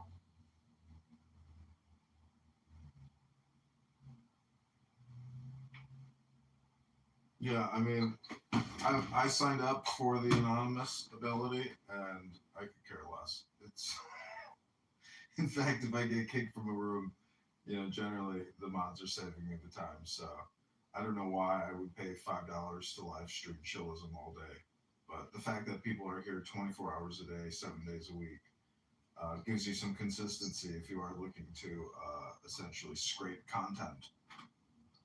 Well, the feature that I think I'm surprised you don't like is the fact that you can now link to you can link to different URLs. So that's valuable to the people who are in the service industry in some capacity as entrepreneurs, or make products or something. That's where. Yeah, and you can promote your OnlyFans. I keep breaking the servers on my OnlyFans. Okay, so Edmund, how does this screw you up or help you? It's pointless. I mean, I'm just consuming spam like you. I mean, this app is literally just spam, and it doesn't help me or hurt me. I'm wasting my time here, but I don't know. It's funny today. I was thinking, I'm like, if it was the end of the world, I'd still probably prefer to listen to random people have random conversations than turn the television on, or just there's so many alternatives to what you're listening to on a 24-hour cycle. So I don't know. I find it interesting content to live stream because YouTube, I have 10 YouTubes going, and sometimes they pop and you get thousands of views. But again, there's no interest as to like what app is that, or who Yeah, are they? but What are Edmund, they if talking you're in a room under anonymous, if I'm understanding what Jasper told me, you can't be removed, right? Yeah, so it throws. I'm probably one of the most thrown out people in all the rooms. So if there's like a big room, I mean, that's the thing is I have 5 accounts. I would rather just spend the $15 to get a new account on a new burner phone than even sign up for the monthly. It's like I would just rather invest in a new Clubhouse account. So their model doesn't impact me as a consumer or user of their model. I would rather just create a new Clubhouse account than do any kind of subscription for these fuckers. One account. So there's like an anon in the room. I don't know what this is, but the person can't even put in the chat like they're testing it. So yeah, it's just that person just will live in the room. Yeah, and this is the thing. You can't click on them. You can't do nothing. You click on this. No. But honestly, haven't all of the most dramatic conversations already happened? I mean, if there's a war or something, major conflict escalation, I mean, there's times where certain speakers here may have interesting insight. And as someone, it's like you got to do all the work. You got to go through the hallway, try to find, what you think is the high value content. And all this shit on this app and all these other rooms are so, I hate to say it, but, it's not even I hate to say it. I don't know. It's low value content. It's not intelligence. It's just, it's a certain demographic. Well, I now want to get to go spy on people with the anonymous. thinking this could be interesting. I'm going to try it now. All right, I'll be back. It does like force people to clean up their speech, I think, which is probably the best component of it. But it's also can it create some like legal problems? I mean, to have this anonymous listener where there's no, like tracing or sourcing. I mean, I don't know. I mean, I think having anonymous listeners is gonna. I think it's gonna end the app because people are just gonna be too cautious. Not really. There are people on here who love to throw shit to the wind or throw shit to the wall, see what sticks. I mean, because that's the I proved that the premise of anonymous is redundant because you can just create an infinite amount of very agnostic accounts where no one can identify it.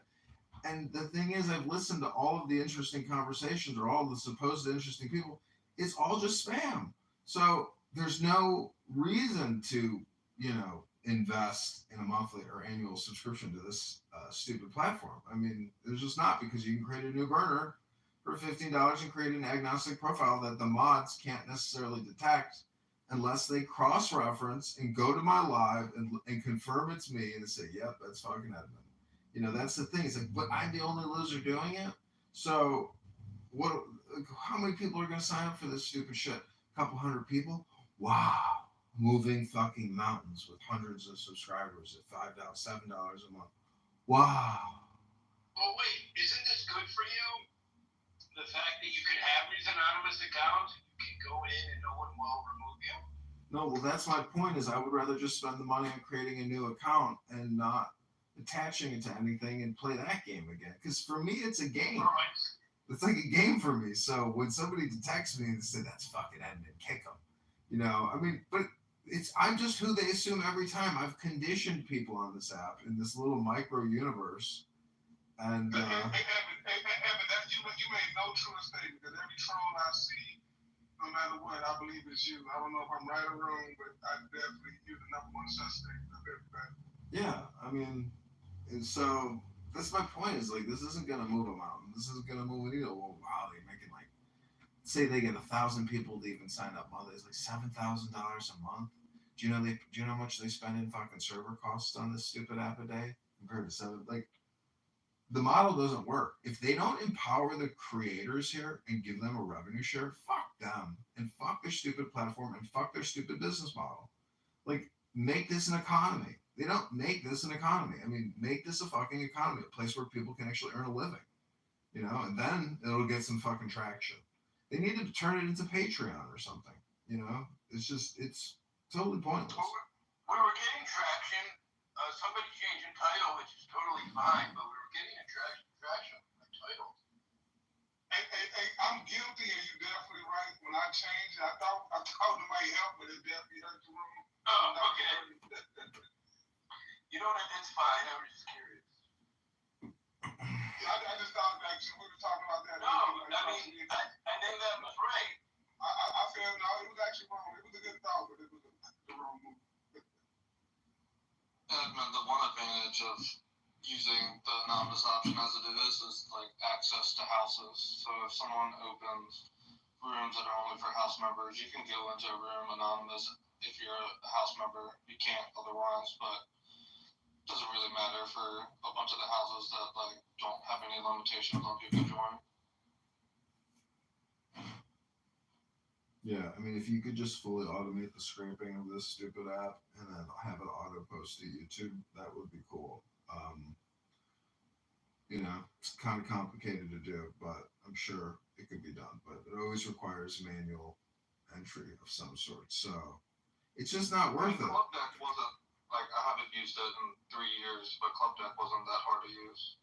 Yeah, I have there's a guy on here who records rooms and posts it to a YouTube channel called How to Waste Your Time, and it's got all of the rooms, like a lot of big rooms. I mean, he has captured a lot of big rooms, but there's a thing. It's just like, it and I know it, that this app is just a drop of water. I mean, it's totally insignificant. it's just fucking chatter. That's all it is. It's spam. Spam with feelings.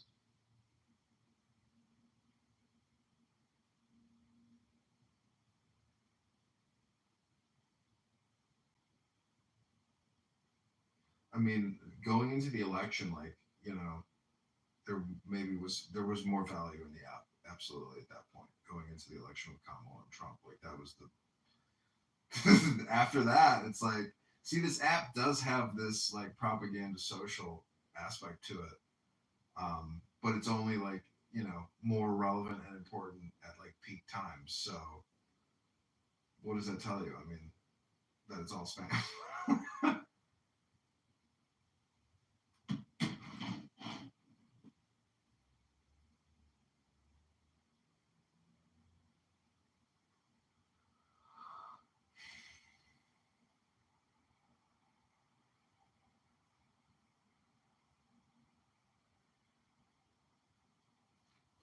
I don't know. It was more entertaining, in 2020, 2021.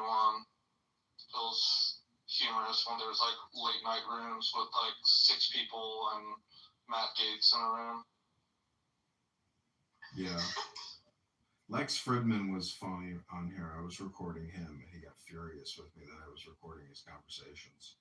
He was messaging, "Not cool, bro. Not cool to record me without my permission, bro." He was ultra sensitive, and like I don't know why people deified him so fucking much on this app. It was so goddamn annoying that I found him absurdly dull conversationally.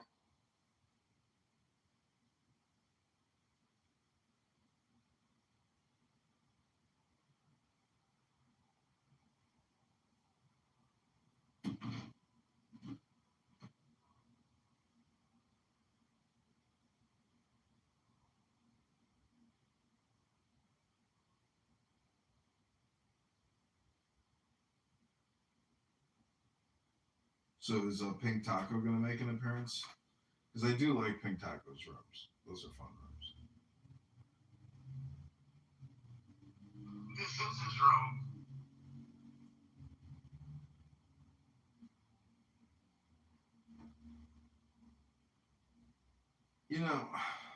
Do you think it's rude, Dr. Jordan, if a woman demands that you wear a condom, but she also demands that you provide oral sex to her? Like, as a man, what's more valuable? The tip of your penis or your throat? I think it's unfair, but I don't think it's rude. It's unfair, yeah. But all is fair in love and war. So, what do you think about Trump saying, "I'm talking to Putin, and he's gone crazy," and he's launching these attacks while we're talking? So, how do you view, Well, actually, that what I statement? think is funny is, I don't mean to change the subject, but I was on the treadmill today when I saw breaking news scroll across CNN that Barron Trump did not apply to Harvard. Yeah, I mean, I don't know, like why people think Harvard is all that great. I mean, but anyways, it's just that brand name recognition, and I guess that Rolodex, because I was thinking today, even if I were to go through, I have like these alumni directories, and I was like, man, I could probably raise a lot of money out of this alumni directory, for a political campaign. So there is a certain aspect to having a an Excel sheet of contacts, but that's like if you even work it. I mean, most people never even retroactively, I mean, how how do you use your networks like outside of this app? I mean, have you ever done alumni stuff or mass communication to people? Well, I mean, I like LinkedIn. I mean, I don't really get involved in alumni affairs. I probably should, but I don't.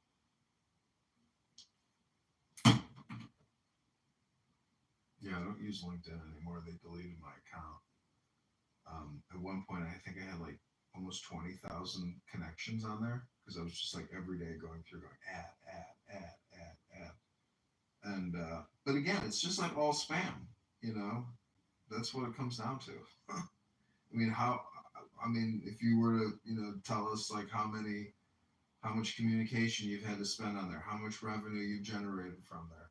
I mean, you'd probably be like, yeah, it hasn't been as great as I thought it would be, or maybe you have a big success story. I don't know, or you have consistent, revenue growth on there. But is that even happening for you?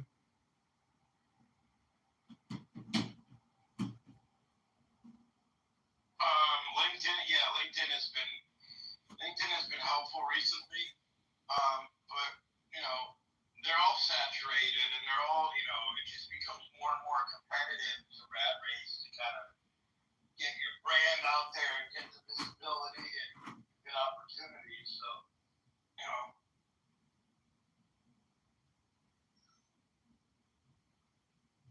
you know, Managing that LinkedIn, adding new things, new activities, new prestige, new, I mean, and then they're always forward looking to their future job prospects. If this corporation lays me off, I can now represent myself as an information, advertising technology lawyer who's worked at Yahoo, worked at Good, then you got to find the new corporation, the new job, start working on all their work. I mean, maybe bring new business, basically.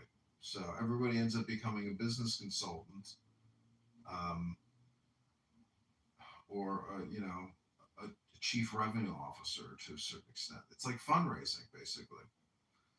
So I don't know. There are some people who are very personable, and if you happen to go to their event and you're worth a couple $100 million, you might become a donor. well, you're right that LinkedIn, they've come up with, every kind of way for people to funnel clients, but everybody's doing the same thing, and they're, these newsletter things, everybody's got people signed up on their newsletter. I mean, there's no way that people have the amount of time to read other people's newsletters and create their own, and like, it's just too much information. It's voluminous, in my opinion. And then you've got groups, you've got private and like Facebook, you've got private and public groups, and you've got this. I mean, it's a lot. I agree. It's just information overload. I'm using X a lot, and I've been asking Grok a lot of questions, and that has been an interesting form of content generation. How's the Adrian Titman stuff going? I've rebranded everything Republican,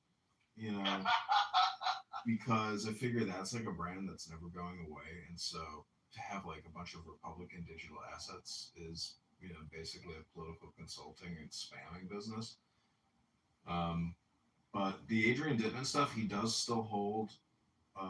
He holds private rooms for subscribers only on X, and then he's also doing like, sometimes a Saturday room. But well, wait a second. You just told me you weren't going to pay for this app, this new thing. Not here. I'm saying on X. If you want, no, you're not paying. You told me you weren't going to pay for this on Clubhouse. I did. Yeah, I just signed up for it to test it, and then I canceled the subscription.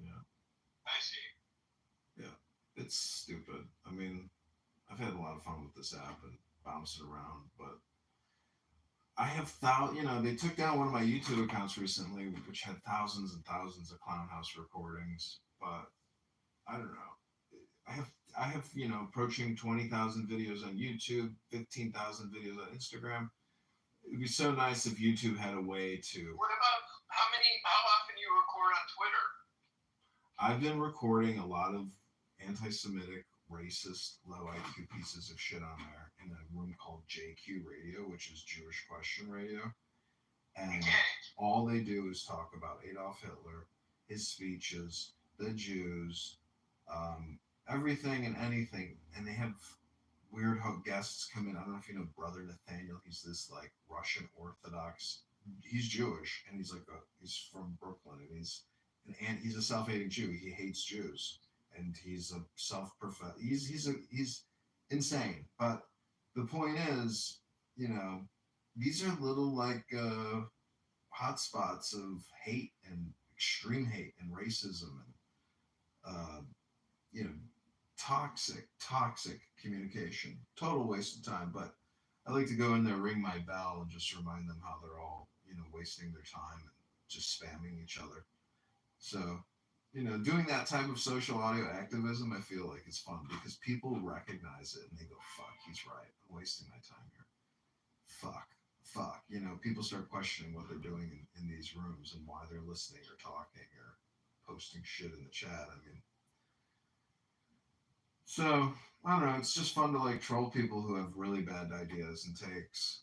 And I don't know. I think they're like living in their own little universe of misery. Again, essentially, misery loves company. That's what happens in a lot of these toxic communication rooms.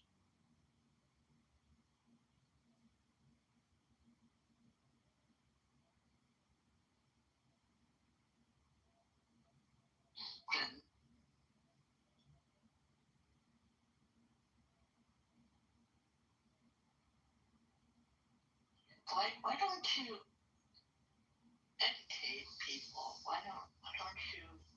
I do on YouTube. I have millions of views of people that have listened to me reading books on YouTube. I create shorts, 1 minute, 3 minute clips of me reading books, and that's my educational contribution. You should post that on Clubhouse. It's all just algorithm, No, nobody here is ever going to see it. I mean, you can go to my YouTube and actually look at my YouTube and listen to me reading a variety of wisdom-based books.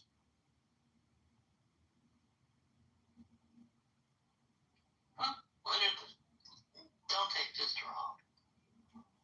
What are some of the titles of the books? Yes. Look at my PTR, a treasury of Polish aphorisms.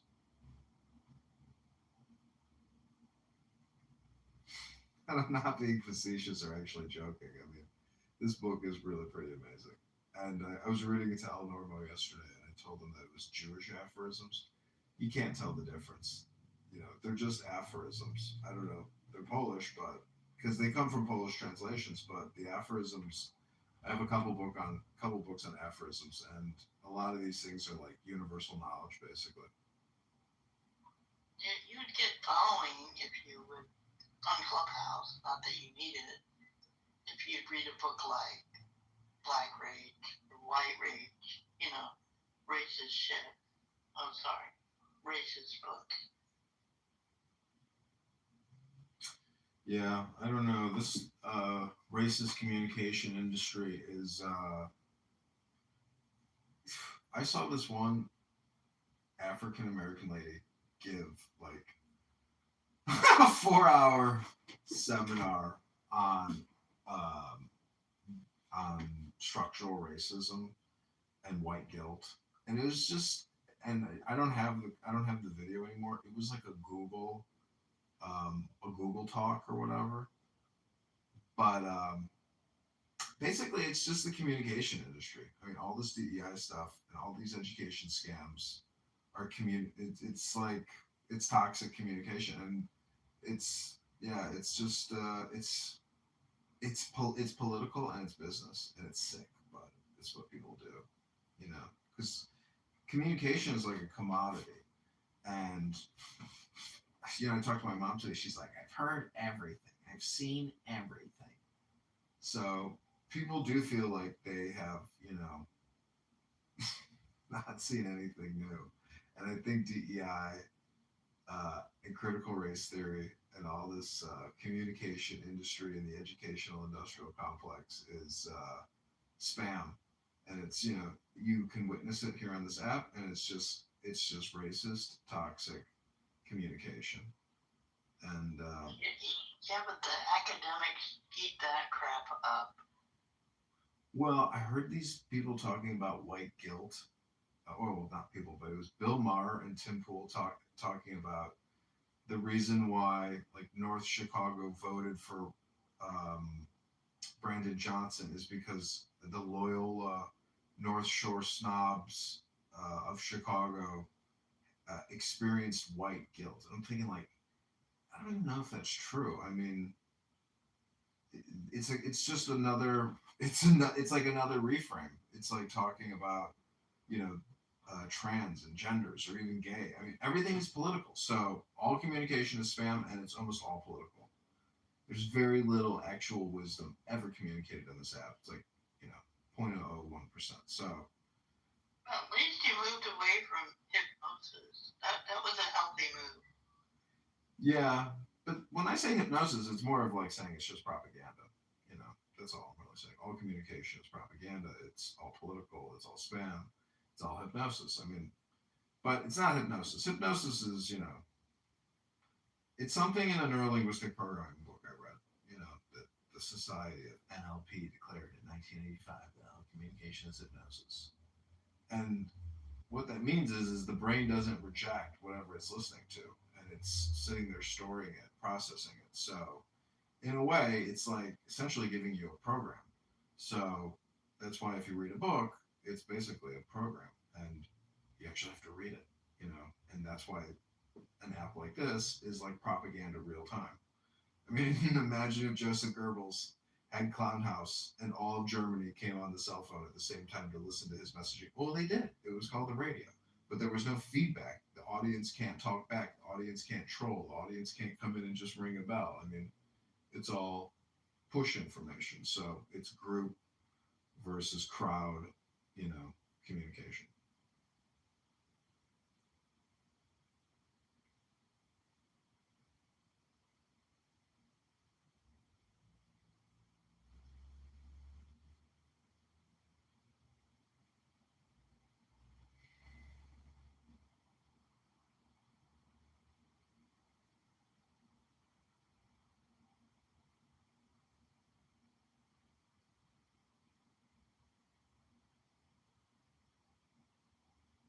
And the game is being played, and he wants to find her before she learns how to read. But it's a compliment for her, even though she never got the opportunity to really see what she deserves in life. A lot of times, those women get with a man where if she grew to her full potential, she would have never accepted him. He would be a man where he, like, whatever he became, she actually would have been like, nah. He's my type. So it's almost like predatory. So even though you say it's a compliment for a woman to get married as young as possible, to dedicate her life towards a family, if that were universally true, then how come the man is 40? Hello?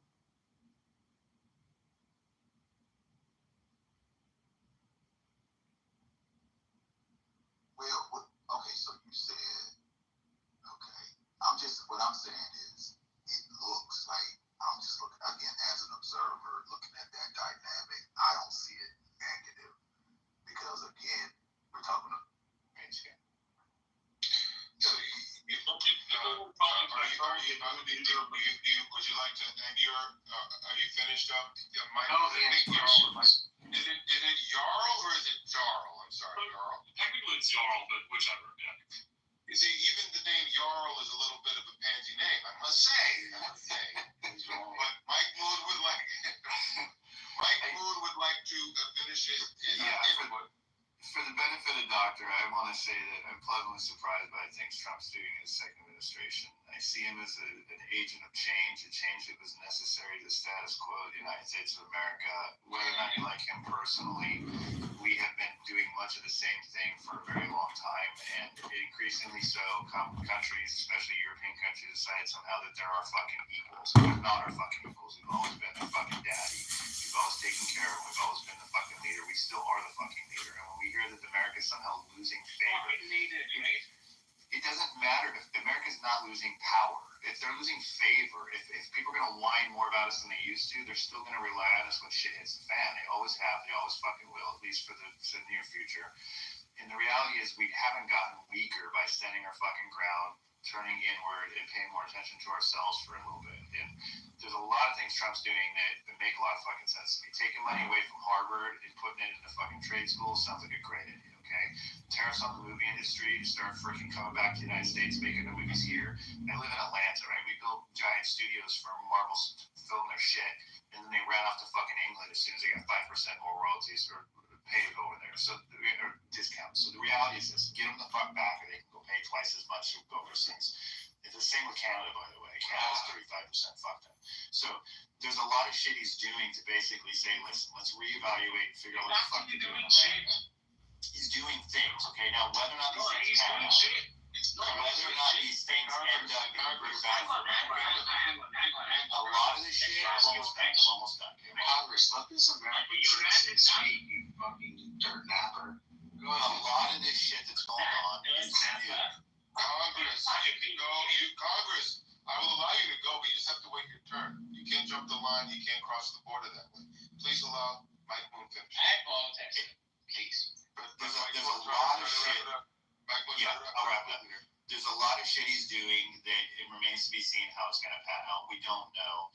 But the fact that something's being done to look at these things from a new perspective is very important to me, that it gets done. And if he's an agent of change to start the process, and now we think a little more about things in ways we haven't considered before, I'm totally good with that. Whether we end up with another Republican or Democrat in the White House doesn't really make a difference to me. I just want something that will continue focusing on America. And it appears that he kind of knows what he's doing this time around a hell of a lot more than he knew the first time. The first time he was a little bit like fucking, what do you call, I don't know. He was out of his league. He didn't know what the fuck to do with the first time. The second time he kind of got it figured out. And he's doing some shit now. And he's being very deliberate about it. And he's being strong. And if people don't like that strength, or they say they don't like it, in the end, when shit hits the fan, they want it. So fuck the rest of the countries that have a problem with it. Kick ass. Go America. All right. Jarl, Congress, you're up next. But I want to give a second for Jarl, or I think it should be Jarl, you know. But wait, if you want to be fancy, we'll say Jarl. Can I say 10 seconds? Can I say 10 seconds? Sure. Bro, I will just say this. Mike has been very anti-Trump, as he would tell you, for 5 years at this point. At least 4 years on this side. I don't remember Mike Moon. You know, he's a guy who puts his heart on his sleeve. He believes, and then he goes and puts it out there. And he didn't even say anything that Trump is good or Trump is great or anything like that. But just him giving a chance to let the guy do his thing, and then we can judge him on the basis of the results. I mean, this is like breaking my heart right now in a good way, and I appreciate it. It's called having a wait and see attitude rather than the left, who has an I already know attitude, arrogant, and that's the difference. Yeah, I don't know what I don't know, and I'm open-minded. That's what it is. Absolutely. So Jarl, if you'd like to respond, or Jarl, if you'd like to respond, very quickly, we'd like Congress to voice his concerns. Sure, I'll be super brief. So obviously I disagree with Canadians being pansies, but you guys are allowed your opinions. Just really quickly, the Hollywood thing I think is interesting, because Hollywood to me is like the industry that America, like movies specifically, that America like dominates. There's not a single country that comes close to making entertainment like America. So it's just like crazy to me. I don't see how terrifying like American movies made in other countries is going to help, right? iPhone or Apple was the largest company in the world without making their phones in America, and I think that like I just don't see why bringing back production is going to help America.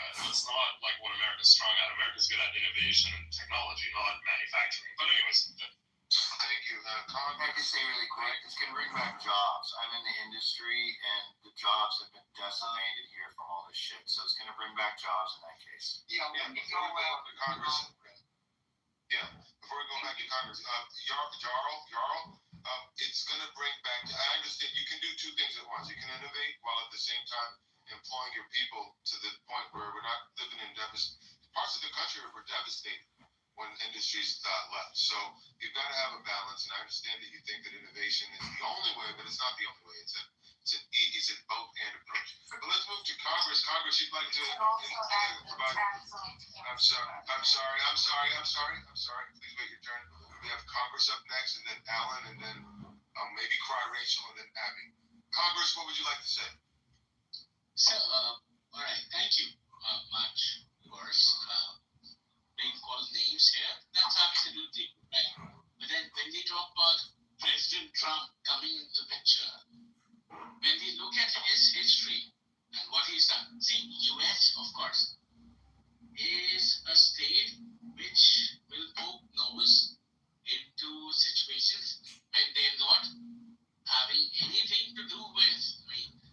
these guys come into the picture when they talk about India and Pakistan. And then they say that no, India did the right thing. Yet, your premier is okay signing a deal with Pakistan, with a lot of other countries when they so just to give you an idea, trade policies, Trump's when you look at a bigger picture. I'm sorry, I'm gonna let you finish, but you have to. I want you to be clear. What is your input? What point are you trying to establish? I'm getting lost in what you're saying. See, what is your main point, and then I need you to try to establish it. What are you trying to get across? U.S. has seen better leaders who've actually helped the entire global hemisphere. But then when we talk about Trump, someone who is a menace in his own life, it's weird. And so your point is that Trump is not a good leader? Absolutely, yes. Okay, and what's the strongest example of Trump not being a good leader? Something that he's done in the last 100 days or so. Him saying that India is a very good friend, blah blah blah, and the recent attack in Pahalgam, what happened? I'm sorry, I'm having a hard time understanding you. What did he say that I'm having a hard time understanding your English. So tell me, what did he do that makes him such a bad leader? One more time. Simply put through, him funding Pakistan, him funding Turkey, and India being very vocal about the fact that we've had these situations and we're sharing that Turkey is involved, Pakistan is involved, and yet US signed a deal with Turkey for But this is an example of poor leadership to you. Can anyone translate to me what's happening? What did he do in Turkey or in Pakistan that makes him such a... I don't know. Alan, wait a minute. I'm appointing Alan to translate what Congress is saying in very short, brief terms. When it comes to his support of Turkey, and I understand if he's making, I didn't know this, if he's making deals with Pakistan, no, I don't like that either. And that's one of the things I had to consider when I was voting.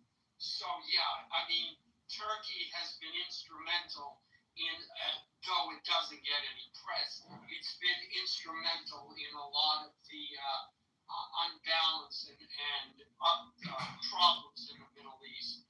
And Trump is supporting them. So I think that's what he's done. Yeah, it looks like Congress real talent. I'm sorry, Donheads. We should be supporting the Donheads. The Indian people are a great market. They're great people who love our country. And Trump tried to do this in his first term. He tried to really make deals with India, and we should continue on that path. The Pakistanis, we should go with the Donheads in India. Yeah, Congress seems to be saying that he's upset with Trump's leadership as it relates to him poking his nose into other foreign affairs, namely support of Turkey and support of Pakistan. Thank you for your input. Let's move on to Alan. Alan wanted to say something, and then I want to see what Congress I just wanted to echo. I'm sorry, Congress wants to finish. Congress, can you please complete your input? I may have cut you off. Really quickly, just finish your statement, Congress. Yeah, absolutely. See, very well put through. You're not able to understand what I'm saying here, and obviously your language, my language, very different. But then everyone else is able to understand what I'm saying. So you're a racist piece of shit. Thank you. Yeah. I'll be a racist piece of shit. I just didn't understand what you were saying. Honestly, it was sincere. I appreciated Alan explaining it to me. Just because we don't understand each other all the time, I still want to understand and see what you're trying to say. There was nothing underhanded with what I did there. But anyways, Alan would like to say something. Alan has an input.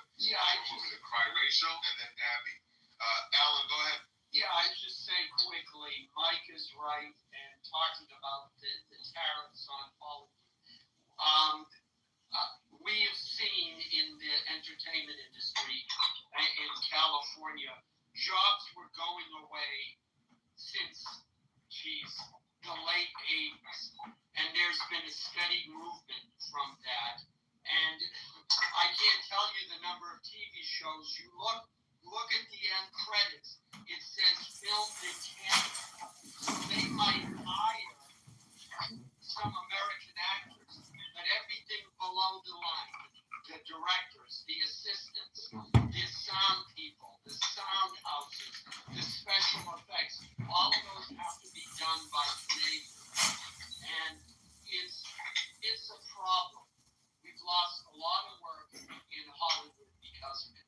So yeah, Trump saying that, I don't know if it'll work, but yeah, I'm for it. And Alan, you know what else I came to the conclusion of, which is that all of those reasons that they go elsewhere in order to film for like different aesthetics, basically, it's the reason we don't have large backlots anymore. It's the reason we don't have the construction people anymore to build these giant sets and things. We're doing less and less sets because we're bouncing around the world and saving money at the same time. If we can't save money by bouncing around the world, then we'll start building more sets and backlots back in the United States again, both in Georgia and California, potentially even places like Texas. And then we'll start having all of that below the line labor hired again. I can tell you right now that about 80% of the people that I know below the line in IATSE are struggling to find jobs right now. Georgia has about 2/3 less projects than they had 2 or 3 years ago. And even though we invested all that money into there, even Marvel, the last shit they filmed, they went to fucking England for it because England offers 35% and Georgia offers 20 or 25%. Yeah, and let me explain what that means. That means if they spend $10 million, or if the budget is $10 million, and a country like Canada or someplace else is giving incentives, they will get $3.5 million back from the, like, I don't know what the correct term is, the federal Canadian government, and then the provinces have their own incentives as well. So it can be something like almost, 45% of a budget that a production company gets back. Now, if you're filming it, you're going to say, well, instead of it costing me $10 million, it's only going to cost me $5 million. They can't resist that, and American companies can't compete with those kind of incentives. Okay, thank you, Jesus. We're gonna move on. I was gonna call Alan Jesus. Saying thank you, Jesus. All right, Cry Rachel, you've been waiting patiently. I want to see what you have to say before I ask you to speak. Mike Moon, how did you get your hair and your beard to do that? Is that a real picture of a man? That's a real picture of a man from actually 1918. There was a brief period in the United States when that was a popular haircut. What the fuck? What did they call that? I don't know what it was called, but it's in the pre-1920s, and there was actually multiple people that used to do their hair that way. Did it have anything to do with the moon? I'm gonna look it up. All right, thank you. Cry Rachel, what would you like to contribute to the conversation? No, how did he win? He didn't win shit. What are you talking about? How did who win? You love her Trump. I don't have a lover named Trump, but Trump won on a number of Trump has won. First off, Trump won on November 5th when he wiped. Excuse me, ma'am. Trump won on November 5th when he wiped the floor with one Kamala Harris. That's why he your president today, man. Okay, so we're gonna talk about that. He won on election day, and he won on a number of issues since then. So we can first talk about the election. That's how he won. And did you want to dispute that? So why is he your president today? After his week. I'm sorry, Rachel. Why is he your president then? Thank you. All right, we'll move on. Moving on to Abby. Abby, how would you like to contribute to the conversation? Two things. First, to what Alan and Wayne were saying. Hey, guys. And I've talked to them about it before. My daughter's a filmmaker, too. And with respect to Hollywood, we're building in Nevada a huge studio right now, picking up we just created tax incentives, state tax incentives. Her last films, one was filmed in Italy, one in South Africa, and the price for production was so substantially less. Also, she has a project in New Mexico and in Georgia. These are states that they're building facilities, or they have facilities. So I agree with these guys, and that's what's happened to the industry.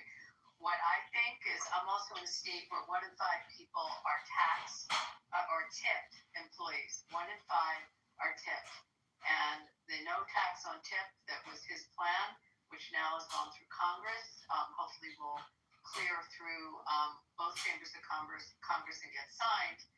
It is incredible incentive where I am, and a game changer for our economy, for people to have that extra income and not have the tax on their tipped wages. So that's a big issue where I am. And I want to say that's win-win for him. Thank you. I want to go around the room, starting with Anthony.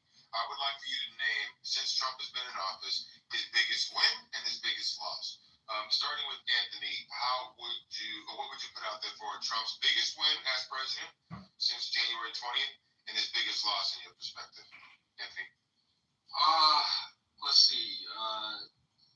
Trump's biggest win since he's entered office. I think that, honestly, I think that. He got it. Prime ratio, really? That's what we're gonna do? Like, why do we do that, man? Respect yourself, prime ratio. What is she? It's just really sad. Nah, she called me Uncle Tom. Yeah. Oh, Lord. Anyway, exactly. You know, I just came in the room and here she comes coming at me. Uncle Tom. Well, she knows how to do it. Yeah, so, I'm not a fan of the bill, so I don't want to say that, this bill is his biggest accomplishment. What he's been doing in terms of, the illegal immigrants, I think, and if I had to point to one thing, it's the border crossings. The attempted border crossings are like all-time lows. So I'd say that was his biggest win. Biggest loss is the situation in Ukraine. I genuinely believed that he would have had this thing squared away. Okay. And it's not. Can I give mine too? Oh no, we're coming around. I'm coming around the mountain. Thank you, Anthony. I think that's a very fair good assessment. I'll go next to Abby. Abby, what would you say for his biggest win and biggest loss at this point? So biggest win, I might also echo what he said with respect to the border and the amount of crossings on the border. And also what's personal to me is seizing the problem with anti-Semitism and going at these colleges and really trying to get them to control it. And he's just taken the bull by the horns in an incredible way. And with so you're coupling that with the biggest win with the border. You're coupling the border with his fight against anti-Semitism. For me personally, I would put anti-Semitism first because it affects my life directly. I see. So I'm going to put that as a win. The biggest loss, that's an interesting one. It's probably also in some of the foreign policy. I don't think it's all gelled yet. I don't know if I'd say it's a loss, but I think on Ukraine, that's probably within foreign policy something that's just got to get harnessed more. And other than what he mentioned, Anthony mentioned on the Ukraine, he thought he'd have it handled by now. Is there another thing on the foreign policy front that you can point to other than the I think he's handling the Middle East well, with strength and with conviction. So I'm comfortable with that. I got to circle back around on the loss with me, because there's probably some other things that are concerning. Okay, Congress, a vocal Trump, I don't want to call you a hater, but you oppose Trump. What would you say is his biggest win and his biggest loss through his presidency, Congress? Biggest biggest win, sir, there's none. I'm sorry? There's There none. is none. There is none. Okay. And what is his biggest loss in your eyes? So, come to think of it, and practically, and I know you would time me and you give me one opportunity. See, at the end of it all, when you talk about America, America is not built around just Americans. I mean, it's a I'm country. sorry, you're rambling again. I need you to be clear. What is the biggest loss? His I loss. need you to be very succinct.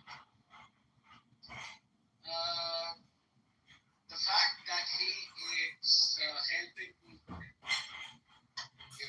terrorists, paying them and helping them technology. Okay, so you're echoing what you mentioned the first time about Turkey and Pakistan. Okay, but wait a minute. When Abby and Anthony say that he's helped through his policies, his strength on the border, bringing illegal border crossings down over 90%, why don't you view that as a win? Before I move on to the next person, I need you to answer that quickly, please. So real quick, for them, for a country, yes. When you look at US, of course, it's been a power through and through. But then what US and what Trump is doing is playing a dual policy. He's a freaking piece of shit who has to make sure that the war happens. So I ask you a question. Why don't you view the border crossing presumption as a win? I just answered it, sir. If he's helping Turkey, if he's helping Pakistan, I'm still saying that no, I'm with India and Modi is. I can't follow you. I said, why don't you think it's a win that the border crossings have gone down? Why is that not a win to you? Yes or no?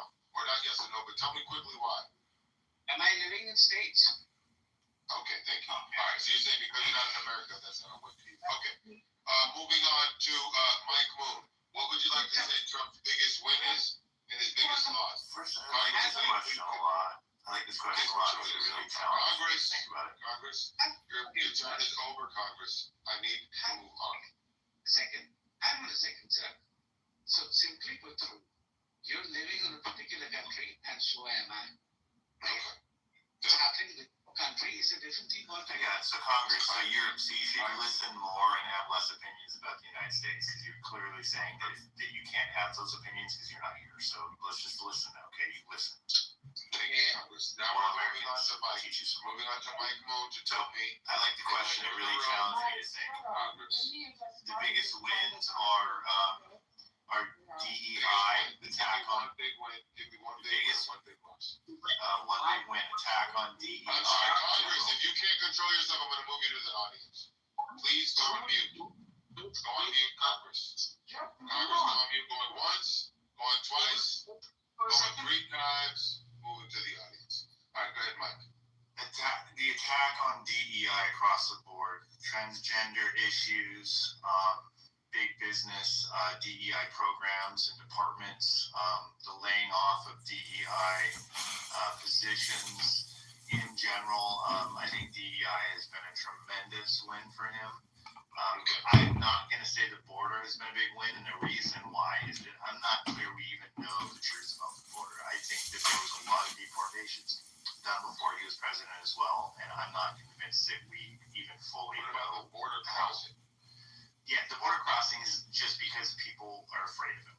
But that's not really any policy thing. That's just him being president already defaults by having way less border crossings. It was the same way in his first term. So you don't give him the credit for that? Yeah, I don't give him the credit for it because I think it's a nice I think it's a bonus that we get in having him a president. I don't think it has anything to do with his policy. Really, it has to do with more of what he says about the policy about them in general. And what's your biggest loss? The biggest loss, hands down, no question about it, is his support of Putin and the Ukraine. He just said the other day, I thought I really knew Putin, but what's he doing? I'm like, wake up, motherfucker. We all know he's a fucking scumbag. So if he starts coming to that opinion finally, he might know the real Putin. He is a scumbag. So the idea that he supported Putin and then Putin is now showing his true colors and that Trump is somehow surprised by that, and the fact that Trump said he would solve Ukraine in a day in right now it's his biggest failure, hands down. I think he's doing a horrible job by siding with Putin and bashing Ukraine all the time.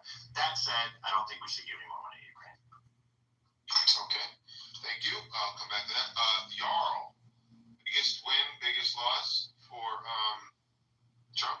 Yeah, I'm being generous calling it a win, but I think the fact that the rest of the world is building up their military could be an indirect win for Trump or for America or for the world.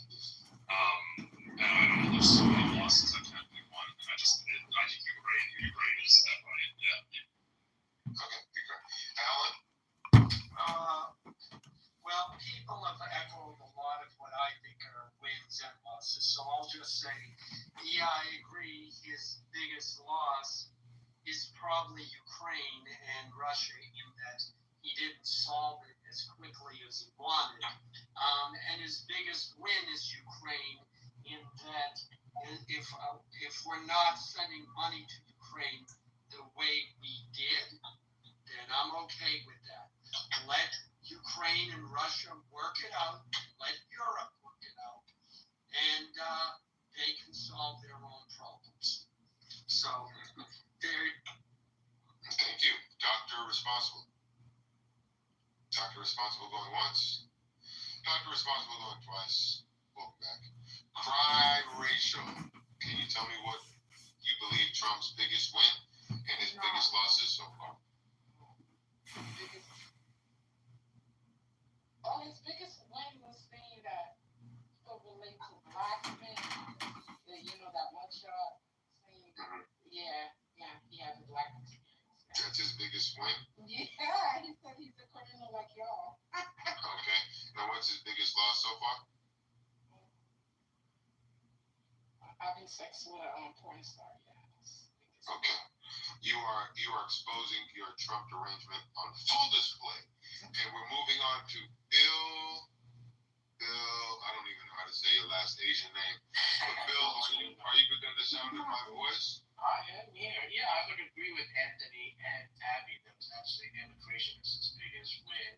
And the loss so far, I think has been about great because he has been like a yo-yo up and down. He's been inconsistent on his messaging.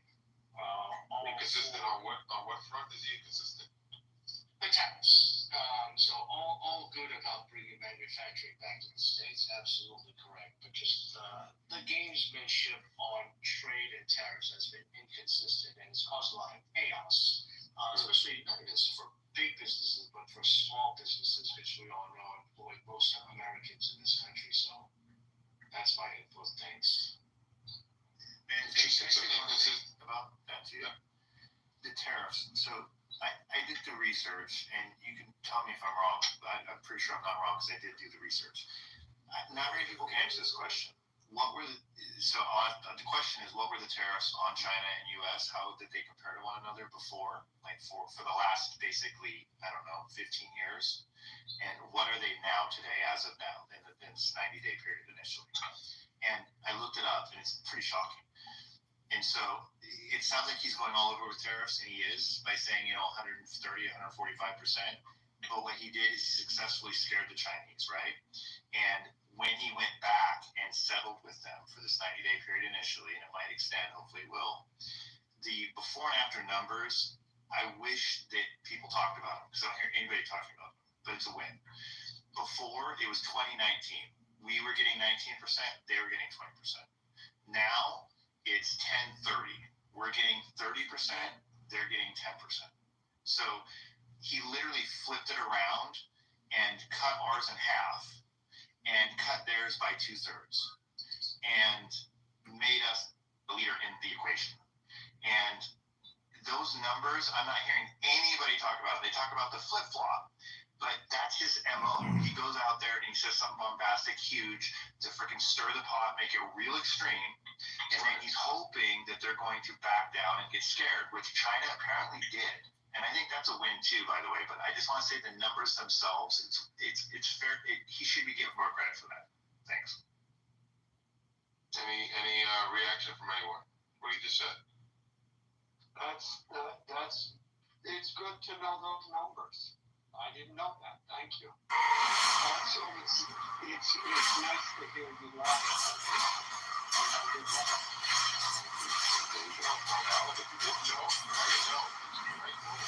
Moving on to new voice. Are you approaching us with the right or the left? The right. You're approaching us with the right. Can you explain what you believe his biggest win is since he's been in office, and what you perceive to be his biggest loss?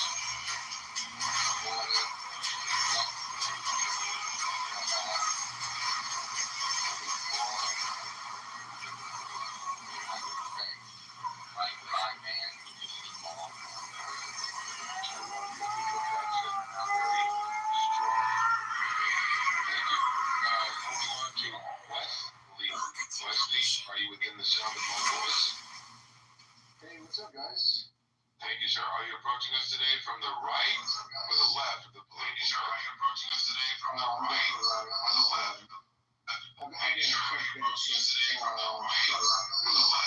When he was young, he how we get beat up. So, can you explain to us, what you think his best move has been since being in office and his worst move? I'd say best move is I've never seen anything like it when he signed all those executive actions on live television, like day one. That was the best thing. And that's how you make change happen. Worst.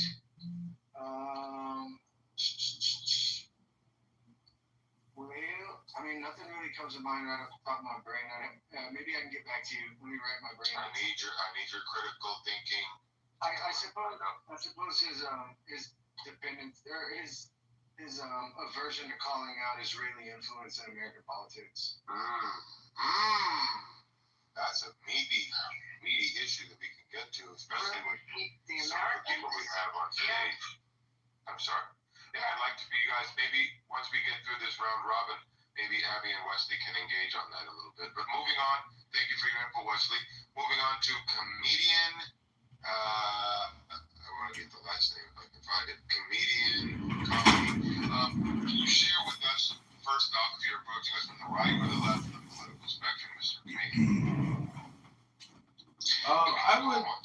I would say I'm probably approaching from the center right. Thank you. So this should be quite easy for you. You call balls and strikes. What can you name as his best move or win or worst move? I mean, and worst move and loss. Like his best moves and his worst moves. Yeah, just one of each. I don't need more than one of each.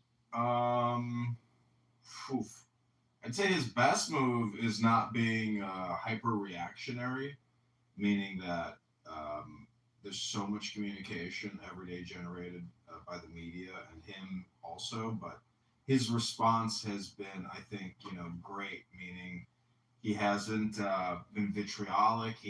I like this. I like the inauguration. I don't know about you, but I was. You're saying in comparison to his first presidency, his response to 100%, the media framing of things has been a lot more measured. Oh yeah, he spent way too much time combating the media daily, insulting journalists, getting his feathers ruffled. Now he really seems, in my opinion, to be in his element, in his historic, frame and control. So I would say I'm just, really pleased with his demeanor as an American, and a voter. Very professional, very businesslike, very pragmatic, and he's not spamming us. He's. So what about the other day, just to push back a little bit, the other day when he had the South African government in his Oval Office, he referred to, cannot remember his name, the NBC reporter as an idiot and a jerk. Called him an idiot twice and called him a jerk once. I'm just curious, how do you, when you know that happened, how do you integrate that into what you just said about it? Yeah, I mean, the South Africans are doing drill music on their people. They're doing the same type of propaganda. No, he wasn't talking to South Africa when he said that. He called an American, I remember his name now, Peter Alexander, an NBC reporter, Oval Office, White House correspondent. He referred to a White House correspondent in the Oval Office with all the cameras rolling, a jerk, an idiot and then an idiot again. Good. I'm asking, how do you integrate that in your framing that he's a lot more measured in his response with the media? That's great. Let him be authentic and say what he feels and feels what he says. That's why we voted for him. And if he thinks that journalist You is don't want that brand of him to be out there. listen, I'm just saying that it's night and day compared to the first time around. I mean, he's controlling, he's controlling the communication now, which is a great thing. Gotcha. So you're saying you're fine with him doing it. It just needs to be a lot less than it was in the first time. Meaning he wasted so much of his energy communicating with the media. He needs to just give us the entree, and we don't need to read the menu anymore. We want the entree. We're ready for the filet mignon. I mean, give us Trump steaks is what I'm saying. Got it. All right, so that's his best move. More measured approach. What is his worst move? What's his biggest loss? Comedian. Yeah. I don't know. His biggest loss, I think, is probably not enacting the Doge cuts or fully supporting thrift and frugality and making that a major communication message to the American people. Because all these taxpayers, if you're driving an Uber and you're only making, $45,000 a year and you're paying taxes on that, and you see how this money gets spent and this woke spending through the Doge exposure, you have to be pissed off. Because that we've been sold down a river. The devaluation of the dollar, the $40 trillion debt, $100 billion a month in interest payments, and you see what they're spending the money on.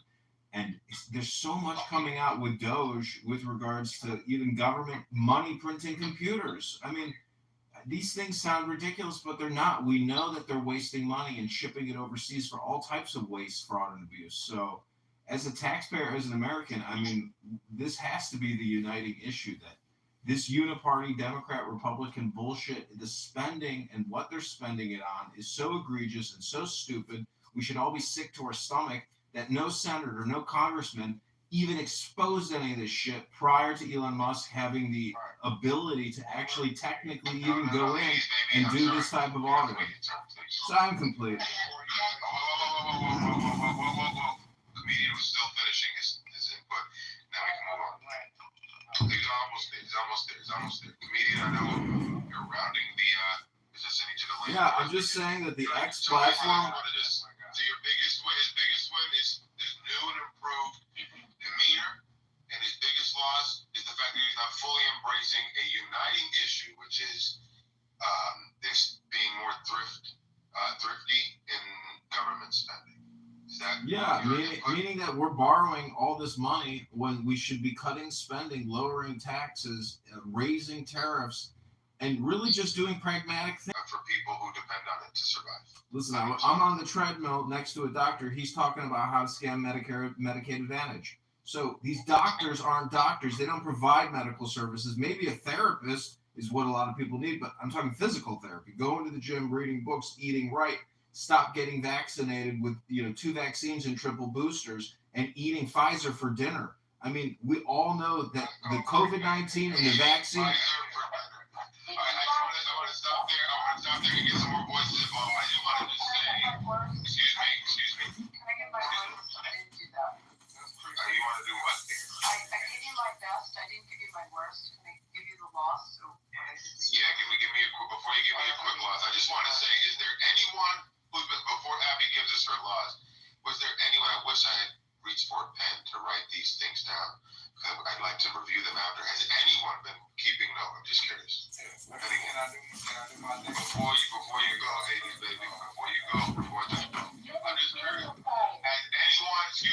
anyone been writing down what they've been hearing so far? Yes or no? Please, I'm not your secretary. All right, cool. Thank you, crowd ratio. All right, nobody's done that, but I'm gonna. Yeah, I didn't know there would be a test later. Yeah, I like what I'm hearing so far, especially some of the things that comedians said. But anyways, Abby, before 80s baby goes, because 80s baby is dying to go, I'd like for Abby to finish her submission by providing to us what she's saying is Trump's biggest loss since he's taken office. So I was thinking about this. I told you I need a minute to put it together. So from a legal perspective, I don't like the fight on the birthright citizenship. I think it's a losing battle with the Supreme Court. I think constitutionally it's not a strong case, and I really wish he wouldn't put a lot of his emphasis on it. It's different than the immigration issues that he's dealing with in closing the border and deporting criminals.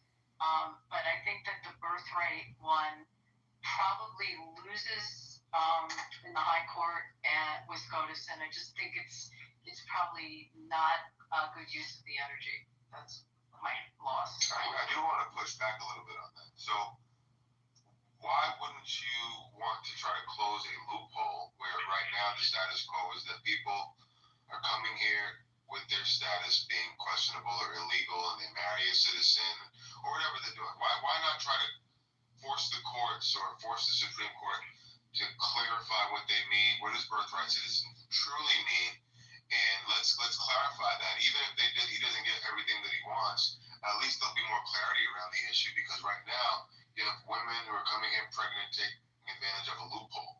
So to the extent that it closes the loophole, why do you think that's wasted effort? And then we'll move on to 80s baby. I think it's wasted effort because you could end up, I don't know if you'll get clarity if they lose at the high court, you may end up with more floodgates on it. I just don't see the constitutional strength. What do you mean we end up with more floodgates? Well, I think that if the Supreme Court rules that in fact there is the birthright, then I don't know, floodgates is the wrong way to say that. I think that you don't close that loophole. I just think that there may be another way to approach it. I just think that the going through the 14th Amendment argument and looking at it's basically free, and so it's like, okay, well, how can you use that in the best sense for basically the hardest fields in the world, right? It's like, how can we speed this up and sort of just like this reminds me of a paper Google released. Did you see Alpha Evolve, I think? Did you hear that? Scott. Yeah. By the way, Alan, did you watch the thing that I tagged you on in the group chat, the video, the Transformers thing?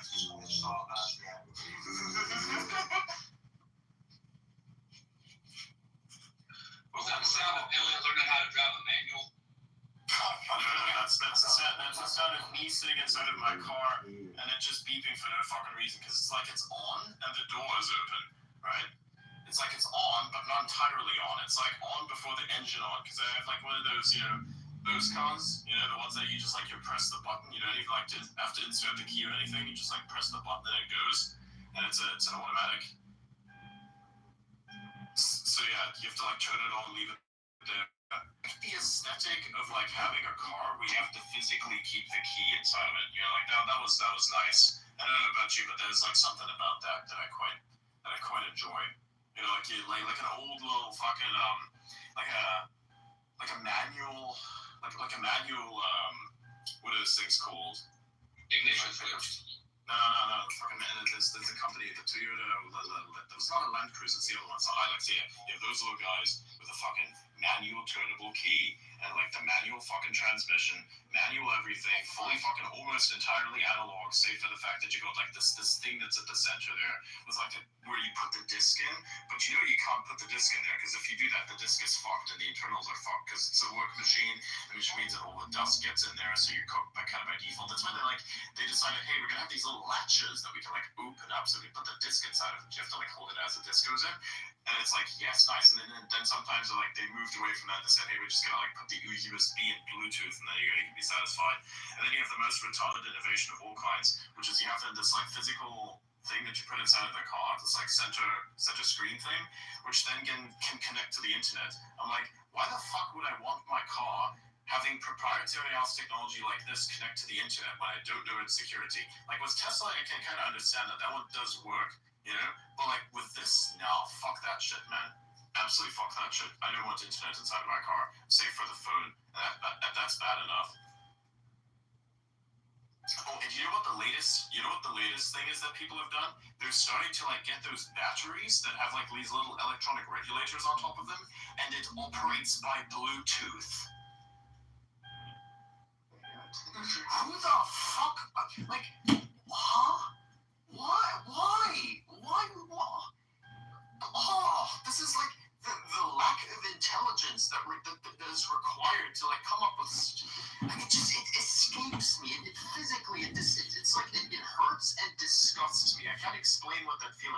It's a feeling where it's like, just no. Can I please beat you up type of feeling. It's like, just please let me beat you up so you can learn from this and never do that again. We don't need Bluetooth batteries. Who the fuck thought that was a good idea? Please, just let me beat you just this once. Just this once, okay? I don't even want to do it, but you need it. That's how I feel about that thing. That's how I feel about this type of like weird bullshit. I don't want to beat you up. I really don't, but I kind of have to. And you need it. You need it. Fuck you. But that's the feeling. That's the feeling. I think I've verbalized it now. That's the feeling. It's not even a hatred. It's just like, please, just no. Let me spare you by like not sparing you.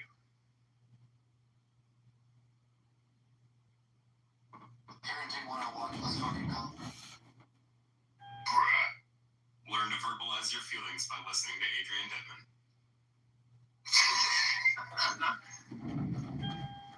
So that one, like, saying, hey, we're just gonna like play fucking Diablo again, is like, no, fuck that shit. Oh my god, the Blizzard business model is built on getting its customers addicted to a heavily measured dopamine drip that never stops.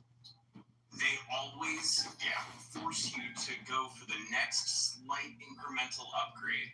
You have to grind for hours and hours to get it, and when you get it, you get that slight dopamine release, and then it's on to the next upgrade. Sounds like money. Yeah. It's really messed up, and you can tell because the way that the RNG works is it has a thing in it, like for the upgrade things, as a thing in it, where it intentionally will not give you the highest rated proc. You cannot imagine the way this infuriated me. I could have fully perfected my build, but I couldn't because it didn't make sense unless I would grind in my fucking sleep, which I couldn't do because my automation thing didn't work because the game servers are ass and kept dropping me this fucking. There was just no way. There was just no fucking way to do it. And then you test it by bringing new people into it. You can tell how good a game is by bringing like new people into it and seeing how well they adapt to it. You can kind of like tell the different, and MMORPGs or like RPGs in general seem to have this problem. They're like exceedingly hostile to anything that is new skill, like exceedingly hostile to it. Like you can tell, you put fucking like anybody into Diablo and you bring him to the highest difficulties. Like first of all, you have to grind to the certain level to get to the highest difficulty. And then once you get there, you get those little bitch numbers, not the big numbers, because the gear sucks and because you can't get new gear because you have the little bitch numbers that then take ages to farm. And it's like they inundate you with useless fucking gear.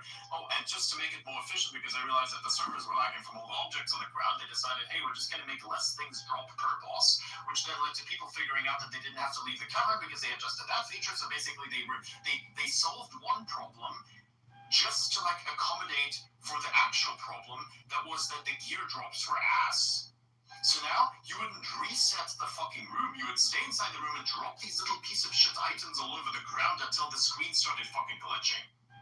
And then you would like reset the room because you're like, please no, this hurts me, and then you like go out there and you fucking reset the thing. You come back in, you have like a guy already sitting there with the teleport ready to log in there so you can do the thing. You have to run in and fight through all the fucking enemies again. Then you get to the little point. The thing is though, for you it's gonna be such a mundane task that you're just breezing through all the enemies like super fast because you've already, to get to the boss farming stage, you have to have gear so good. And guess what? Where do you get the gear that's so good? You don't get it from the fucking boss because it never drops anything good. Total, I have spent over like 1,000 hours on this stupid fucking game, multiple seasons, and I've only ever had 2 drops where there was a 4-star item, which is the max rank. Fucking, what the fuck is that? Hundreds of fucking runs per day on a fucking boss, and only like 2 4-star items over the like amount of seasons that have been. What in the actual ever-loving, disrespecting fuck is that?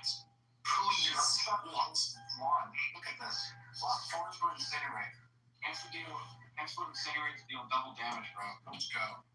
Bro, your main claim to fame in Diablo last fucking time we played was literally having a rogue that DDoSed everybody. That was not productive. Like you say, hey, this looks like an interesting build, and then it's just like arrows that look rainbow colored from like raining from the sky onto the enemies. And I was like, dude, this is just like the gayest thing I've ever seen. But I can't say that. I couldn't say that on stream at the time because like Biden was still in power. So I was like, nah, I can't say that shit. But I can't say it now. It's not going to be that much of an issue. But like back then, it was definitely that much of an issue, and I feel like in some ways it still is. But hey, I tried to like not be as hostile until I saw that shit and I was like, nah, I'm done. Fuck that. I'm gonna play a different thing next season. I played a different thing next season. I'm gonna 100% the game. And I think that I 100% the game to such an extent where I was like, yeah, I've had enough. And like I could never. And the worst part is like to challenge Lilith and to get Lilith down, you have to like get lucky with some of the damage. And then there's an unescapable death. Why the fuck would you want this? That was the only challenging fight in the game. I actually enjoyed learning that one. I fucking hated it. It was like such a weird thing, and it didn't even drop you anything special. Like if I would have dropped you a fucking item that would have made you unstoppable, like just basically gave you immortality, that's what it would have been worth. But literally there was nothing worth the whole effort other than to say, yeah, I've gone to the campaign and I've challenged the main boss. And it's funny. You have a different. Wait, did the power just fucking die? Turn out for a second. Cock. Sorry, that's another problem. We'll have to get the electricity guys here again. Little voice note for anyone who wants to get into solar. Make sure that whatever battery pack you think you're gonna need, get twice as much, especially if you're doing lead acid. And you can do lead acid. Lead acid works.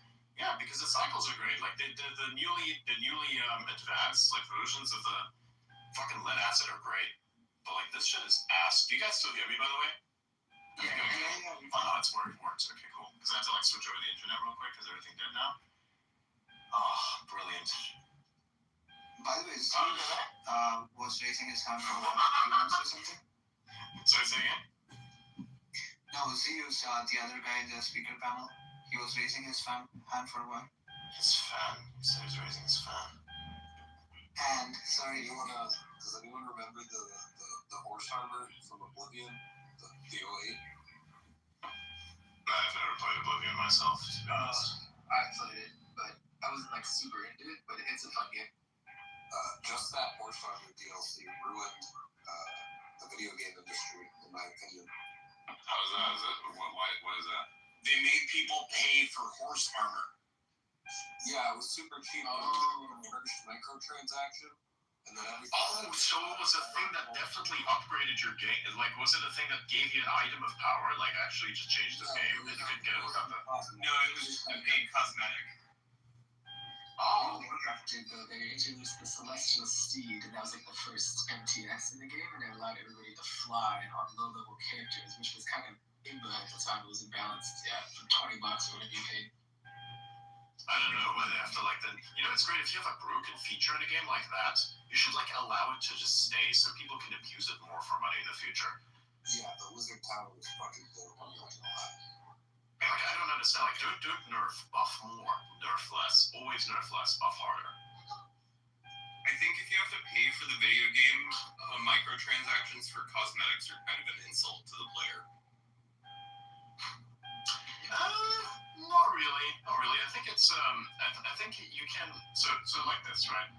There's some like you have to make the unlockable cosmetics worth the grind. That's the thing. So like say for instance there's a bunch of unlockables. So this is the thing I think it's really bad with like Halo Infinite is that there aren't really that many cool unlockables that you can grind for, except for one in particular. And I do really respect them for that one. So let's say you want to play like the game and you want to be Master Chief because that's one of the reasons you got in for it. Well, guess what? You're gonna have to play the game multiplayer. You can do this for free right now. You play the multiplayer for free. Continue to play it, ages on end, and you can rank up your career skill in there.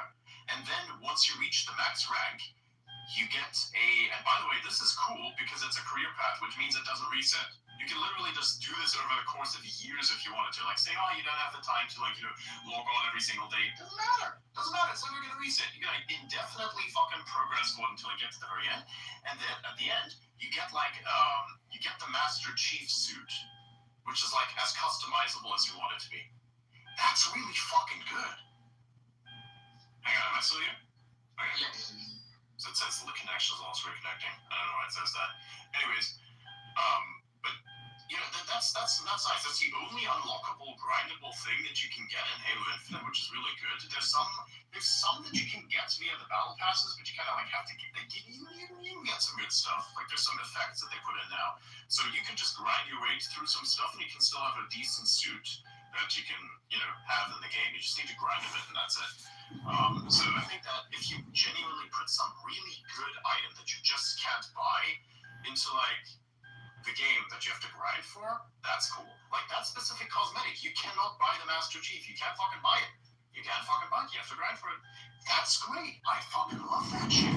That is really cool. I think so they can keep that in the game, and they can have a ton of microtransactions. I dropped a bunch of money on the game already. I probably dropped like was it over time? Yeah, Adrian. He's back. He's not for me.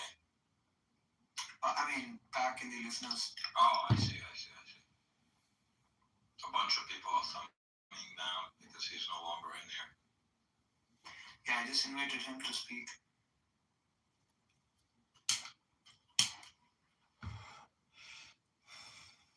Is the Halo game he's talking about a free game, or do you have to pay for the base game? Halo Infinite, you can play the multiplayer for free, which includes the mode that we play, which is called Firefights. That's all for free. You can just download it on Steam. If you want to play the campaign, which is like a lot of fun, you can play that with multiple friends at the same time. You pay like $30 or whatever it is. Yeah. Where was I stuck at? Master Chief suit. Oh yeah, Massachusetts. Yeah, good unlockables. I dropped a lot of money on that game. Even dropped a lot of money on Path of Exile as well. Like I decided to go for the max pack, which is also the only reason I got the website launcher, because you could only get that over the website. So it's like, fuck that, I'm just gonna get that. And so I got like the $480 version of that, which is great. So and I did this not because I just wanted to show off. I just did that because I heard how the guy was like talking about the economy in the game, and then it was like, you gotta like have the capitalism situation. And I was like, take my money right now, because I'm like, any game that says that shit, I just want to pay that forward as much as possible. Like, here you go, you have my money. Even if I'm not gonna play the game, you have my money. So the difference for me with Halo Infinite and Path of Exile is they have a game you can play for free. And so there, I think charging for microtransactions for cosmetics makes a lot more sense. Like, they have to make money somehow, and they're letting people play their game for free. So that's fine. Actually, but doing two options be free to play. If you pay so $60 for a game, and they want you to pay like $5.99 to get a silly cosmetic for your horse, I think that's what's insulting. What about like a game that's $20, or like games that are like $20? I think it changes them a little bit for sure. I still think that Adrian's point about having the unlockable cosmetics that are worthwhile is an important one.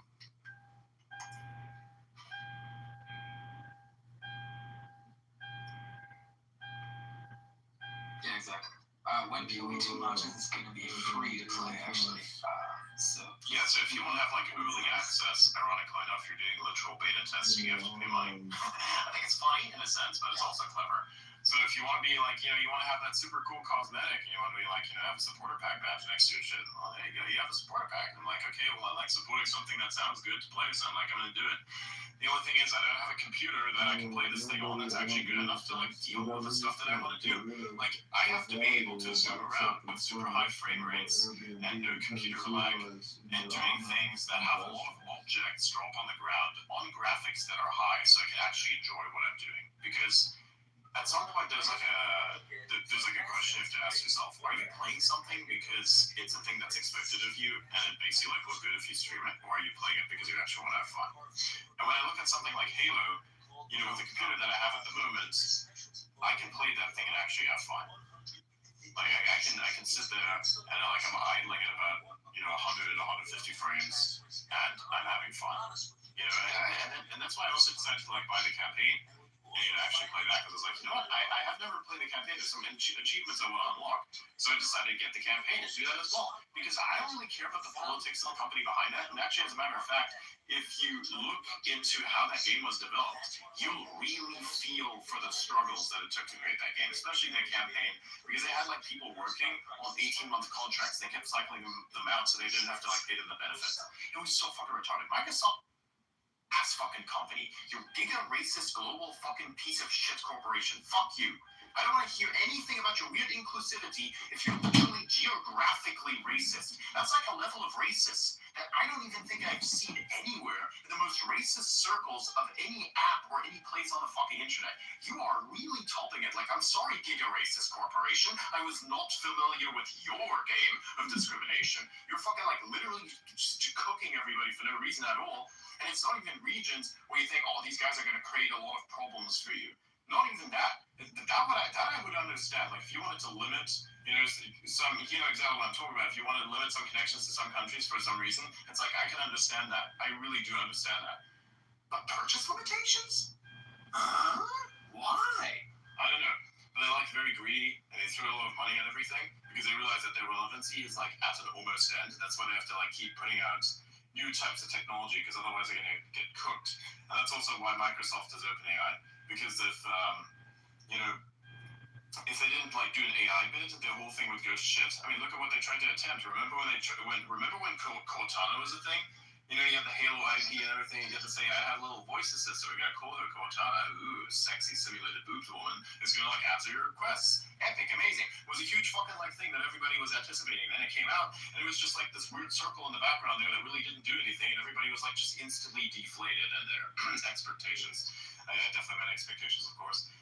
So that was like a massive thing for Microsoft. I felt that was it was very underwhelming in some ways as well. You thought you were going to really lead up to something there, but then it was really just a whole bunch of nothing in a system that didn't really work. And now you have something similar to that. It's called Copilot. And just because you don't hate Windows enough, you don't hate Microsoft enough, they then introduce a bunch of stuff that runs in your task manager and you have no way to disable it. I mean, recently running into this real worthless piece of junk that's called Windows Input Experience, and you can't fucking disable it. I tried every fucking setting, even editing the register. I didn't even know you could do that, so I learned how to do that. And I fucking tried to specify the values for it, and it still doesn't fucking work. I'm like, what the fuck is this?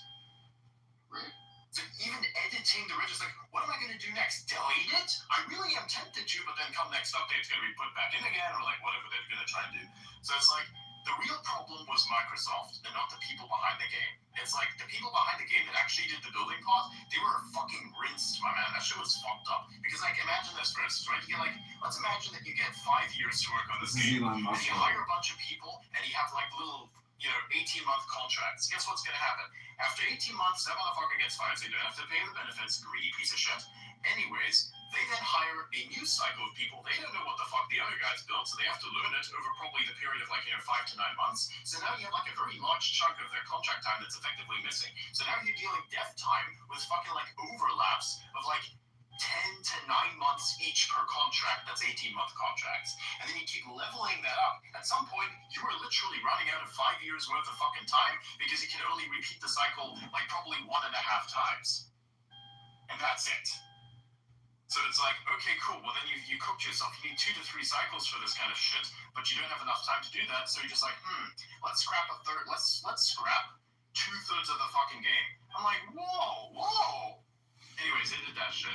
So now looking at the game, looking at what it took to make it, I mean, that was pretty good. And I mean, I looked at the end credits too. There was a lot of fucking people, man. I applaud them for what they did. It was a great game. I had a lot of fun in it. I have a lot of fun. It has a lot of good features.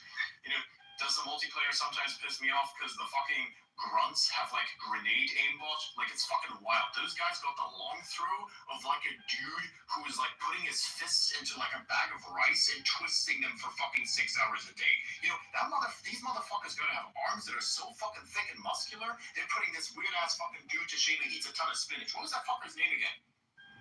I keep forgetting his fucking name. Yeah, Popeye. They're putting Popeye to shame, bro. I kept thinking of Popeye as the food chain, not Popeye the character. Fuck me, man. But anyways, that guy's like that. This is the type of like level 4-arm fucking strength that the brutes have, and then they have basically aimbots. They put these little sticky fucking plasma grenades up your ass, and you can't fucking dodge them. It's fucking great. And sometimes it's funny because okay, now you don't get the perfect at the end of the match, but like randomly you just turn around the corner, there's a big fucking bitch there. It's like a grunt that holds up 2 of those grenades in his hands, and he's fucking like Al-Qaeda maxing, so he comes up to you and fucking blows you up instantly. Like, what the fuck? Double fisted grenades, yes. Literally, he just fucking holds it. It's fucking insane. Ugh. And fuck this car. And fuck the power. Actually, I'm gonna have to deal with the power real quick. We're running out. That should not have been that much consumption. There's something really fucking wrong with this plant. There's something really fucking wrong with the batteries too. I'm gonna deal with that in a little bit. Because I can't fucking like run the machine I want to run if the power keeps fucking turning off, because I need it to be on 100% of the time. Otherwise I have to do everything all over again on the software level, because I'm trying to get it to do a thing, and I have to talk to a random ass fucking Chinese person because they forgot to put the fucking documentation into the software, so it makes my life 3 times as hard. And so now I have to figure out, what is that feature? How do I enable that? Why can't I just say, hey, can you like, fuck that shit. So I'm gonna have to go do that. So I'm gonna have to jet for now. Thanks for allowing me to vent. And Elliot, get off the fucking Diablo shit. You're wasting your time. Go play Halo instead. It actually makes you think. Anyways, and automate the Factorio thing. That was actually productive. If you want to have like fun, you play Halo. If you want to waste your time, you play Diablo. If you want to like actually do something productive, you automate Factorio. And if you want to do something even more productive outside of that, and you don't want to automate such a game, get a fucking job. Like, don't do simulated work. Simulated work reeks of unemployment. What the fuck is that shit? Go would you work in real life? You'll actually make a thing that's called money. It's amazing. It's beautiful. It's the only thing you fucking need to survive in this world. You literally do. I know a lot of these weird ass fucking influencers who have a lot of money, ironically enough, say that money is not like the thing that you need. I'm like, fuck you. It's definitely what you need. Alright. Thanks, Adrian. It's not the only thing you need, but it is a thing you need. It is quite a useful tool. Yes, It's a tool. It's a tool in my tool belt. All the other tools, the best tool in my tool belt right now is Grok 3.5, but unfortunately they are not releasing it. When 3.5? Yeah, dude. Like, when are it comes to 33 because of the Raptor engines, I was like, When are they gonna release Grok 2? When are they gonna release Grok 2? I love how Glass is just like so silent in these spaces, yet his posts are so cryptic. I fucking love it, dude. When are they gonna release Grok 2 as an open weight model? Yeah, that is a real question. That is a real question. Yeah. I don't know, man. I'm tired of using Gemma. Gemma? What do you mean, Gemma? What do you mean? The Google's open source model. Oh, Gemma's Open weight. great. Yeah, it's great. Yeah. Weight. I would use Gemma, to be honest. Bro, I'm tired of Google dominating my life. I just can't escape. They come out with the best AI model. But that AI model is one that observes your computer environment, what exactly you do, and then fine-tunes itself in real time. What the fuck? Triple GA? Oh, shit, okay, congrats. Oh, he's still wasting away his life on Diablo. I see. He's still wasting his time on it. Yeah, he's still wasting his time. I can hear the dopamine right now. Yeah. You guys gotta remember he's 12. Okay. What next? I should rename this space to Macro Horde Space and kick out Elliot. What? Macro right inside you. Macro Horde? Yeah, Adrian has good points.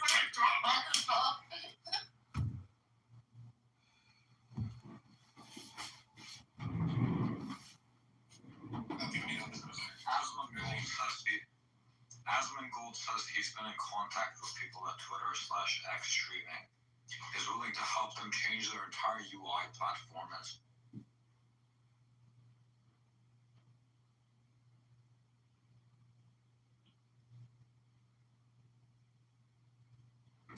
Maybe I don't use whatever you can get rid of value.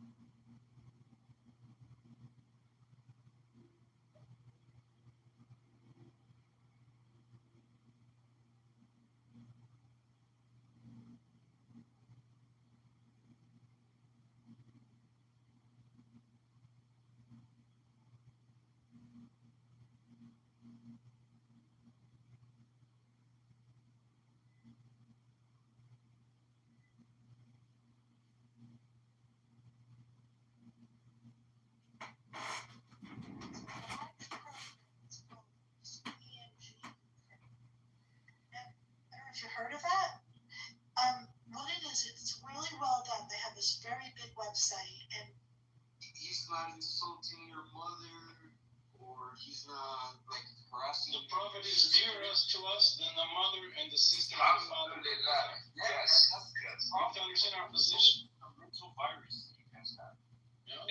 You're willing to defend it more than You guys don't believe in anything. That's why you're judging us this way. No, but you know what? You know what though? You say you defended our very sisters. You're literally saying because of an ancient philosophy and belief system. Let's see how much you can take of the people and their bad manners before you get fed up. You know what I'm saying? Shit, bro. Just saying. What? Let me ask you this question. What Io is standing on? What?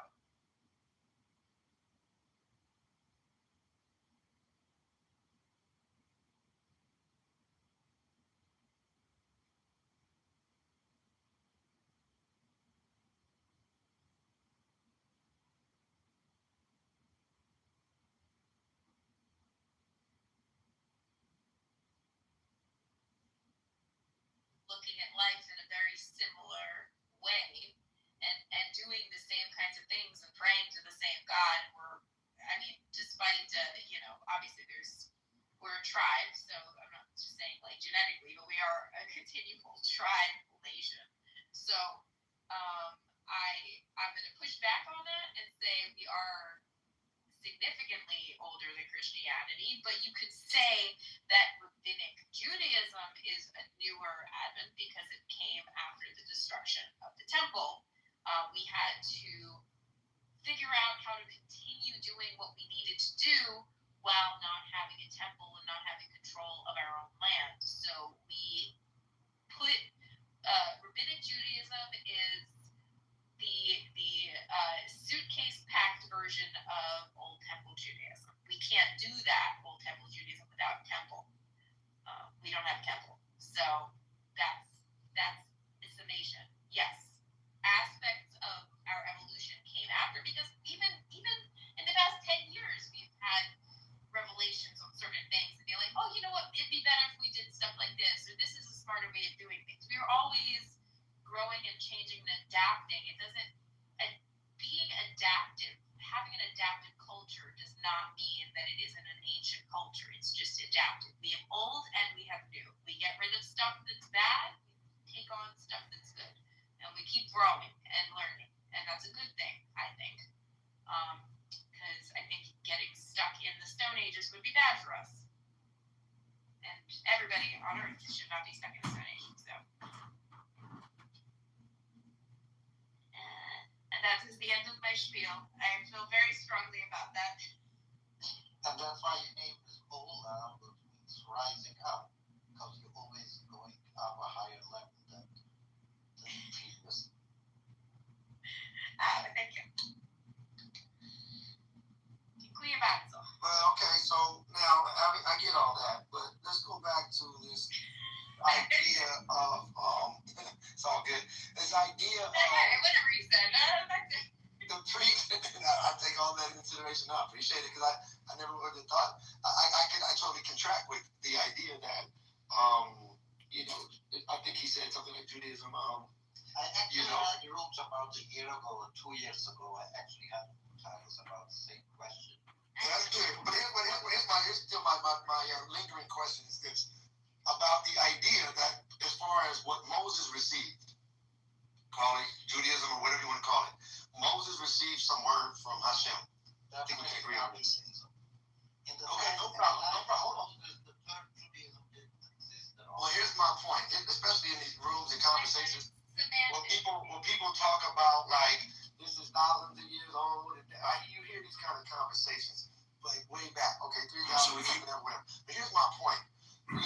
The revealed word of God, even Christians refer to the same story of Abraham, Moses, and all this like this, and the tribes. So whatever point, there's this continuum of history from that time leading up to where Jesus said, I didn't come to change what Moses talked about, I came to uphold it. And then you have even Muslims referring to Moses and talk more about Moses in that Quran than anybody else, than Prophet Muhammad. That's for sure. But the point I'm saying is, so this idea that, this is what I asked the question originally was, these people, Moses and these people, were given these words from Hashem to spread this information. It's valuable. And this idea of hoarding it and not getting it out to everybody and keeping it for themselves, then they're creating like this secret society. That to me seems like a violation from God. What are your thoughts? I don't think that we hoard the information. I think we do our best to, because it's our job to keep the books and pass it on to our children. Now let's talk about that. You say your children. I'll keep going with it. It's our job to. Just your children? Hold on. Let me finish. It's our job to be the stewards of the text. Our job to pass it down and learn the translations and everything. As far as it goes for everybody else, we're supposed to be, they say, like a light among nations, and we're supposed to heal the world. So we're supposed to, if anything, share the Noahide laws, which are very basic. You know, don't murder, don't steal, basic stuff. You're not expected as a non-Jew to do all the things that we're expected to do because we're supposed to be like the keepers. See, I think this is where we get a problem. This is where I think that the arrogance starts to kick in. This is where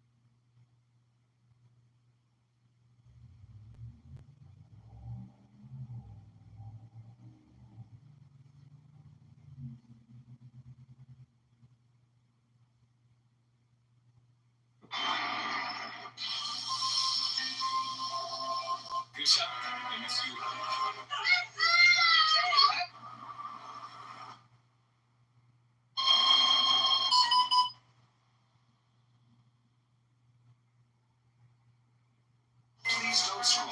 I'm just trying to become a big content creator one day, but I have no supporters. So if you have the chance, please subscribe.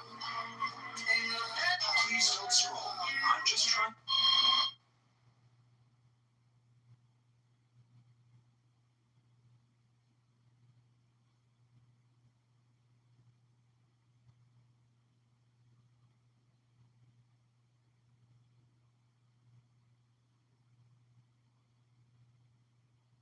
Please don't scroll.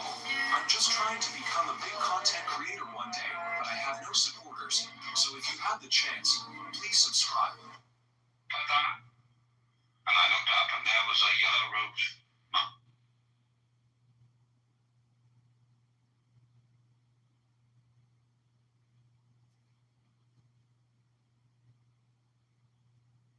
What are you talking about? Well, they're both furniture.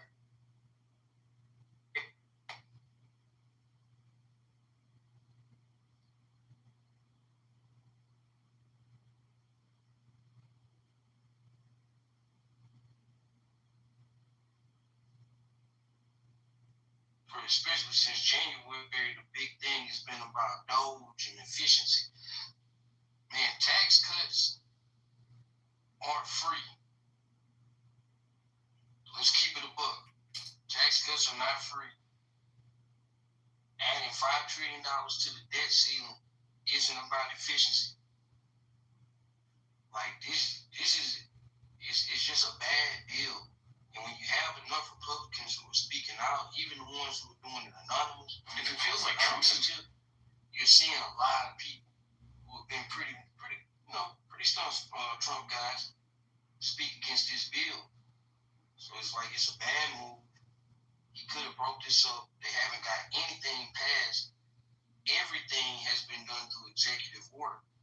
So it's like, at the end of the day, if y'all don't win in 2028, like everything he's did is going to be undone. Well, the big beautiful bill, the Lincoln Riley Act went through his first week or two in office, and then the big beautiful bill just went through the House. So it's about to go to the Senate, and we'll see what happens. But I take what you're saying with I understand what you're saying. We'll see what happens. Not everything has been done with an executive order. That's not true. Lincoln Riley was voted on in both houses of Congress, and this big beautiful bill is working its way through. It already got through the House, so now we got to see what happens in the Senate. So we're gonna let Alan go. Thank you for your input. Thank you for your input, Mr. Dillette. Hold on now. We got Alan who raised his hand, but now he seems to be on the phone. Alan going once. All right, go ahead, Alan. And then we got Nathan who wants to say something. Yeah. So on the right. His biggest loss, I'll say it again, others have said it, I think has been eliminating all the DEI from the government. Biggest loss or biggest win? You saw this. Excuse me, biggest win. His biggest win has been removing all the DEI language and requirements from the government, and is helping businesses remove that as well. His biggest loss, I think, is the fact that he hasn't invited you, Manfinity, to the Oval Office. Because if he invited you would talk. Crowd racer, you ain't gonna interrupt him while he's giving me a compliment. I'm moving you down right now.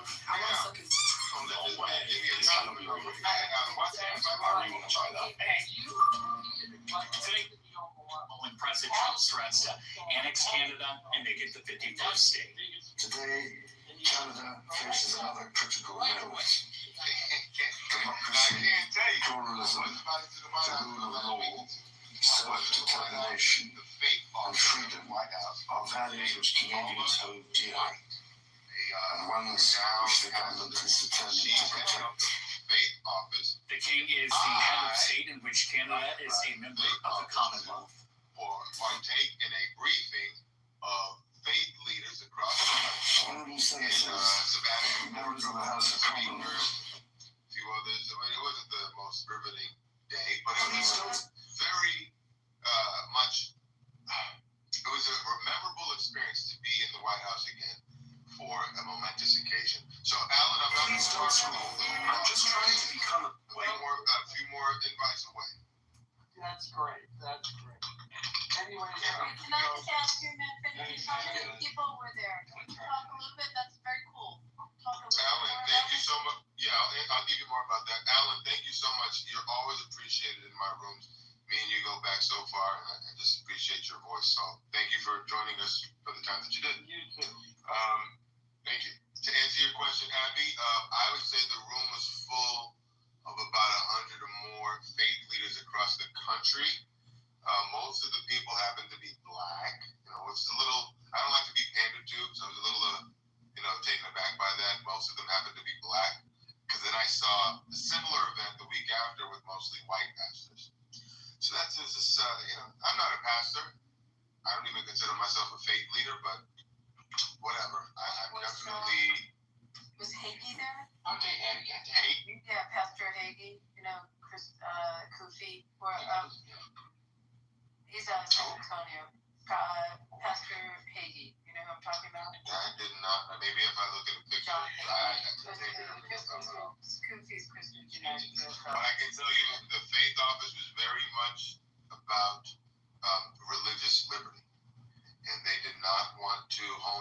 Christianity or this or that. They were very much all faiths, that kind of speech. You know, and we'll see what happens. But Paula White is a Christian. But, you know, in this role, her role is to kind of expound and expand upon religious liberty. So it was very interesting to be in the room. Something happened while I was there that was really out of the...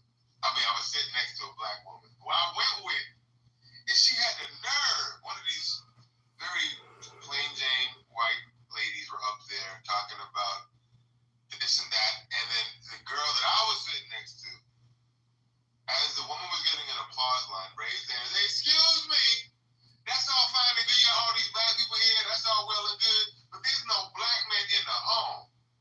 It was just going off, and like the girl had nothing to say, and then Paula White had to get up and say, "I just love answering questions like this."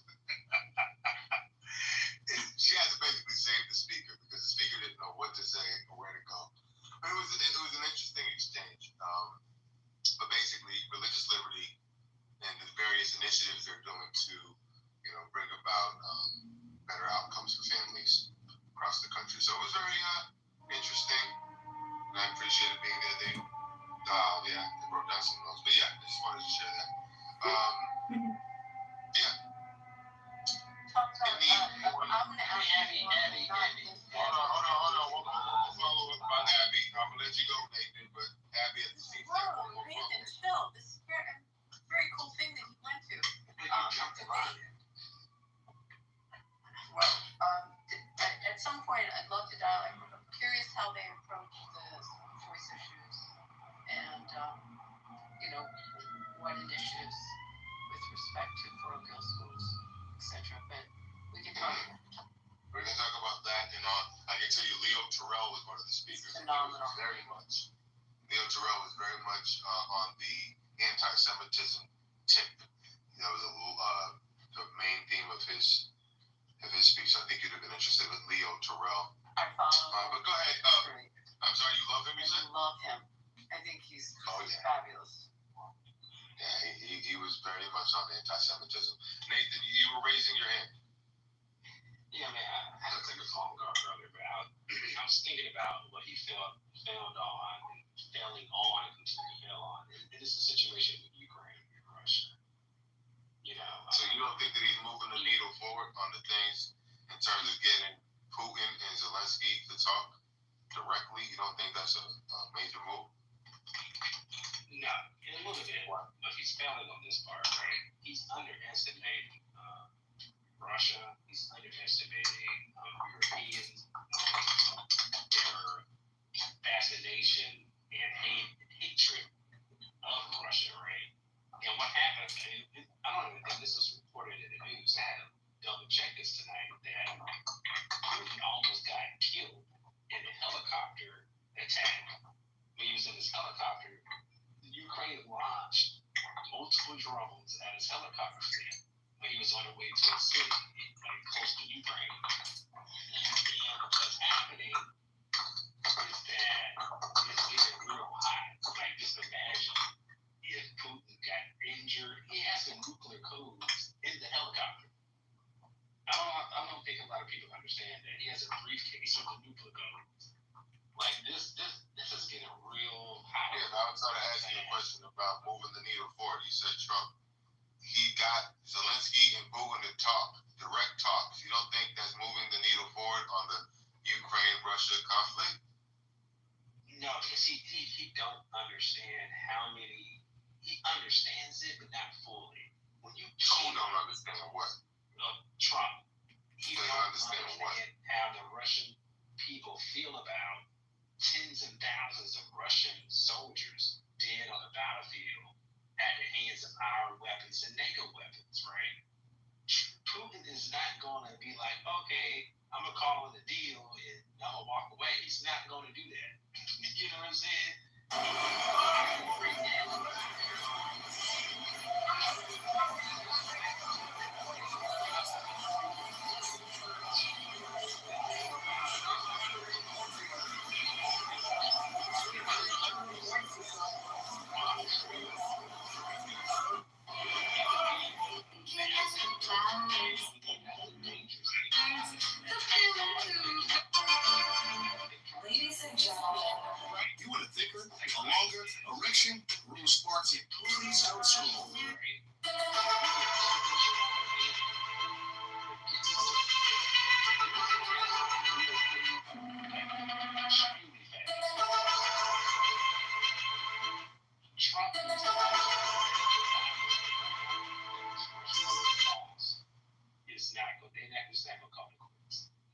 he's going to have to come at this at a different approach. So you think that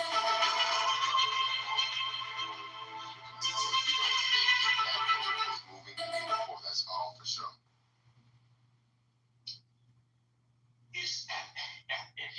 I've been following this thing, right? And before that meeting took place, the high-ranking Russian government official advised, right? He said a lot of things publicly about how Putin should don't take the bait. That's what it was. Don't take the bait, right? And Trump needs to be more hard on Zelensky. He needs to be more hard on a European leader. He needs to, that meeting White House with Zelensky should have. Please don't scroll. You want to think harder? Ladies and gentlemen,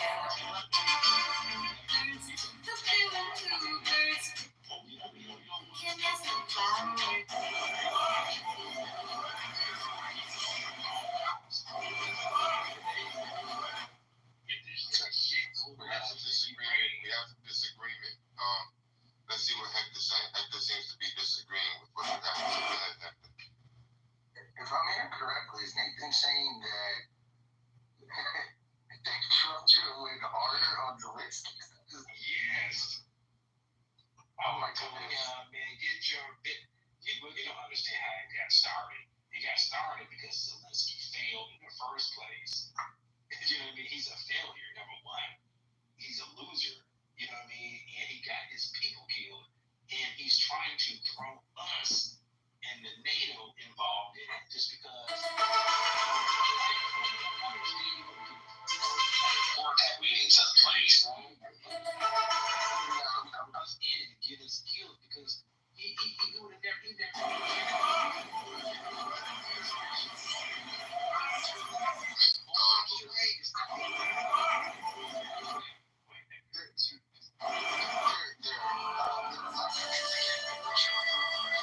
Why would we have constructive?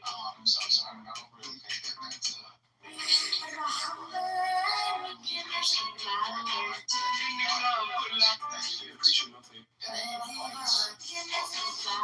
to further encroach, right? So we can go all the way back to like Russia took Crimea. And if we weren't willing to defend and hold that territory on behalf of Ukraine, then obviously it emboldened Putin more. Now, if we're not willing to, toe the line and have further sanctions on Russia, then guess what? I saw what happened. Ukraine is getting bombed, and meanwhile, we're sitting here trying to tell ourselves that Trump is negotiating a deal or moving them closer forward. So what's happening is Ukraine is getting decimated day in, day out. Meanwhile, we're trying to negotiate this peace deal, but a truce can't even be called. So is there really a blunder happening? I would argue yes, because if Trump is this, please don't scroll. I'm just trying, then why has he Please don't scroll. I'm just trying to become a big content creator one. let's be real, you probably Please don't scroll. let's be real, you probably see me in a few interesting places. But what if I told you there's a place where you can actually meet fun, flirty people live? Please don't scroll. I'm just trying to Ukraine didn't invade Russia as the world stage industry, right? So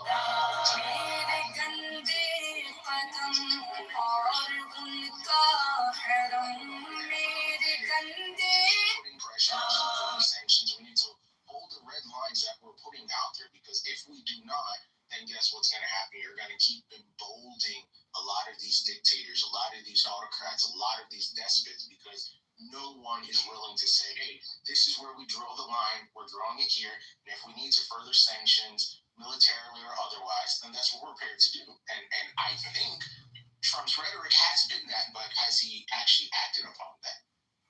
okay, so you missed.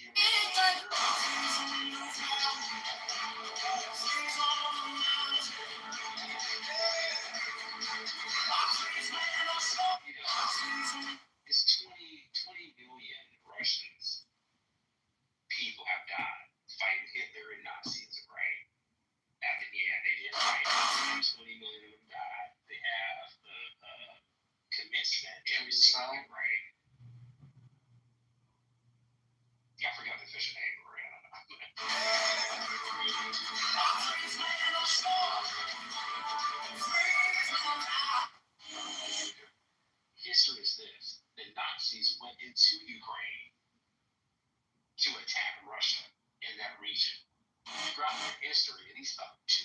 times Russia got attacked through the Ukraine region, right? Because if you look at the map, it's a perfect entry point into Russia.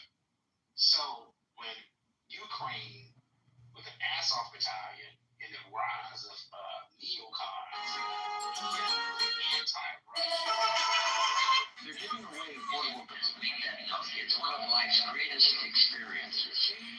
It's when your name appears in somebody's testimonial. Somebody says, here's the person who found me.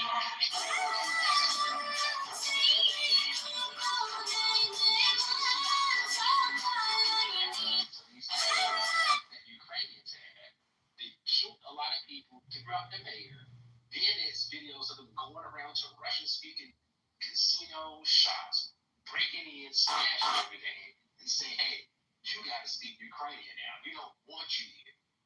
And the crazy thing about it is this. Putin watched, which he's an asshole in my opinion, he watched 10,000 Russian-speaking civilians get killed by the armament of Ukrainian this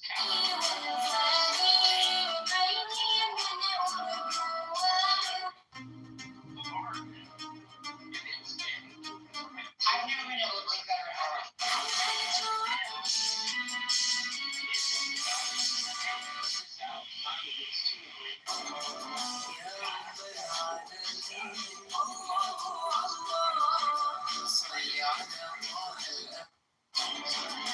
Don't sign that peace agreement, right? And he didn't sign it after he put the military on the Ukrainian border. He didn't go in right away. He said, sign this deal. Zelensky refused to sign it. And then he went into the country. So you tell me, Hector, if you was in the United States and the Chinese had, was telling Mexico to attack the English-speaking people on the Mexican border, it was killing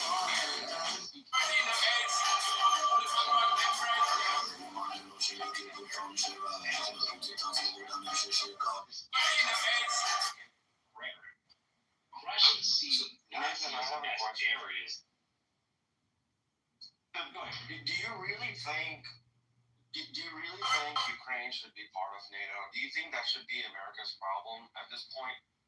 Just tell me that. I want to hear you on that. I don't know, bro. No.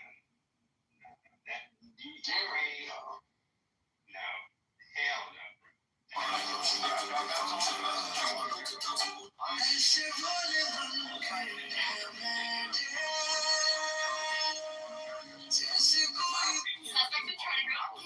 The chances of you seeing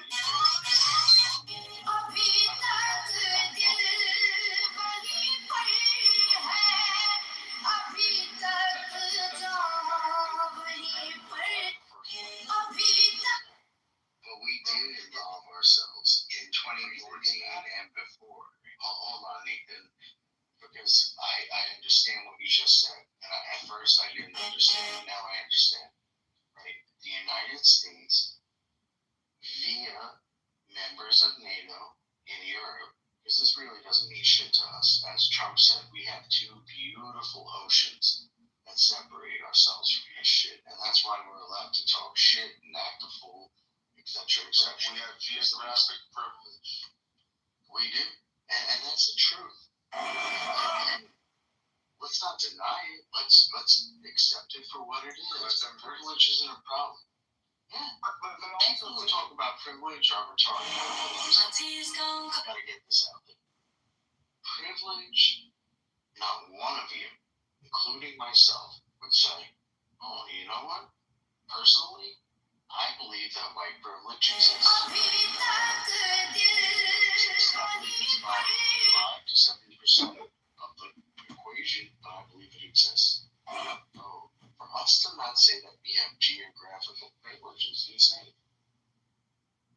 But Dr. Responsible, like for example, I want to know, like, if Ukraine were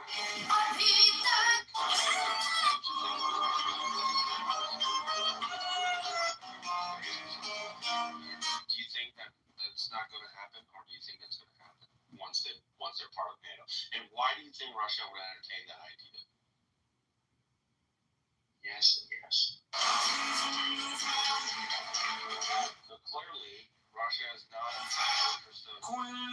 The liquid death. Which Disney prince is your soulmate? Don't throw 2,000.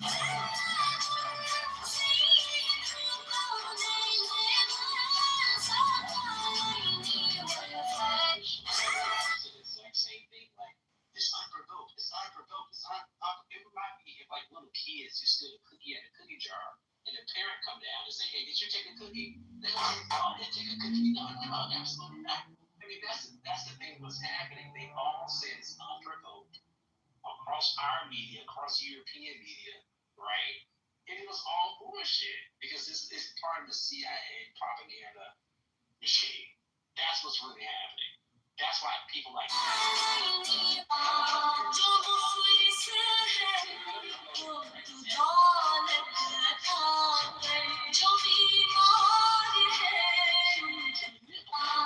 manipulate the masses to go along with this type of issue. But for like I study things, right? And I had my personal business. I had a colleague when I contract with, he's a Russian guy. He kind of pointed me in the right direction when I asked him about the information about the Ukraine situation for me to learn about it, like Steven Bandera. Who is he? Why is he celebrated in Ukraine? If you don't know who that is, you know what I mean? I'm sorry. I have to interrupt for 1 second. Just 1 second. First off, It took me 10 years to learn this, but I will teach it to you in 1 minute. It took me 10 years. But he's not there, so continue, Nathan. Yeah, but when I studied the history about Ukraine and how it was created, and why he celebrates Steven Bandera was a person in World War II who made a deal with Hitler to take over the region of Ukraine. I mean, he really sided with Hitler. They came in and killed thousands upon thousands of Russian Jews and a whole bunch of people there. You in 1 minute. Betrayed him, locked him up in jail, and soon after the war, he broke out of the jail, went back to Ukraine on a mission to tear Ukraine from the Soviet Union. And that's the to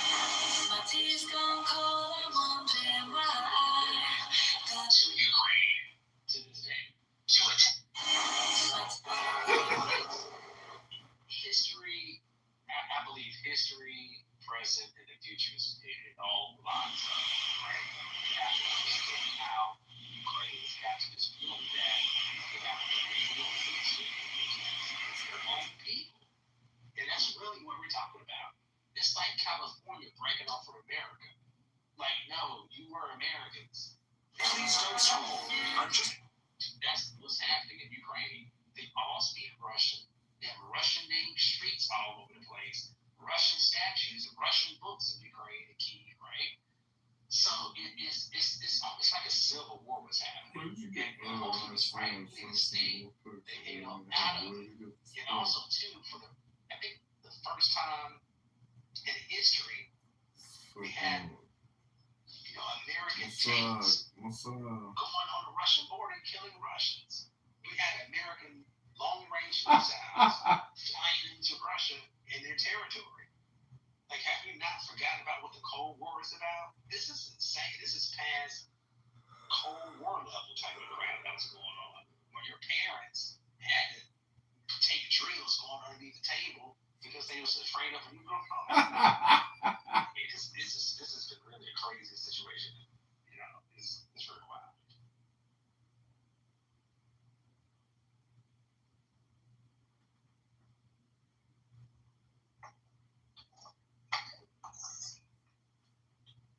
No response? No one? Okay. Drop the hammer, man. I think you dropped the mic on him real quick, Nathan.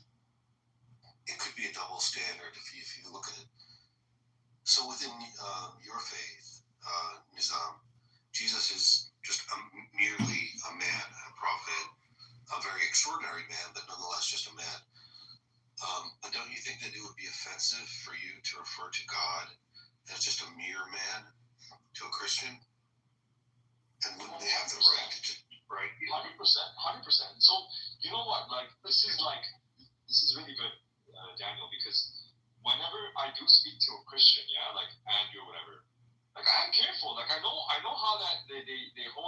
Jesus to be a revealed figure, right? And I'm careful to like navigate that. And so I don't say anything like prophet's an idiot or like Jesus is an idiot or Jesus is a liar and Jesus is like a man and like you guys are a bunch of dumbasses and like you're like I don't do that like because I don't want to offend them. Like I'm trying to like I mean I do believe I have the truth, right? And so if I have the truth and I believe in whatever I believe in, it's my own responsibility. The responsibility is on me to kind of portray that, right? Like and to have the character of someone that believes in the truth. Like I can't just be like emotional about it. Okay, so, anyway, 1 minute. Nizam, would you be I don't believe that the prophet is divine revelation. Would that be offensive to you? No. I mean, well, it depends on like it depends on like plainly like that. Oh, okay, no. I mean, look, like, yeah. For example, like you know how like the hundreds of conversations that we have with like atheists and like all these different groups, and people are like, oh, like Islam is a false religion, Islam is not true, it's like the Prophet Muhammad was just a man. I think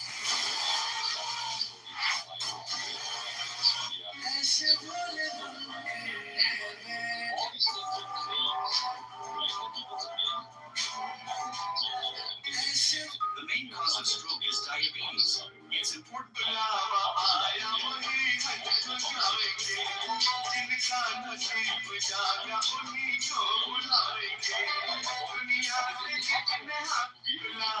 but like I don't think it's like intentional disrespect like what Abe was doing earlier or what Sam was doing like with earlier, like intentional disrespect. And then obviously like it's not like my first instinct is to be violent. It's like okay, like he'll say something, I'll negotiate. I'm like, hey, listen, like brother, like I don't mind talking to you. Let's have a respectful conversation. Let's not like overstep each other's boundaries, and let's see if we can resolve it. And then You're not sad because you haven't started. You have Sasha,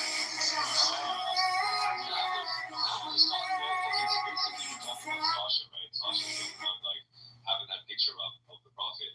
And then Sam was saying a whole bunch of random stuff. He was just going off on a rant. He's like, oh, like,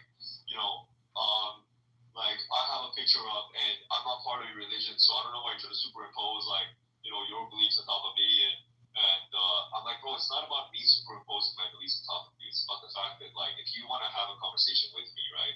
And if you want to like have a dialogue with me about Islam and you want me to like defend it and you want to continue having like a cordial relationship with me, things and views like evidences, you bring your rebuttals and I bring like my counter evidence, then we need to have a cordial relationship. Like it cannot just be you like saying whatever the hell you want about the prophet and I'm just gonna sit there and take it. Like that's not gonna happen. What did you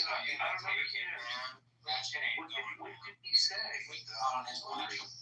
Wait, so he said the same thing. Daniel, he said the same thing. He said fuck the prophet. He said fuck the prophet, he's a pedophile. Yeah, he was saying all that. Yeah, that's a classic. Somebody's trying to be purposefully insulting. It's not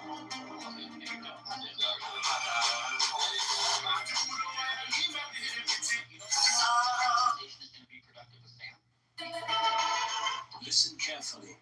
The next time you feel left out, when your friends all go out to listen carefully. I sat there and I didn't take it. You're right. I did exactly what I would do. I sat there and I didn't take it. I sat there and I did. Yes. That's the problem. Yes. That's the problem. That's for me. That's not a problem. Pointing out. Yeah. What Sam was doing was pointing out is that. No, I would knock him out. And by the way, he changed. Daniel. Listen carefully. This will blow your mind. And then he changed his picture because, like, I asked him to, and I didn't ask him nicely, and he changed it back. So like the issue was resolved. If he does that, that doesn't justify you punching him. For me, it does. you hold sacred. For me, it does. You hold sacred. No, Abe holds nothing sacred. You hold anything sacred. Abe doesn't hold anything sacred. Freedom of speech is sacred.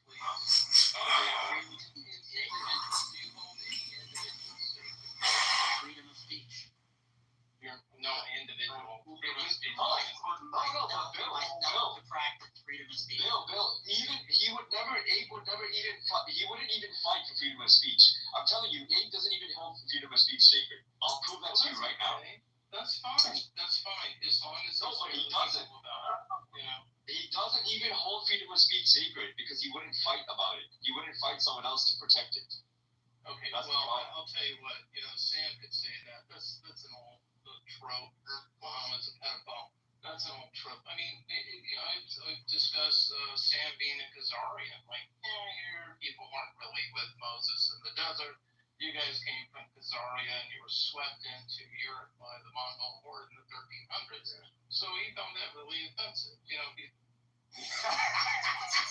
Hey, yo, first of all, this is a good title, though. Like, you know what I'm saying? And, you know, it was a long time. You know, I am from New York, you feel me?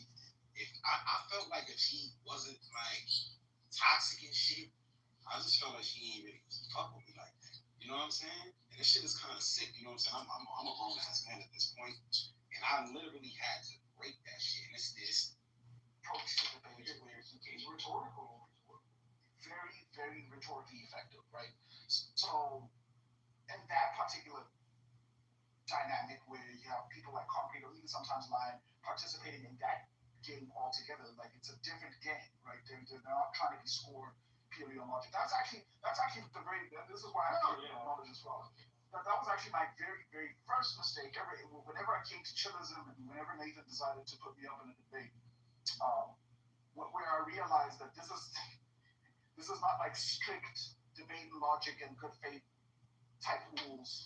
It's not. This is battle rap, right? You gotta get messy. You gotta do the whole. I think it's like you gotta know who you debate.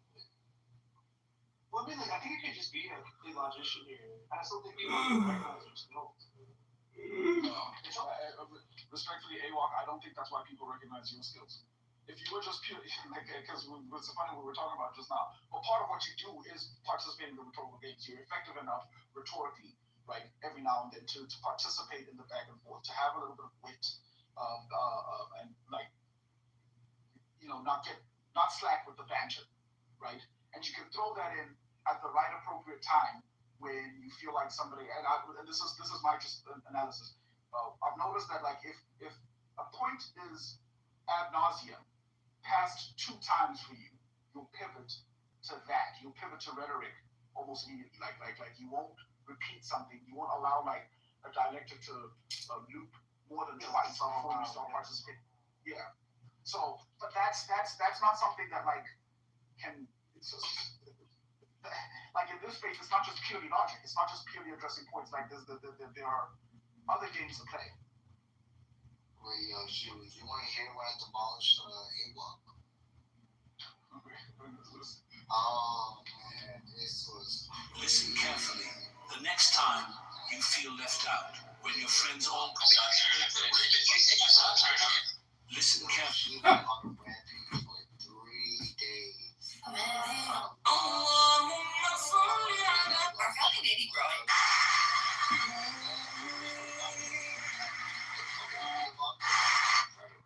I knew it was rhetoric. I knew what I said was incorrect. I used rhetoric to make it sound correct, just like what Congressman does. So AWOC went crazy for 3 days. Wait, who's the best at rhetoric? I think Concrete. For sure. Shame on.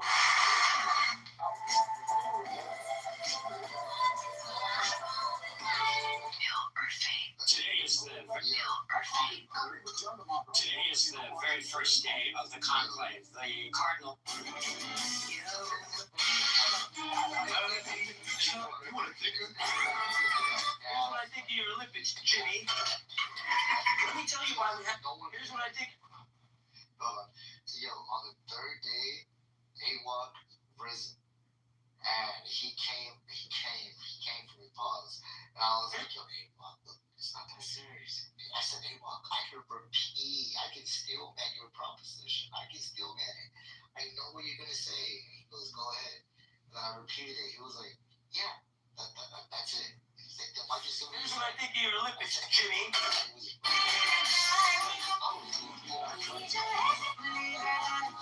We're looking for gamers.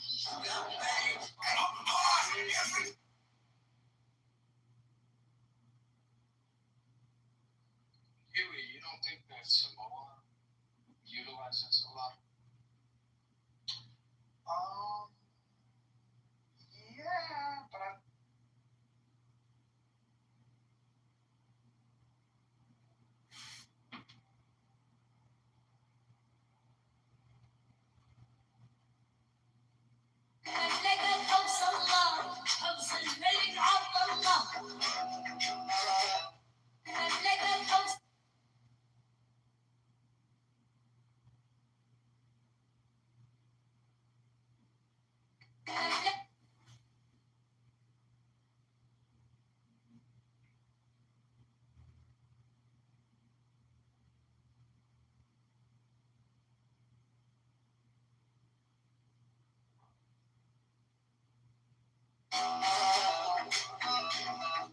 The perk.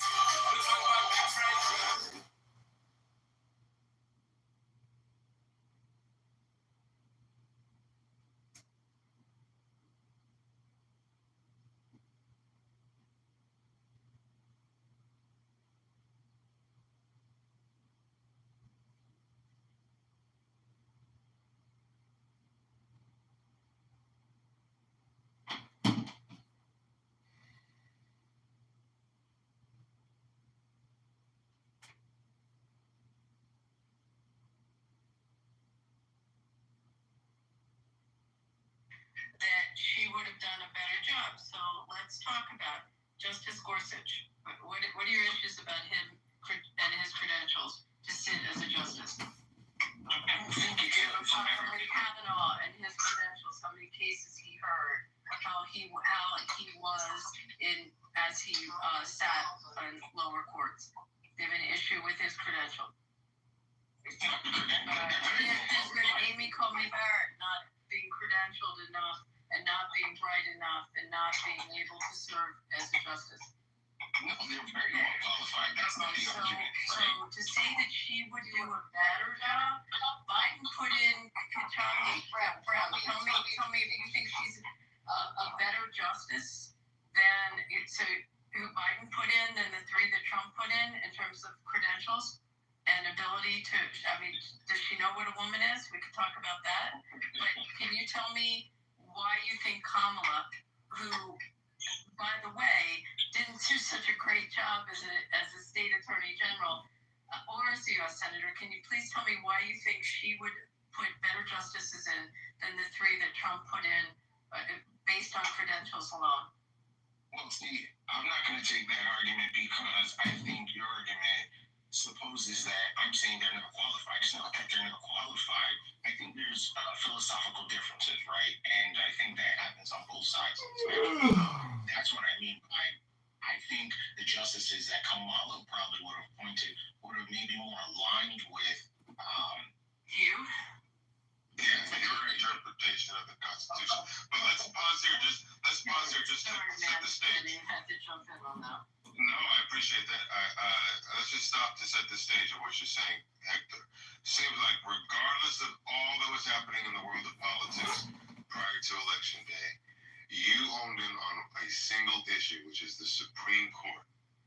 And it sounds like you made a decision based on a single issue. So you are one of these, what they call single issue voters.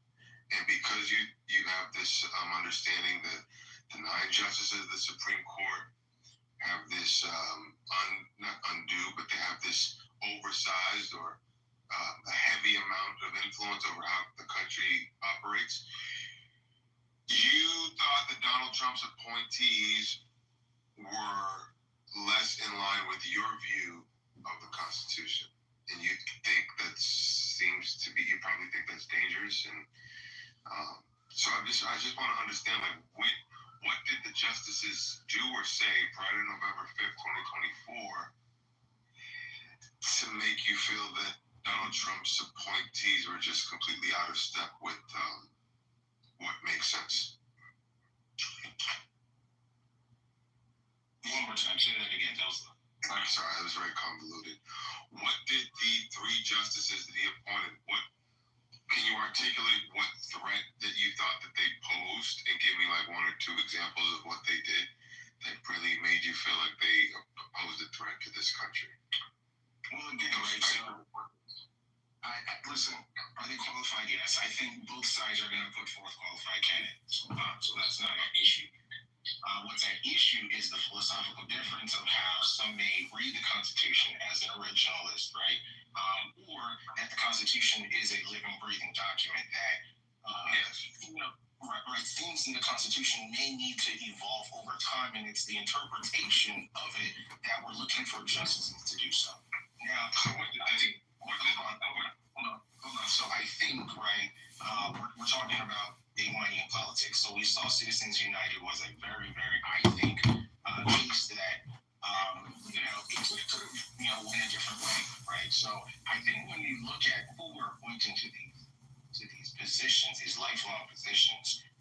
And I understand why I would do that, but I think that's a whole other argument that may need to change. Citizens United wasn't decided with either Katanji. Right, that was 2009. That was 2009. Hold on. Please don't. I get that. I understand that. But what I'm saying is, when you have justices that are not, I think, the difference of how some may read the Constitution as an original, or that the Constitution is in the line more progressive because we need to, as a society, the Constitution has to evolve over time, and it's the interpretation of it that we're looking for consensus. And I think Citizens United is a very good Hold on.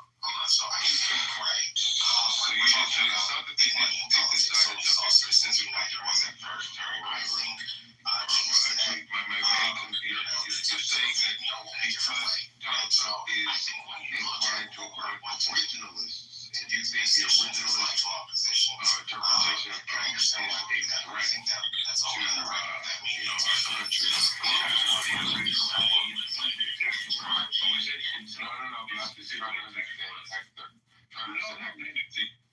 Yeah, you got it correctly, right? And I would also argue, here's the other thing, right? That I've seen what the Supreme Court has been doing with some of the cases that have gone before them, and they have swatted some things down. They've allowed some things to go in. So again, right? All I think really is just a philosophical difference on where we may lie on a few different issues. How did you? I'm sorry. Go ahead. No, go ahead. How did you ignore? How did you boil it down to just the Supreme Court when there's so many other issues, like all of the things that she was standing for in terms of, the let's just take something that they politicized her position on inmate sex change by the government, funded by the government. That's just one example. Like, if that's something that she can stand by, I mean, where does it end in terms of what she's willing to allow? So my question is, how do you ignore all of the woke nonsense and say, you know what, I'm going to throw in with her because she's more inclined to put progressive justices on the Supreme Court? Or maybe you agree with those things. Listen, we're not going to always get it right. Neither party does. And, that's just how it is. Like, the Democratic Party could have done, they definitely could have done a bit better on their messaging for sure, right? So at the end of the day, I think they put forth a candidate that they thought they could win with. Obviously, the American people thought otherwise. So if you had to do it over again, you'd still vote for her? I mean, listen, the jury's still out, right? The jury's still out. I'm waiting to see, if our president can make a believer out of me. So, but I just say right now, we could turn back the clock and go back to November 4th. You'd still vote for Kamala Harris because you think she's a better candidate, and we're gonna appoint better candidates on the Supreme Court. Is that right? I'm gonna hold off on that. Right? I'm sorry. You don't get to win a lot of my questions. You don't get to win a lot. Listen, I don't want to hog the mic. Let's try something for that. Okay, we'll move on to Alex, a known Trump hater. I invited Alex to the stage because I saw a comment earlier that said that Donald Trump is a known criminal or something along those lines. Alex, would you like to explain what you meant when you said Trump is a criminal posing as a patriot? Explain that, please. I'd be happy to. First, I'm a liberal. Secondly, in regard to Trump, first remember when you elect a president, you're not just electing one man. You're electing all those things that he represents and all those people that he has that advise him. And I think that when you look at that in the totality, the Supreme Court, listen, his appointments really should not be of any consequence. Those judges are supposed to be impartial, not politically motivated. And many of their decisions on the first part were, but you already see they're changing their tune. Decision one to say that he had immunity in the aspect of saying anything that he did in the presidential capacity was legal? That's Roe not. versus Wade? No, that's not what they actually said. Okay, what did they say? Was that the president could not be criminally charged in pursuit of his office. But if he was taking a bribe, for example, that is not something that is protected under the office. You mean like a plane? No. Because the plane goes from the office of the president to the DOD to then the office of the former president. I don't think you can take a plane just for, transparency. Alex, really quick, I'm going to interject for 2 seconds. Alex, do you think America should have accepted the gift from France called the Statue of Liberty? Yes or no? First No, I of said all, yes or no. I'm happy to hear your explanation. The answer is yes or no. Yes. Okay, and tell me why. And the reason why, first of all, it was approved by Congress. It wasn't just one in which the president said, like, hey, I'm taking it. Hey, thanks a lot. I appreciate it. And the president didn't take it home after it was over with. So, yeah, as a tribute to the United States in regard to the 100-year anniversary, yeah, I think it was a nice gesture. We take presents all the time. We take, historical objects which have been seen. That's not a problem. But the Emoluments Clause of the United States Constitution disallows any politician from receiving presents from a foreign That'll country. get challenged in court. Excuse me. The Trump administration has a different view on that in terms of the Emoluments Clause and as it applies to this gift from Qatar. So what I'm saying is that it will be. It's not owned by the president. I understand, but what I'm saying is it's going. Say it again. It's not a violation of the Emoluments Clause because he doesn't own the plane personally. Right. So Alex, Marshall is articulating the Trump administration's position, and if the opposing side wants to take it to court, it'll get meted out in court. What's wrong with that, Alex? Isn't that the American way? And it will, but I don't have any problem with that aspect of it. But the first thing, how many presidents have you seen in the past that caused such controversy by such determinations that they would accept such a problem? What I'm saying is, excuse me, but the thing is, you can't say, well, just because other presidents haven't done that. That's no metric. Okay, Donald Trump is a phenomenon. He does things in different ways. That's baked into the cake. We already know that. Let's just stick to objects of the Constitution. Okay, things that we see as obvious. And I'm just saying, like any person, realistically, come on. If he goes to a foreign country and they say to him, hey, listen, I'd like to give you this plane. And he says, you know what, I'd love to accept that plane because my plane really doesn't look that good. My plane is not as nice. And it would be really nice to have it re-outfitted at the cost of the American citizen. So I can have this really nice plane. Do you know that number's inflated, Alex, by the way? Several different numbers have been given. Used BBJs sell for? Do you know the market for used BBJs? Between 20 and 70 million. Fit out for top executives. So you want to tell me where, and a new one is about 200 million. Fit out for royalty or top executives. So you want to tell me where? First of all, I don't know. That story got leaked out of 400 million by one person in the press, and then it just took off. But if you go Google it, go read what BBJs sell for used, and that's a 12-year-old plane. But go look. Does it matter if it's 400 million, $4 million, or $4? Does that really matter in regard to it? What we're talking about is the aspect. Yeah, what the Congress, number one, will let the president accept is one thing, right? Part of the reason it's not a good idea because it looks like it's currying favor by influence, but the way that this is structured is that it doesn't ever go into Trump's hands personally, so it's not a violation of the Emoluments Clause. It goes from the office of the president to the Department of Defense to the office of the former president. The other thing that's important to note, $100 million, and you have to have components from certain parts of the United States. So ball bearings, wheels, tires, flight equipment, instruments, all of those have to come for Air Force One from specific places. We have law on the national security side that guarantees that Air Force One is not a foreign plane and is not using foreign parts. So the DoD would have to take that apart, refit it with the right parts, and then turn it into Air Force One, which is just, to be frank,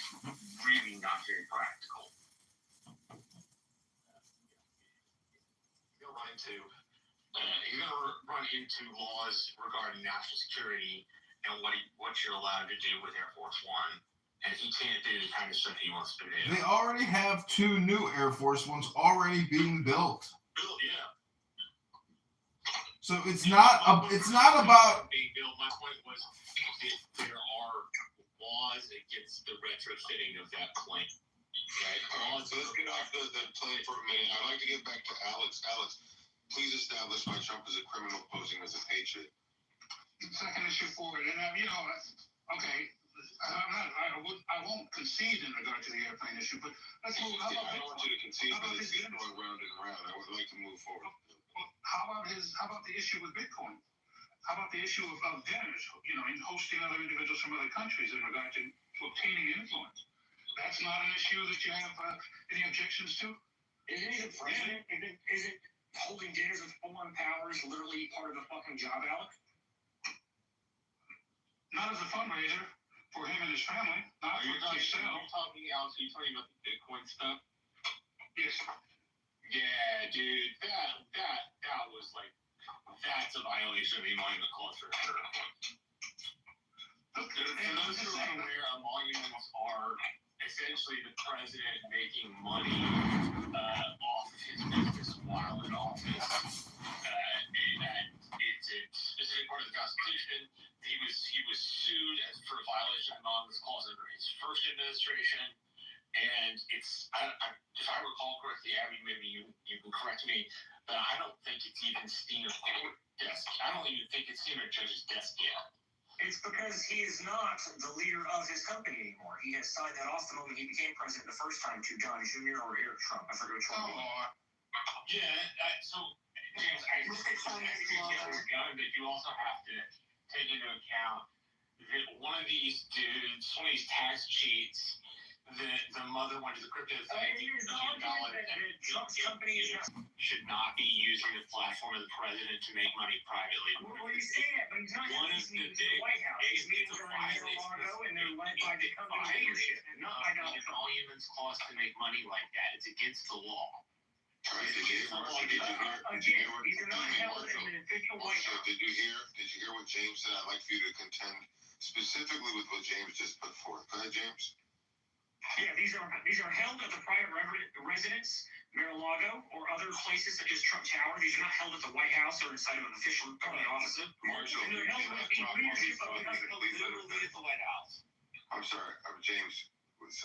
There was some. And they're not held or hosted by Donald Trump. Please allow James to complete his statement without being interrupted, and then Marshall will enjoy the same response without being interrupted. James. When it comes to the meetings of the companies, these are held with the leadership of the company. Donald Trump is rarely involved in it. Sometimes he's not even part of the meetings themselves. So if the company makes money, that's not necessarily Donald Trump who had an influence in doing so. He's not even part of the meetings. They're not at official government residence. They are at private residence at official company business locations such as Trump Tower.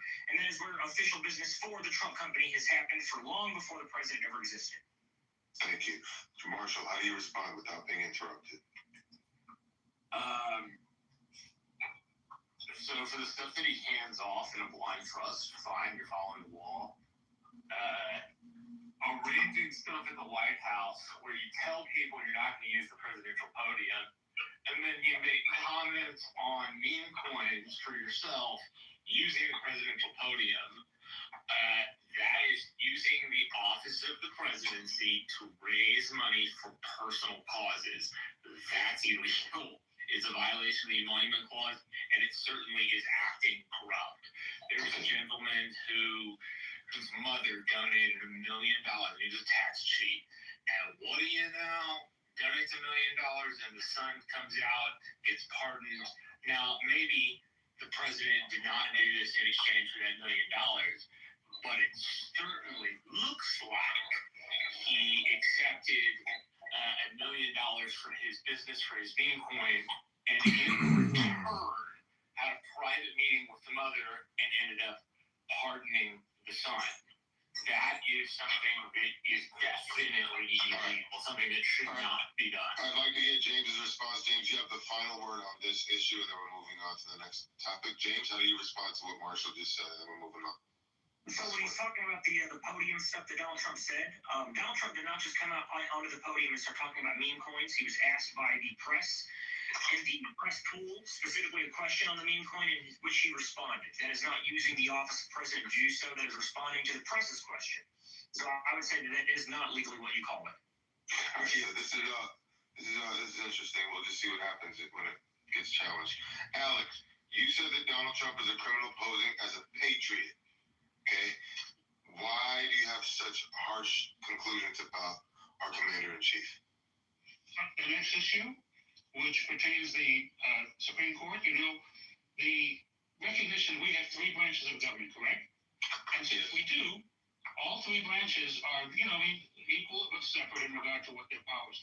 The Supreme Court interprets law. And as the Supreme Court interprets law, they said, bring this individual back from this detention that you illegally imposed. How is that not violation of and the question that you have there too is that if Trump is not willing to listen to the Supreme Court and the Congress is unwilling to act, what happens as far as the individual and his powers? Okay, so I want to engage with you on this one because I have a little awareness of what happened here. So you're talking about the Kilmar Abrego Garcia case, where it was decided or it was admitted to by the Trump administration that there was a formality, there was an error, an administrative error that they overlooked. They didn't go to court on a specific issue. Therefore, his deportation needed to be rescinded or they needed to bring it back. But the lower court, okay, if you read the 4-page decision by the Supreme Court, which was a 9-0 decision, they said, they used these two words. You read the 4-page decision, effectuate and facilitate. Okay, the lower court imposed upon the Trump administration to not only effectuate his return, but to facilitate his return. And they did not outline what those meant. They didn't enumerate what actions needed to be taken to fulfill whatever they considered to be effectuate and or enumerate. Effectuate and facilitate. So the Supreme Court, if you read the decision, they said that the lower court was operating outside of its authority to impose upon the Trump administration to effectuate his return. And they said the lower court needs to define what that meant. But what they did say is that the Trump administration needed to facilitate his return. Okay? And if the term facilitate is ambiguous, okay, it's up for interpretation. And the Trump administration believes, according to Pam Bondi, the Attorney General of the United States, she says that if Kilmar Abrego Garcia's return is initiated by the El Salvadorian government, that they will facilitate his return by providing an airplane. So this is the rub, is that we're facilitating his return, but if El Salvador doesn't initiate his return, there's nothing we can do. That's the position. And we're not defying the Supreme Court the Supreme Court ruling, but because it's been propagated out there that, the Supreme Court said that he must return him. No. The Supreme Court must facilitate. And facilitate has a specific meaning, not what you think it means, but there's a specific meaning what facilitate means. There's a specific meaning to what effectuate means. So I want to push back very harshly, with force, on your position that the Trump administration is openly defying the Supreme Court ruling. No. There's nuance, there's detail that seems to be lost on you. How do you respond, Alex? Well, let me ask you, in your own sense of logic and injustice, do you believe he should be brought back? Do I believe if he should be brought back? I think that they should follow the law. I think that this man, based on all of the court documents, is a man who's involved himself in various issues that would not bode well. He's involved in criminal activity time and time again, and he's not here illegally. So when you have this man out of the country, yes, maybe there was an administrative error. I don't think that he was refused due process. I think that they should follow the law. The Supreme Court, including Thomas and Alito, the most far-right leaning justices, all said that because of the administrative error, we should facilitate his return. but we should not necessarily effectuate his return, which means to start the process to erase the consent. That's why a lot of these kids when they're supposed to be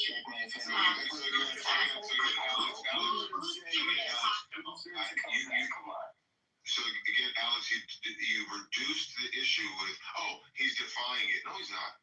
The Trump administration is not defying it. There's nuance, there's detail that you seem to not want to contend with. And instead of contending with it, your response is, do you think it should be brought back? Which is a red herring. My opinion is unimportant. What's important is that you're portraying a lie. There is no defying of the ruling. They're completely in line with it. And there's a difference between effectuate and facilitate. So read the 4-page ruling and make your own conclusion. They actually even said that the lower court was operating outside of its authority to compel the Trump administration to effectuate his return because they're in charge of foreign policy, not the judicial branch. So if you want to say that the branches of the government are equal and separate, okay, well then give the executive branch their due authority. They have authority over the foreign policy, not the judicial branch. And on the point that you're making here with the word being very specific here, the Supreme Court said Marbury versus Madison is the court case 1803 that they were referenced, where the lower courts have the right to appeal and to make a judgment, but they cannot compel. And when they put the word effectuate, effectuate, that means that they were trying to compel the presidency into essentially invading an El Salvadorian prison. Let's acknowledge that this is an El Salvadorian citizen in El Salvador in an El Salvadorian prison under El Salvadorian charges. So the president has no power to just charge into their jail and free some guy that they have inside of a prison. So before we move on, I want to bring it back to Alex. And I'd like for you to contend with what I just put on the table in terms of effectuate, facilitate, and the fact that you're portraying and openly defying the court rule. I want you to contend with those. What I just put on the table, please. As I'm sure you see too, Every morning, tell yourself today is going to be a good day. Several actions of the Trump administration to be illegal. Okay, before you do that, I want to deal with what I just talked about between effectuate, facilitate, Kilmar, Abrego, Garcia. Can you deal with that before we move on to other issues? Deal with what I just put on the table. And you know what? And I will not concede in the fact of that language leaves it open to interpretation for the purposes of the court. The purposes of the administration to say, well, we sent them, but we can't really get them back because they're not really willing to let them go. The same action that was taken in order to establish our access to those. Listen, I just want to say, flat on train tracks and whose past is really not clarified in regard to exactly what his affiliations or what exactly was. But any American whatsoever who is taken by force without given the opportunity for habeas corpus. Now, I would bring forth the habeas corpus is in the Constitution of the United States. Habeas corpus is the right of individuals to appear before a court to unjust reason justify for incarceration or deportation or for other purposes. If you bring the body to because the language which says in slight interpretation for what it is, it could be a whole deal of way forward. It really may not apply in this particular instance. The United States Supreme Court is not saying, well, you know what, don't you interpret it how you want, and then forth. The courts interpret the law, not the administration. What I'm saying is that the Supreme Court said, facilitate, yes, effectuate, no. And the lower court was wrong in trying to compel, as Mr. Snyder said, to compel the other branch, which is equal and separate, as you mentioned, to effectuate his return. And the government posed this question in the ABC interview, the president does.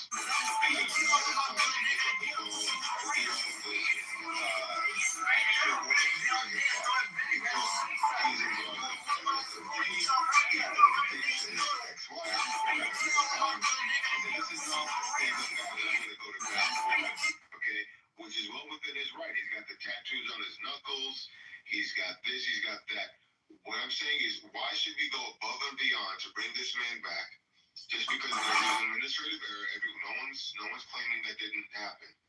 What we're saying is, why should we go above and beyond for someone who has shown himself to be involved in criminal activity over the course of years? Not only that, this man was Tennessee and Virginia.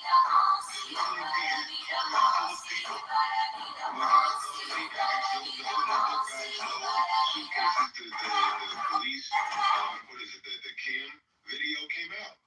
With the Grego Garcia is bad news.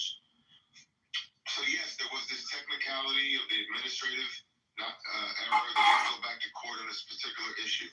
But why would we go above and beyond for someone who is involved in criminal activity to this degree?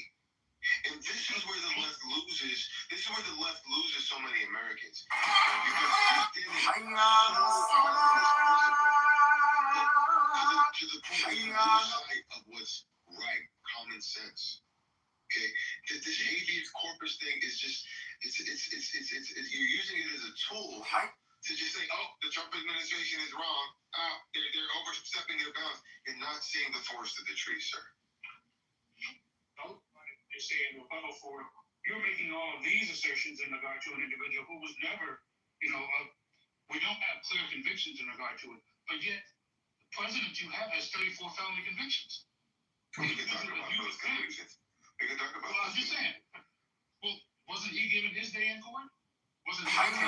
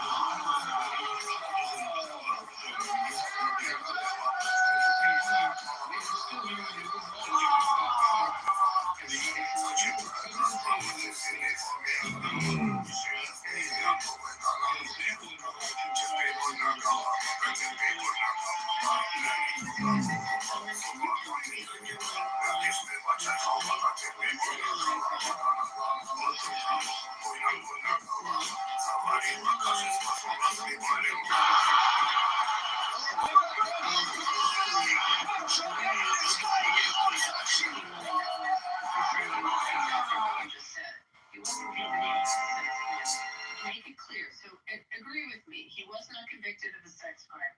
Was the underlying offense a sex crime? No. Again, Alex, there was a civil trial with respect to the allegations of the sexual harassment, or whatever the charge, the allegations were in a civil case, but he wasn't convicted. She was raped, right? She was not raped. He was not convicted of a crime with respect to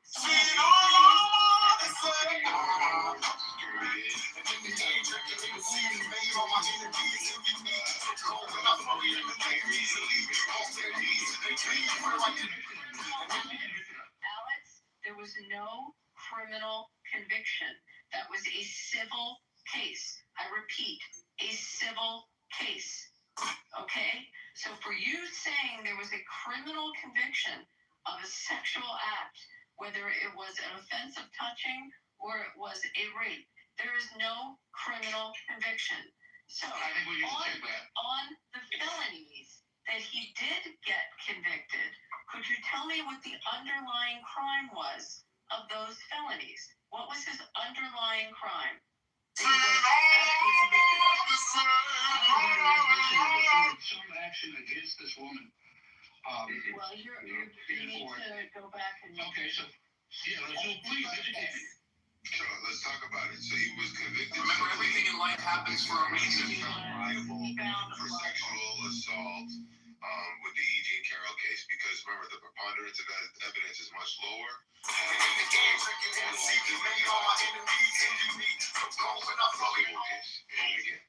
That's no proof of criminal misdoing. When it comes to the criminal, I believe he was found convicted of this situation in New York with regard to documents, him reporting a political expense as a business expense, something along those lines. That's the Stormy Daniels case, I want to say. That is where the criminal conviction came in. No, I'm sorry, that's not true. The criminal conviction came in with the Daniels case. I'm getting it all confused now. It's okay, I got a few minutes before I explode. But I'm asking Alex, who says that he's been convicted as a felon 74 times, please tell me what the underlying crime was on his actual conviction. No, No, don't do that. Yeah, kid. Oh, damn it.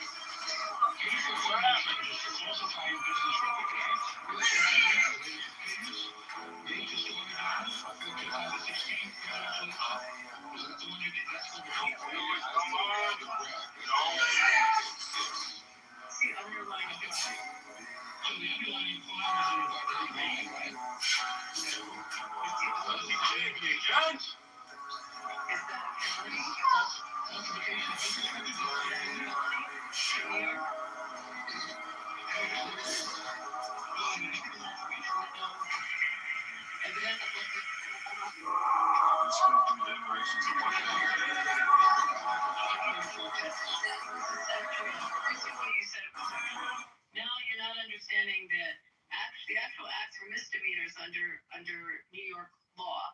So if you want to disparage his character and you want to go after him, find something better than that. Try a little harder, okay? And then compare and contrast.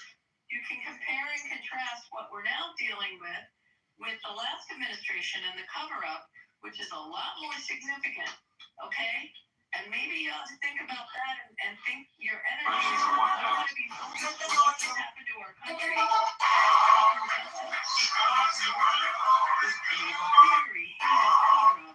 On the capacity of our commander-in-chief at the time who was in office. Give me a break, come on. Come on, really? That's what you're going to argue with it? And it says, what we're saying is that the conviction was based on, so remember, what he was being accused of is a misdemeanor. They had to go back in time and create a way, either she said that this is ridiculous. Alvin Bragg was going back and finding a way to make this a challenge. Because he was just doing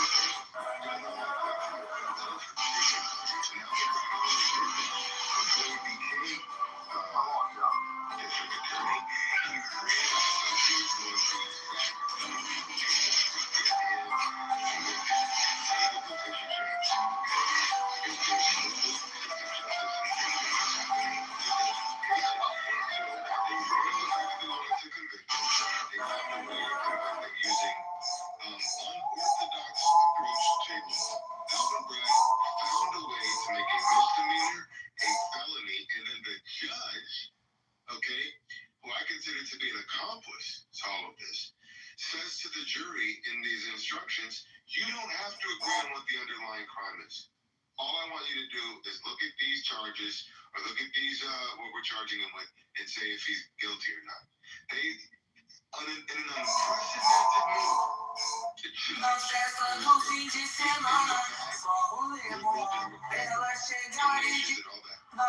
I told the jury they don't have to agree on the underlying crime, which is why Abby asked you what was the underlying crime. And the reason you don't have an answer is because the judge, in an unprecedented move, told the jury you don't have to agree on it. I don't care how you arrive at the conviction, just give us the conviction. Because we don't want Trump to run for office. And if we can sully his name, if we can drag him through the mud, no.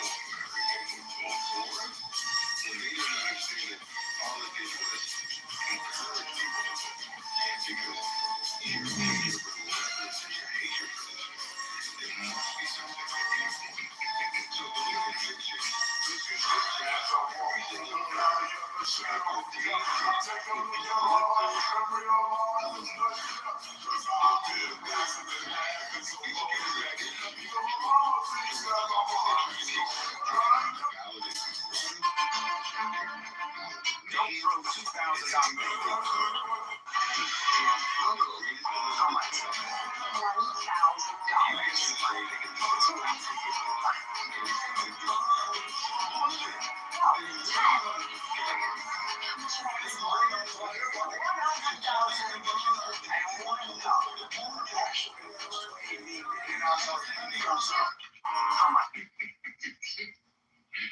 Okay, well, listen, my point in regard to it, I will concede I was wrong in regard to the basis of the convictions, but they are convictions, and he has the right to appeal.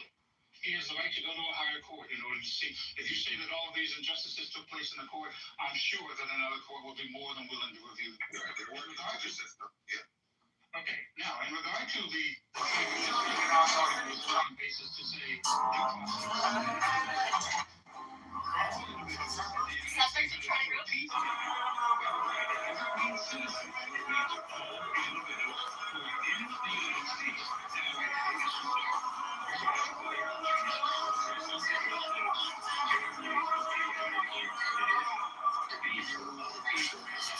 people who become citizens. But they're challenging that this Stephen Miller and his band of, constitutionalists do not think that people who are here illegally get full benefit of due process. There's some throttling that happens there. So, yeah, I mean, he's welcome to challenge the current jurisprudence on the matters that they do. Right, so Right, that's within their right to challenge that, right? Yeah, no, it is. I don't think the idea of taking due process away from these folks is a good idea. This court is back.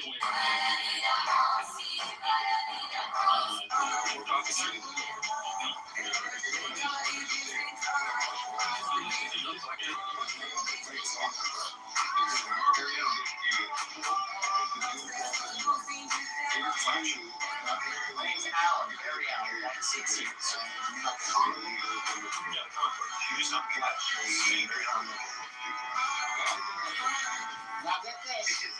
It's comic book. It's very Alex. It's a flag.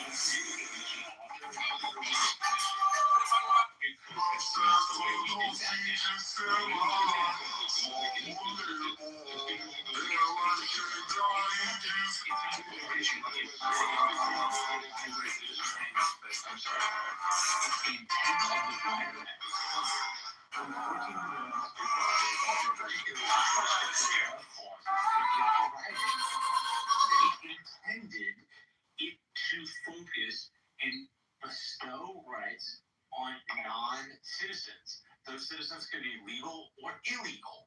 Balaam understood at the time he was writing the argument along with the secondary writer, whose name I'm forgetting. The National Constitution says you can go look it up. But there's not an argument that says when the 14th Amendment was crafted, they only meant citizens, because they clearly didn't, and they say so in their writings. The Supreme Court, and the Supreme Court gets to decide if an illegal immigrant who's in this country should get full access to due process. And then they get to make a decision on it, and we'll go with that. That's okay by me. I'm happy with that getting forced through the system. There's also different determinative factors as to what process is available. And if you look at the other case that's right now, Khalil, our Secretary of State, there's federal law. I put this in the chat like 3 times. The federal statute that gives the Secretary of State just the level of reasonable grounds. That's the scrutiny. If I were playing, I'd give him a fair bit of leeway, right? It's unbelievable leeway. It's reasonable grounds is not even probable cause to determine that someone's a security risk to the country and can have them removed and deported through the administrative law proceeding. So it doesn't have a judicial outcome. The due process, so to speak, is handled through an administrative judge that is an immigration judge, but it can be determined by the Secretary of State. I'll put the law in the chat again. And that law didn't come into play. I mean, it didn't come in during the Trump administration. It's older law.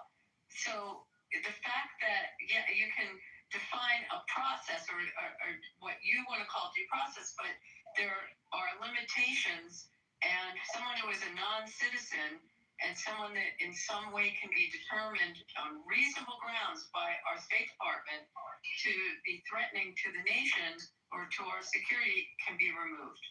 And I'll put that law in again.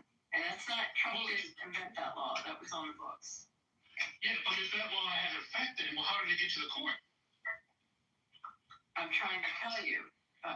That's why they were able to move him. He's in Louisiana, and he filed. You had a judge in New Jersey where he was located in Louisiana in an ICE, which is where he is now. But he had a New Jersey judge where he filed.